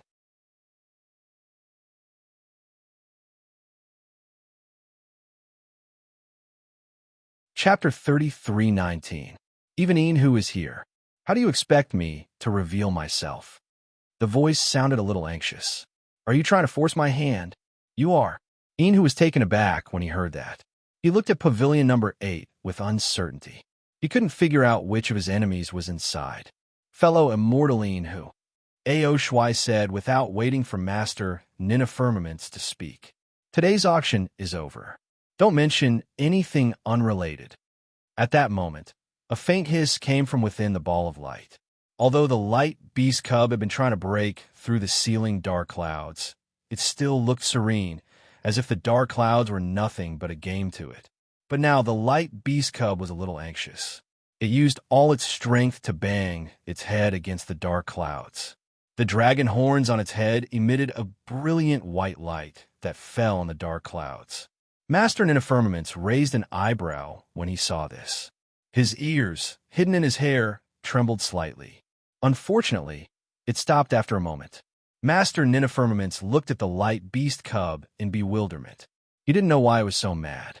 Master Nina Firmaments, let's start the auction. Old Monster Jifeng immediately called out, afraid that things would change if he delayed. Master Nina Firmaments nodded. In that case, let the auction begin. Wait. Ao Shuai suddenly thought of something, and he raised his head to look at the other pavilions before he said coldly, the bidding will begin now. If any fellow immortal wishes to bid, then there's no harm in showing yourself right now and revealing your true appearance. If you don't show yourself now, then we won't recognize anyone that comes out to bid after we've started bidding. All right, I'll take a look. As soon as A.O. Shuai's voice fell, a middle-aged man wearing a purple gold crown and a three-clawed golden dragon king robe flew out from a pavilion. He was standing on an auspicious cloud, and his slender figure was as elegant as jade. Who are you? Tell me your name. Old monster Ji Feng asked bluntly. The man didn't get angry. He cupped his hands and said, I am Hai Tian, Imperial Prince of Jassa. I welcome fellow immortals to Jassa after the auction. A.O. Shuai and the others didn't look particularly surprised. They only snorted coldly as a greeting. After all, a mortal king couldn't compare to a Confucian cultivator, let alone a prince. I'll take a look as well. Xiao Huan narrowed his eyes. He originally had the same thoughts as he had during the auction, but now that A.O. Shuai had made his decision, he glanced at Princess Baihua, whose expression had changed, and activated his flying talisman to fly out of the pavilion. Oh, seeing Xiao Hua fly out, old demon Ji Feng's face lit up with joy. But when he saw that Xiao Hua did not fly to their side, but instead stood there alone, a stern expression appeared on his face. Xiao Hua's intentions were clearly the same as Zhai Xing Lu's Bright Moon Palace. They were planning to part ways. Who are you? State your name. Inhu saw that Xiao Hua's looks were nothing to look at, and his cultivation was shallow. He roared, 9 firmaments. Why are there all kinds of people in your auction now? To think that a person with such a cultivation base would dare to bid. No, this is your own disciple, right? It's your pawn. I am Xiao Hua of the Taoist sect. Xiao Hua glanced at Inhu. The auction has always been about primal stones, not cultivation. If you want to fight, you can go outside and find an arena. Did you see that? Fellow Taoist, Inhu, this fellow Taoist is Xiao Hua of the Taoist sect. He already bid. Master 9 Firmaments smiled wryly. How could he be my disciple? Nothing is absolute in this world. Inhu could not believe it, and shook his head in disbelief. With him participating, I feel uneasy. If I'm not mistaken, he must be the one to bid for the baby light beast. Master 9 Firmaments rolled his eyes and said coldly, You can ask old demon Ji Feng about this. Xiao Hua has nothing to do with me. Inhu, Xiao Hua was brought here by me. He has nothing to do with Master 9 Firmaments. Old demon Ji Feng hurriedly called out, If you want to bid, hurry up. Otherwise, hurry up and hide. Damn it, of course I want to bid, but I'm not prepared. Inhu finally said the truth. But I have a few rare treasures here. I can ask Master 9 Firmaments to appraise them. Forget it, Hai Tian said. Whether it's rare treasures, imperial artifacts, or pills, they can all be appraised, but let Master 9 Firmaments set the price. Yeah, all right. Master 9 Firmaments was now a duck that had been chased out of a tree. What else could he say? He nodded. The rules of bidding have been trampled on by my fellow immortals. Let's do as you say. All right, since Master 9 Firmaments has no objections, then let's begin. Hai Tian laughed. His voice was very pleasing to the ears, like the spring rain that fell into everyone's ears. Everyone's somewhat anxious hearts actually calmed down, and the entire auction hall had a warm atmosphere. Xiao Hua raised his eyebrows. He did not feel any discomfort. Clearly, this was not a cultivation technique, but a natural charm. This was the first time Xiao Hua had seen such a man. I'll be the first to bid. Inhu opened his mouth and said a number that gave Xiao Hua fright. Hai Tian was still unhurried and had the bearing of royalty. Since we're standing here, this humble king has no choice but to bid. This humble king will bid with the wealth of my Jia nation. Consider it a show of support for Master 9 Firmaments. Hearing Hai Tian's words and the number of primeval stones he mentioned, the corner of Xiao Hua's mouth twitched slightly. The wealth of a nation? Who knew how much of the common people's wealth would be shaved off?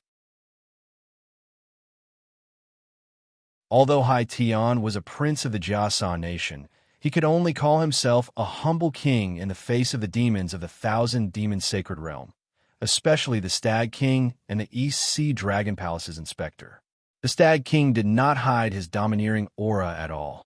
He said coldly, "This king does not have the power of a nation, but this king is determined to obtain this radiant beast." After saying that, the Stag King glanced at the silent Ao Shuai. Clearly, he regarded Ao Shuai as his biggest competitor, and then said a number. Ao Shuai did not intend to bid now. He wanted to see how Xiao Hua would increase the price. However, when the Stag King's words reached his ears, he had no choice but to accept the challenge. Sometimes, a verbal confrontation was more dangerous than an open battle. A moment of carelessness could cause one to fall into a disadvantageous position and be used against one's weakness. Ao Shuai was only an inspector of the East Sea Dragon Palace, not the master of the Dragon Palace. He did not dare to lose face for the East Sea Dragon Palace. This envoy came from the East Sea. "I have the order of the master of the East Sea Dragon Palace. This radiant beast cub is of great use to my East Sea Dragon Palace. This envoy will definitely not let it go." After saying that, Ao Shuai also coldly glanced at the Stag King and said an even higher number. Now, only Xiao Hua and old monster Ji Feng had not bid yet. Venerable Nine Heaven's mouth was very bitter. He did not expect things to change like this. His eyes were fixed on the radiant beast cub that was desperately struggling in the ball of light, but his ears were listening to the bids. In fact, his ears were listening even more. The auction house was deathly silent for a moment. Venerable Nine Heavens glanced at Xiao Hua and old monster Ji Feng and said indifferently, "Two immortal friends, you can bid now." Venerable old monster Ji Feng cupped his hands and said, "This humble one boasts that his wealth cannot be compared to everyone present. I have just discussed with immortal friend Ao. The two of us will join forces. This humble one will not bid anymore." Venerable Nine Heavens nodded and looked at Xiao Hua. "What about you? Are you also with immortal friend Ji Feng?" Xiao Hua looked at the hostile crowd and said with a smile, "This humble one will naturally bid. How about this humble one's bid be 10,000 vitality stones higher than the winning immortal friend?" "Damn it, you humans are the most cunning." Enhu is furious. "This daddy and the others are here to bid with all our strength, and you're done with just one sentence? This daddy will bid 1,000,000,000 vitality stones. Can you afford it? Do you dare?" Xiao Hua was not angry at all. He looked at Enhu up and down and said with a smile, "That depends on whether immortal friend dares to bid like this. If you dare, this Xiao will dare. If you don't dare, then why ask this Xiao?" Hiss, when Xiao Hua said this, everyone was shocked. Xiao Hua was definitely the biggest dark horse in this auction. Before they heard Xiao Hua's words, they definitely did not think too highly of him, even if he had just flown out of the 9th pavilion to participate in the auction. 1,000,000,000 vitality stones in the entire auction house. Who would dare to say that they had 1,000,000,000 vitality stones? Even if they did, who would dare to say so? But Xiao Hua dared. In the face of Enhu's provocation, Xiao Hua calmly accepted the challenge. This kind of challenge was even more resolute, and fearless than Ao Shuai and the others. "Haha, little friend Xiao," Master Nine Firmaments laughed, seizing this rare opportunity to stall for time. "Even if you have 1,000,000,000 vitality stones, this old man would not dare to accept it. A light beast cub is not easy to tame, which is why this old man dared to show it off. If I really take 1,000,000,000 vitality stones, I'm afraid this old man won't be able to walk out of Bronze Pillar State." "Master Nine Firmaments, don't worry." Hai Tian laughed. "If you have 1,000,000,000 vitality stones, this one will personally escort you out of Bronze Pillar State and guarantee your safety to my Jiasa country." "Don't. If this old man had 1,000,000,000 vitality stones, I would still want to spend the rest of my life in Bronze Pillar State." Master Nine Firmaments hurriedly waved his hand. "How can I just leave? Spend the rest of my life? That's not good." Hai Tian said with a frown. "With you overseeing Bronze Pillar State, who is the ruler of Bronze Pillar State afraid of? Where should my Jiasa country go from here?" Master Nine Firmaments laughed, then looked at Xiao Hua and asked, "Little friend Xiao, This old man is actually not interested in whether or not you have 1 billion vitality stones. What this old man wants to ask you is, from the looks of it, you are determined to obtain this light beast. However, if others obtain this beast, they can use its soul, bloodline, and even its body. Your cultivation, or even your physical body, is not enough to refine this light beast. Actually, this old man will make it clear. According to what this old man knows, there are definitely Taoist seniors in the hidden immortal continent who can control this light beast, but this old man does not know any of them.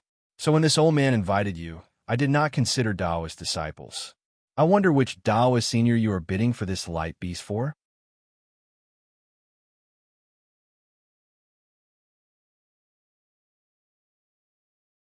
Chapter 33:20. Master Nine Firmaments looked at Xiao Hua eagerly. He didn't expect to get a definite answer from Xiao Hua. He only needed a single word to prove Xiao Hua's true purpose. Unfortunately, Xiao Hua didn't answer yes, nor did he say which Taoist senior he was. Instead, he glanced at the crowd of demons and said indifferently, "This Xiao didn't come for any Taoist senior, nor do I represent any Taoist power. This Xiao represents the 2 words Xiao Hua." After hearing this, Master Nine Firmaments frowned. He looked at this little Taoist who didn't know the immensity of heaven and earth in confusion. If this Xiao Hua didn't have a screw loose, then he must have some great divine ability. However, it was obvious that Venerable Master Nine Heavens could only see that Xiao Hua had intentionally revealed a trace of his cultivation base as a Confucian cultivator, and his strength was only at the 1st grade of origin energy. He couldn't see anything else apart from Xiao Hua's rash actions. Thus, Master Nine Firmaments looked at the beautiful Princess Baiwa in the 9th pavilion and fell into deep thought. However, Xiao Hua's following words were like a bolt of lightning that fell into Master Nine Firmaments' ears. To tell you the truth, this Xiao didn't come for the baby of the radiant beast. This Xiao didn't even know what Master Nine Firmaments could bid for in this auction. This Xiao only wanted to get a few Taoist foundational cultivation methods. Xiao Hua said calmly. However, when this Xiao heard your plans, this Xiao had no choice but to participate in this auction. Motherfucker, what do you mean? Inhu roared loudly, causing the entire space to tremble. Xiao Hua looked thin and weak, but his waist, which was straighter than bamboo, swayed slightly in the tiger's roar. However, no matter how much he swayed, he didn't bend in the slightest. His indifferent and calm voice continued to emerge from the tiger's roar. Nothing. No matter how noble the radiant bee's bloodline is, no matter how supreme the radiant bee soul is, no matter how precious the radiant beast body is, it is still a life. A living life. There are many living things in this world.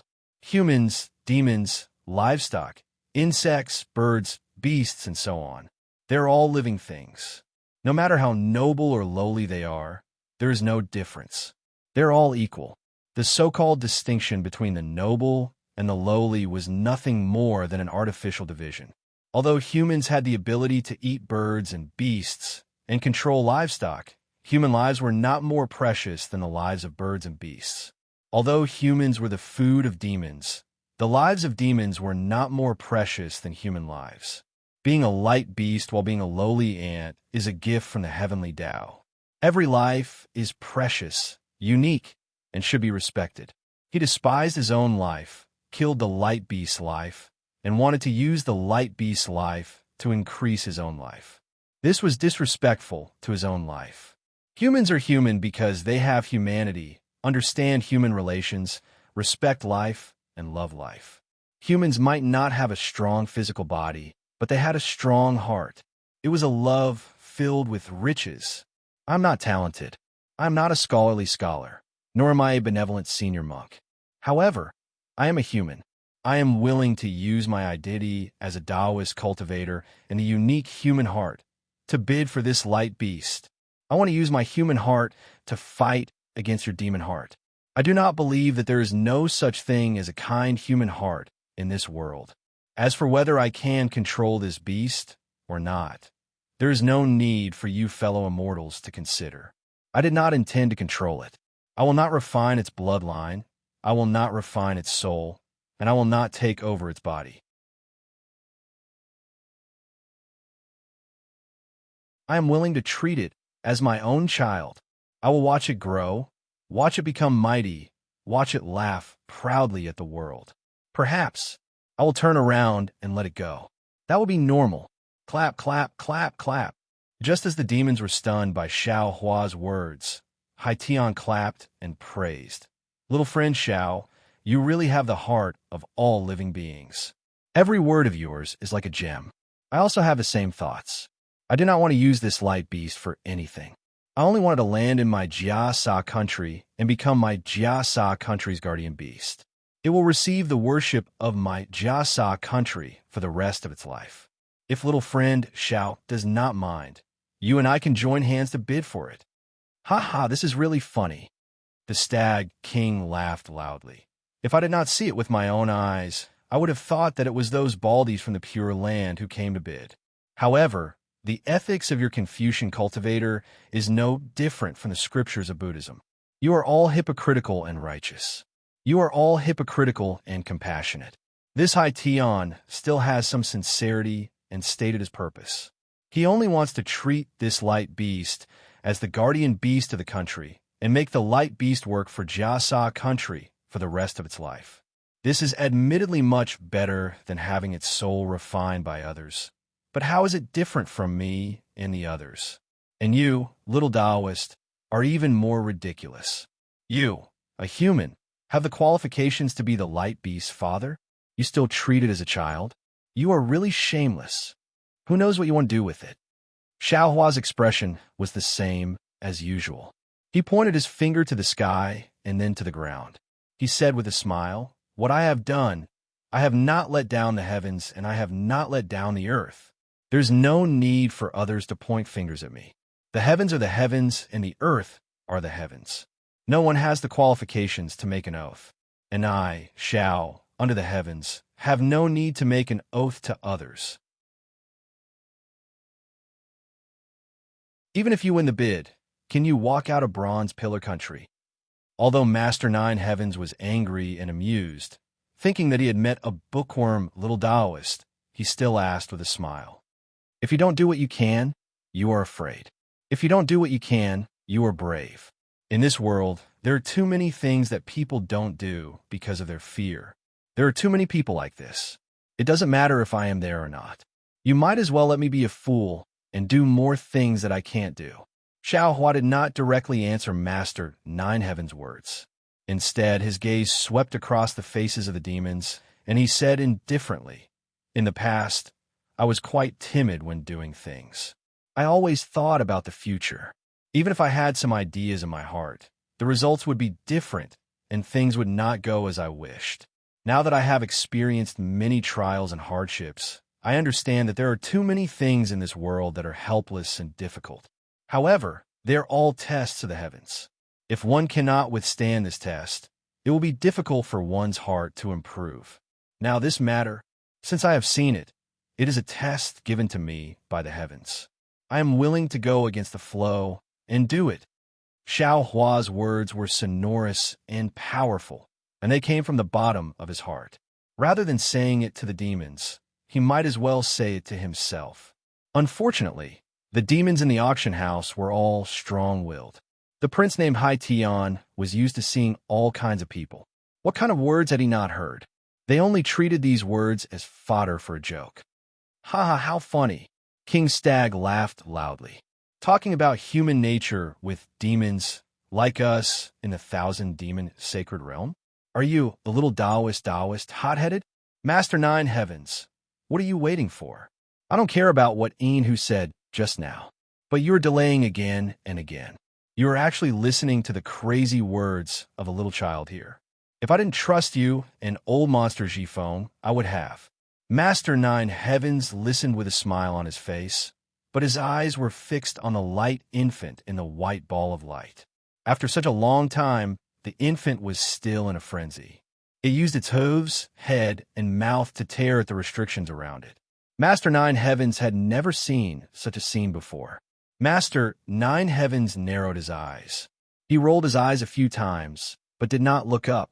Now that he heard King Stag's rebuke, he raised his head with a smile and said, King Mu Lu, I am not delaying. I'm just thinking that you all are determined to get it. I wonder how long you will keep bidding. Just now, this little friend, Shao, promised hundreds of millions of primal stones. Actually, it's not as I thought. Everyone will bid a price and send me a voice transmission. Old man Nine Heavens, don't even think about it. Enhu sneered. If that's the case, you can do whatever you want. How will others know? How about this? Master Nine Heavens retracted his gaze from the light infant and looked at the crowd. I already said before that the nine-child dragon steel will not be lent out. Since that's the case, let's see who can subdue the light infant first. Only then will they have the right to take it away. Damn it. Old monster Ji Feng was furious when he heard this. Wasn't Master Nine Heavens picking up the wisdom of others? However, it just so happened that old monster Ji Feng had nothing to say. That was because this Yahui was his to begin with. The problem was that he couldn't even subdue a Pegasus, so how could he subdue a light beast? However, seeing A.O. Shuai's confidence, old monster Ji Feng's heart was finally at ease. However, his heart slowly began to bleed. How could the price of A.O. Shuai's primal stones be the same as A.O. Shuai's? The current old monster, Ji Feng, unconsciously and fiercely glared at Xiaohua. Xiaohua was originally his greatest trump card. However, this greatest card was still the same. However, it had already become his greatest obstacle. However, Enhu frowned and said reluctantly, Old man Nine Heavens, didn't you lend out the nine-child dragon steel before? Why aren't you lending it this time? I can add primal stones to it. If this light infant and the nine-child dragon steel are returned, I'm afraid I won't be able to clear my name. Master Nine Heavens didn't point it out and explained with a faint smile. Enhu was immediately put in a difficult position. He was the one who first aroused the suspicions of the demons towards Master Nine Heavens. Now, Master Nine Heavens' counterattack had almost robbed him of his chance to bid. Enhu didn't have full confidence in being able to subdue the light infant. All right, Stag King clapped his hands. How do we begin? Do we attack together, or do we take turns? Naturally, we'll attack together. A.O. Shuai glanced at Stag King, then inadvertently glanced at Xiaohua.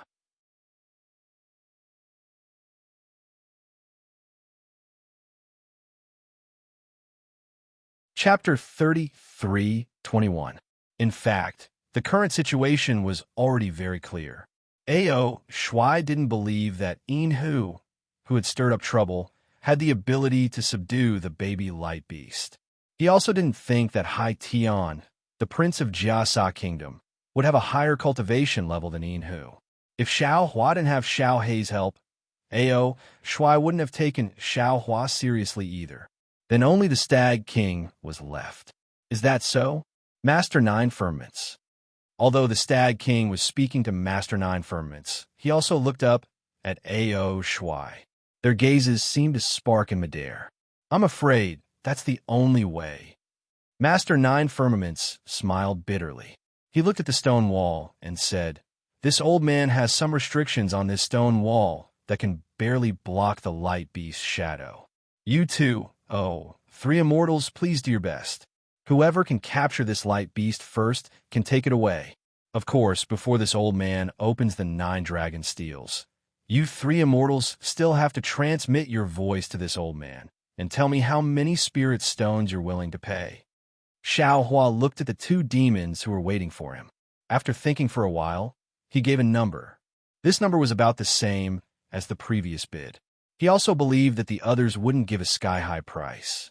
After waiting for the demons and the people to tacitly give their bids, Master Nine Firmaments flew up from where he was and rushed to the stone wall. He was some distance away from the 9 dragon steels. Then, he opened his mouth and let out a mournful cry. Soon after, a faintly discernible demon bird suddenly flashed out. A dense demon aura split into 9 streams and rushed into the 9 steels.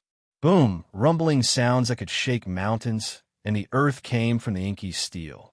The entire space that was enveloped by the 9 suns dragon steel rapidly trembled at the same time. The 9 suns dragon steel suddenly shrank and shot out in all directions. Roar! The baby light beast, suppressed by the steels, let out a mournful cry. Its body flashed with a brilliance that was several times sharper than the flying swords. This brilliance instantly pierced through the dark clouds that had lost the support of the 9 steels. The baby light beast, which was the size of a donkey, immediately broke free from its imprisonment. The baby light beast stretched its neck and let out a long cry. It didn't flee outside the space. Instead, it rushed recklessly toward the second pavilion. If it was before, Venerable 9 Heavens would still have some doubts. But when he saw the baby light beast's actions, a smile appeared on his face. Hai Tian naturally didn't know what was going on. When he saw the baby light beast charging in his direction, he immediately revealed a smug expression. He reached out his hand to take out his imperial equipment, wanting to take advantage of this opportunity to capture the baby light beast. Unfortunately, before his hand could reach into his bosom, there was a long cry. An ray of light shocked the prince of the Jiasa kingdom. The long cry sounded like a bugle horn between the heavens and the earth. Tens of thousands of awe-inspiring chi swept in from all directions, causing all living things to fall under the awe-inspiring aura. The brilliance was purer than the brilliance of the sun, purer than the brilliance of the moon. The sudden heat wave even caused a restriction that protected the pavilion to collapse in an instant. Following the sound of the bugle horn, an old woman dressed in black appeared from the pavilion where the brilliance came from. Of course, the old woman's figure only appeared for a moment. Her black clothes turned into flying butterflies, and her body became even more messy. Accompanied by a pure white light, a body several times larger than the baby light beast appeared in front of everyone's eyes. As soon as the baby light beast appeared, it opened its mouth and roared, causing the entire space to tremble. Then, the baby light beast shook its head, and waves of chi rushed out like a flood. This invisible chi was even more difficult to stop than a visible flood. Hai Tian was sent flying like an ant. Ian, who was sent flying like a mouse that had seen a cat. King Stag and Ao Shuai tried their best to take a few steps back, but they still tried their best to stabilize their bodies. Their eyes were dignified, and it was obvious that they wanted to contend with the baby light beast. Looking at the light beast cub, it was like a little pony that was jumping around in the air. It was like a swallow returning to its nest as it ran towards the light beast. The longing in its eyes, the attachment in its actions, and the coquettish cries it let out were really similar to a little Jiao heir that had just seen its mother. Fellow immortals, if we want to capture the baby light beast, we must first capture the baby light beast. Venerable Master 9 Firmament's face was filled with joy, and he said loudly, "Don't worry, this old man has set up this auction to capture this light beast. If you can help this old man capture this light beast, this old man will give this light beast cub to you for free." As soon as Guru 9 Firmaments finished speaking, the 9 Firmaments dragon steel emitted a thick black demonic fog and shot towards the auction like 9 tentacles. Damn it, we've been tricked. Hearing Guru 9 Firmament's words, both Enhu and King Stag were enlightened. How could they not know Guru 9 Firmament's plan? However, with the baby light beast in front of them, who could resist the temptation in their hearts? This old man will help you. The first to respond was naturally Ao Shuai. With a wave of his hand, a golden brilliance flashed, and a medallion of vital energy flew out from his hand. As soon as it appeared in the air, it immediately produced strands of immortal music. Along with the music, inscriptions appeared in the air and circled around the medallion like flying shadows. The Immortal Law Medallion. Guru 9 Firmaments almost cried out when he saw the medallion, but he suppressed the excitement in his heart and slowly uttered the words. That's right. This is the East Sea Immortal Law Medallion of the East Sea Dragon Palace, bestowed by the Immortal Emperor of the immortal palace. Ao Shui said proudly. He opened his dragon mouth and spat out a golden dragon's breath that landed on the medallion. The medallion emitted a golden light that spanned dozens of feet and suddenly transformed into a bamboo slip that flew towards the light beast. As the bamboo slip flew, the shadows of the inscriptions on the armor broke through inch by inch, and a restrictive force that even 10,000 immortals couldn't resist completely enveloped the area around the light beast. Haha, the Immortal Law chapter is only SOSO. The Immortal Law chapter was so powerful in Guru Nine Firmament's eyes, but the other kings didn't care about it all. The Stag King sneered and opened his mouth. His vital energy, which looked like a jade seal, came out of his mouth. This jade seal landed in the air, and a spiral of demonic fog appeared in the air. It was even more aggressive than the inscriptions on the armor. It dispersed the righteous chi summoned by the light beast. Moreover, this demonic fog carried with it a myriad of wind blades that looked like scythes that crushed towards the light beast. With loud, rumbling sounds, it surpassed the Immortal Law chapter and rushed in front of the light beast. Roar! The light beast roared. The light around its body was like a sword that pierced towards the demonic fog of the 9 Children Dragon tablet. The demonic fog didn't seem to be a match for the light beast's light at all. It immediately turned into fine strands and didn't pose any threat to the light beast at all. However, this light fell into the inscriptions on the armor of the Immortal Law chapter and was immediately absorbed by the inscriptions on the armor. The inscriptions on the armor became stronger and weaker. The Immortal Law chapter wasn't much. The most powerful thing was still the Stag King's Jade Seal. Wherever the demonic fog of the Jade Seal went, the void was cut open.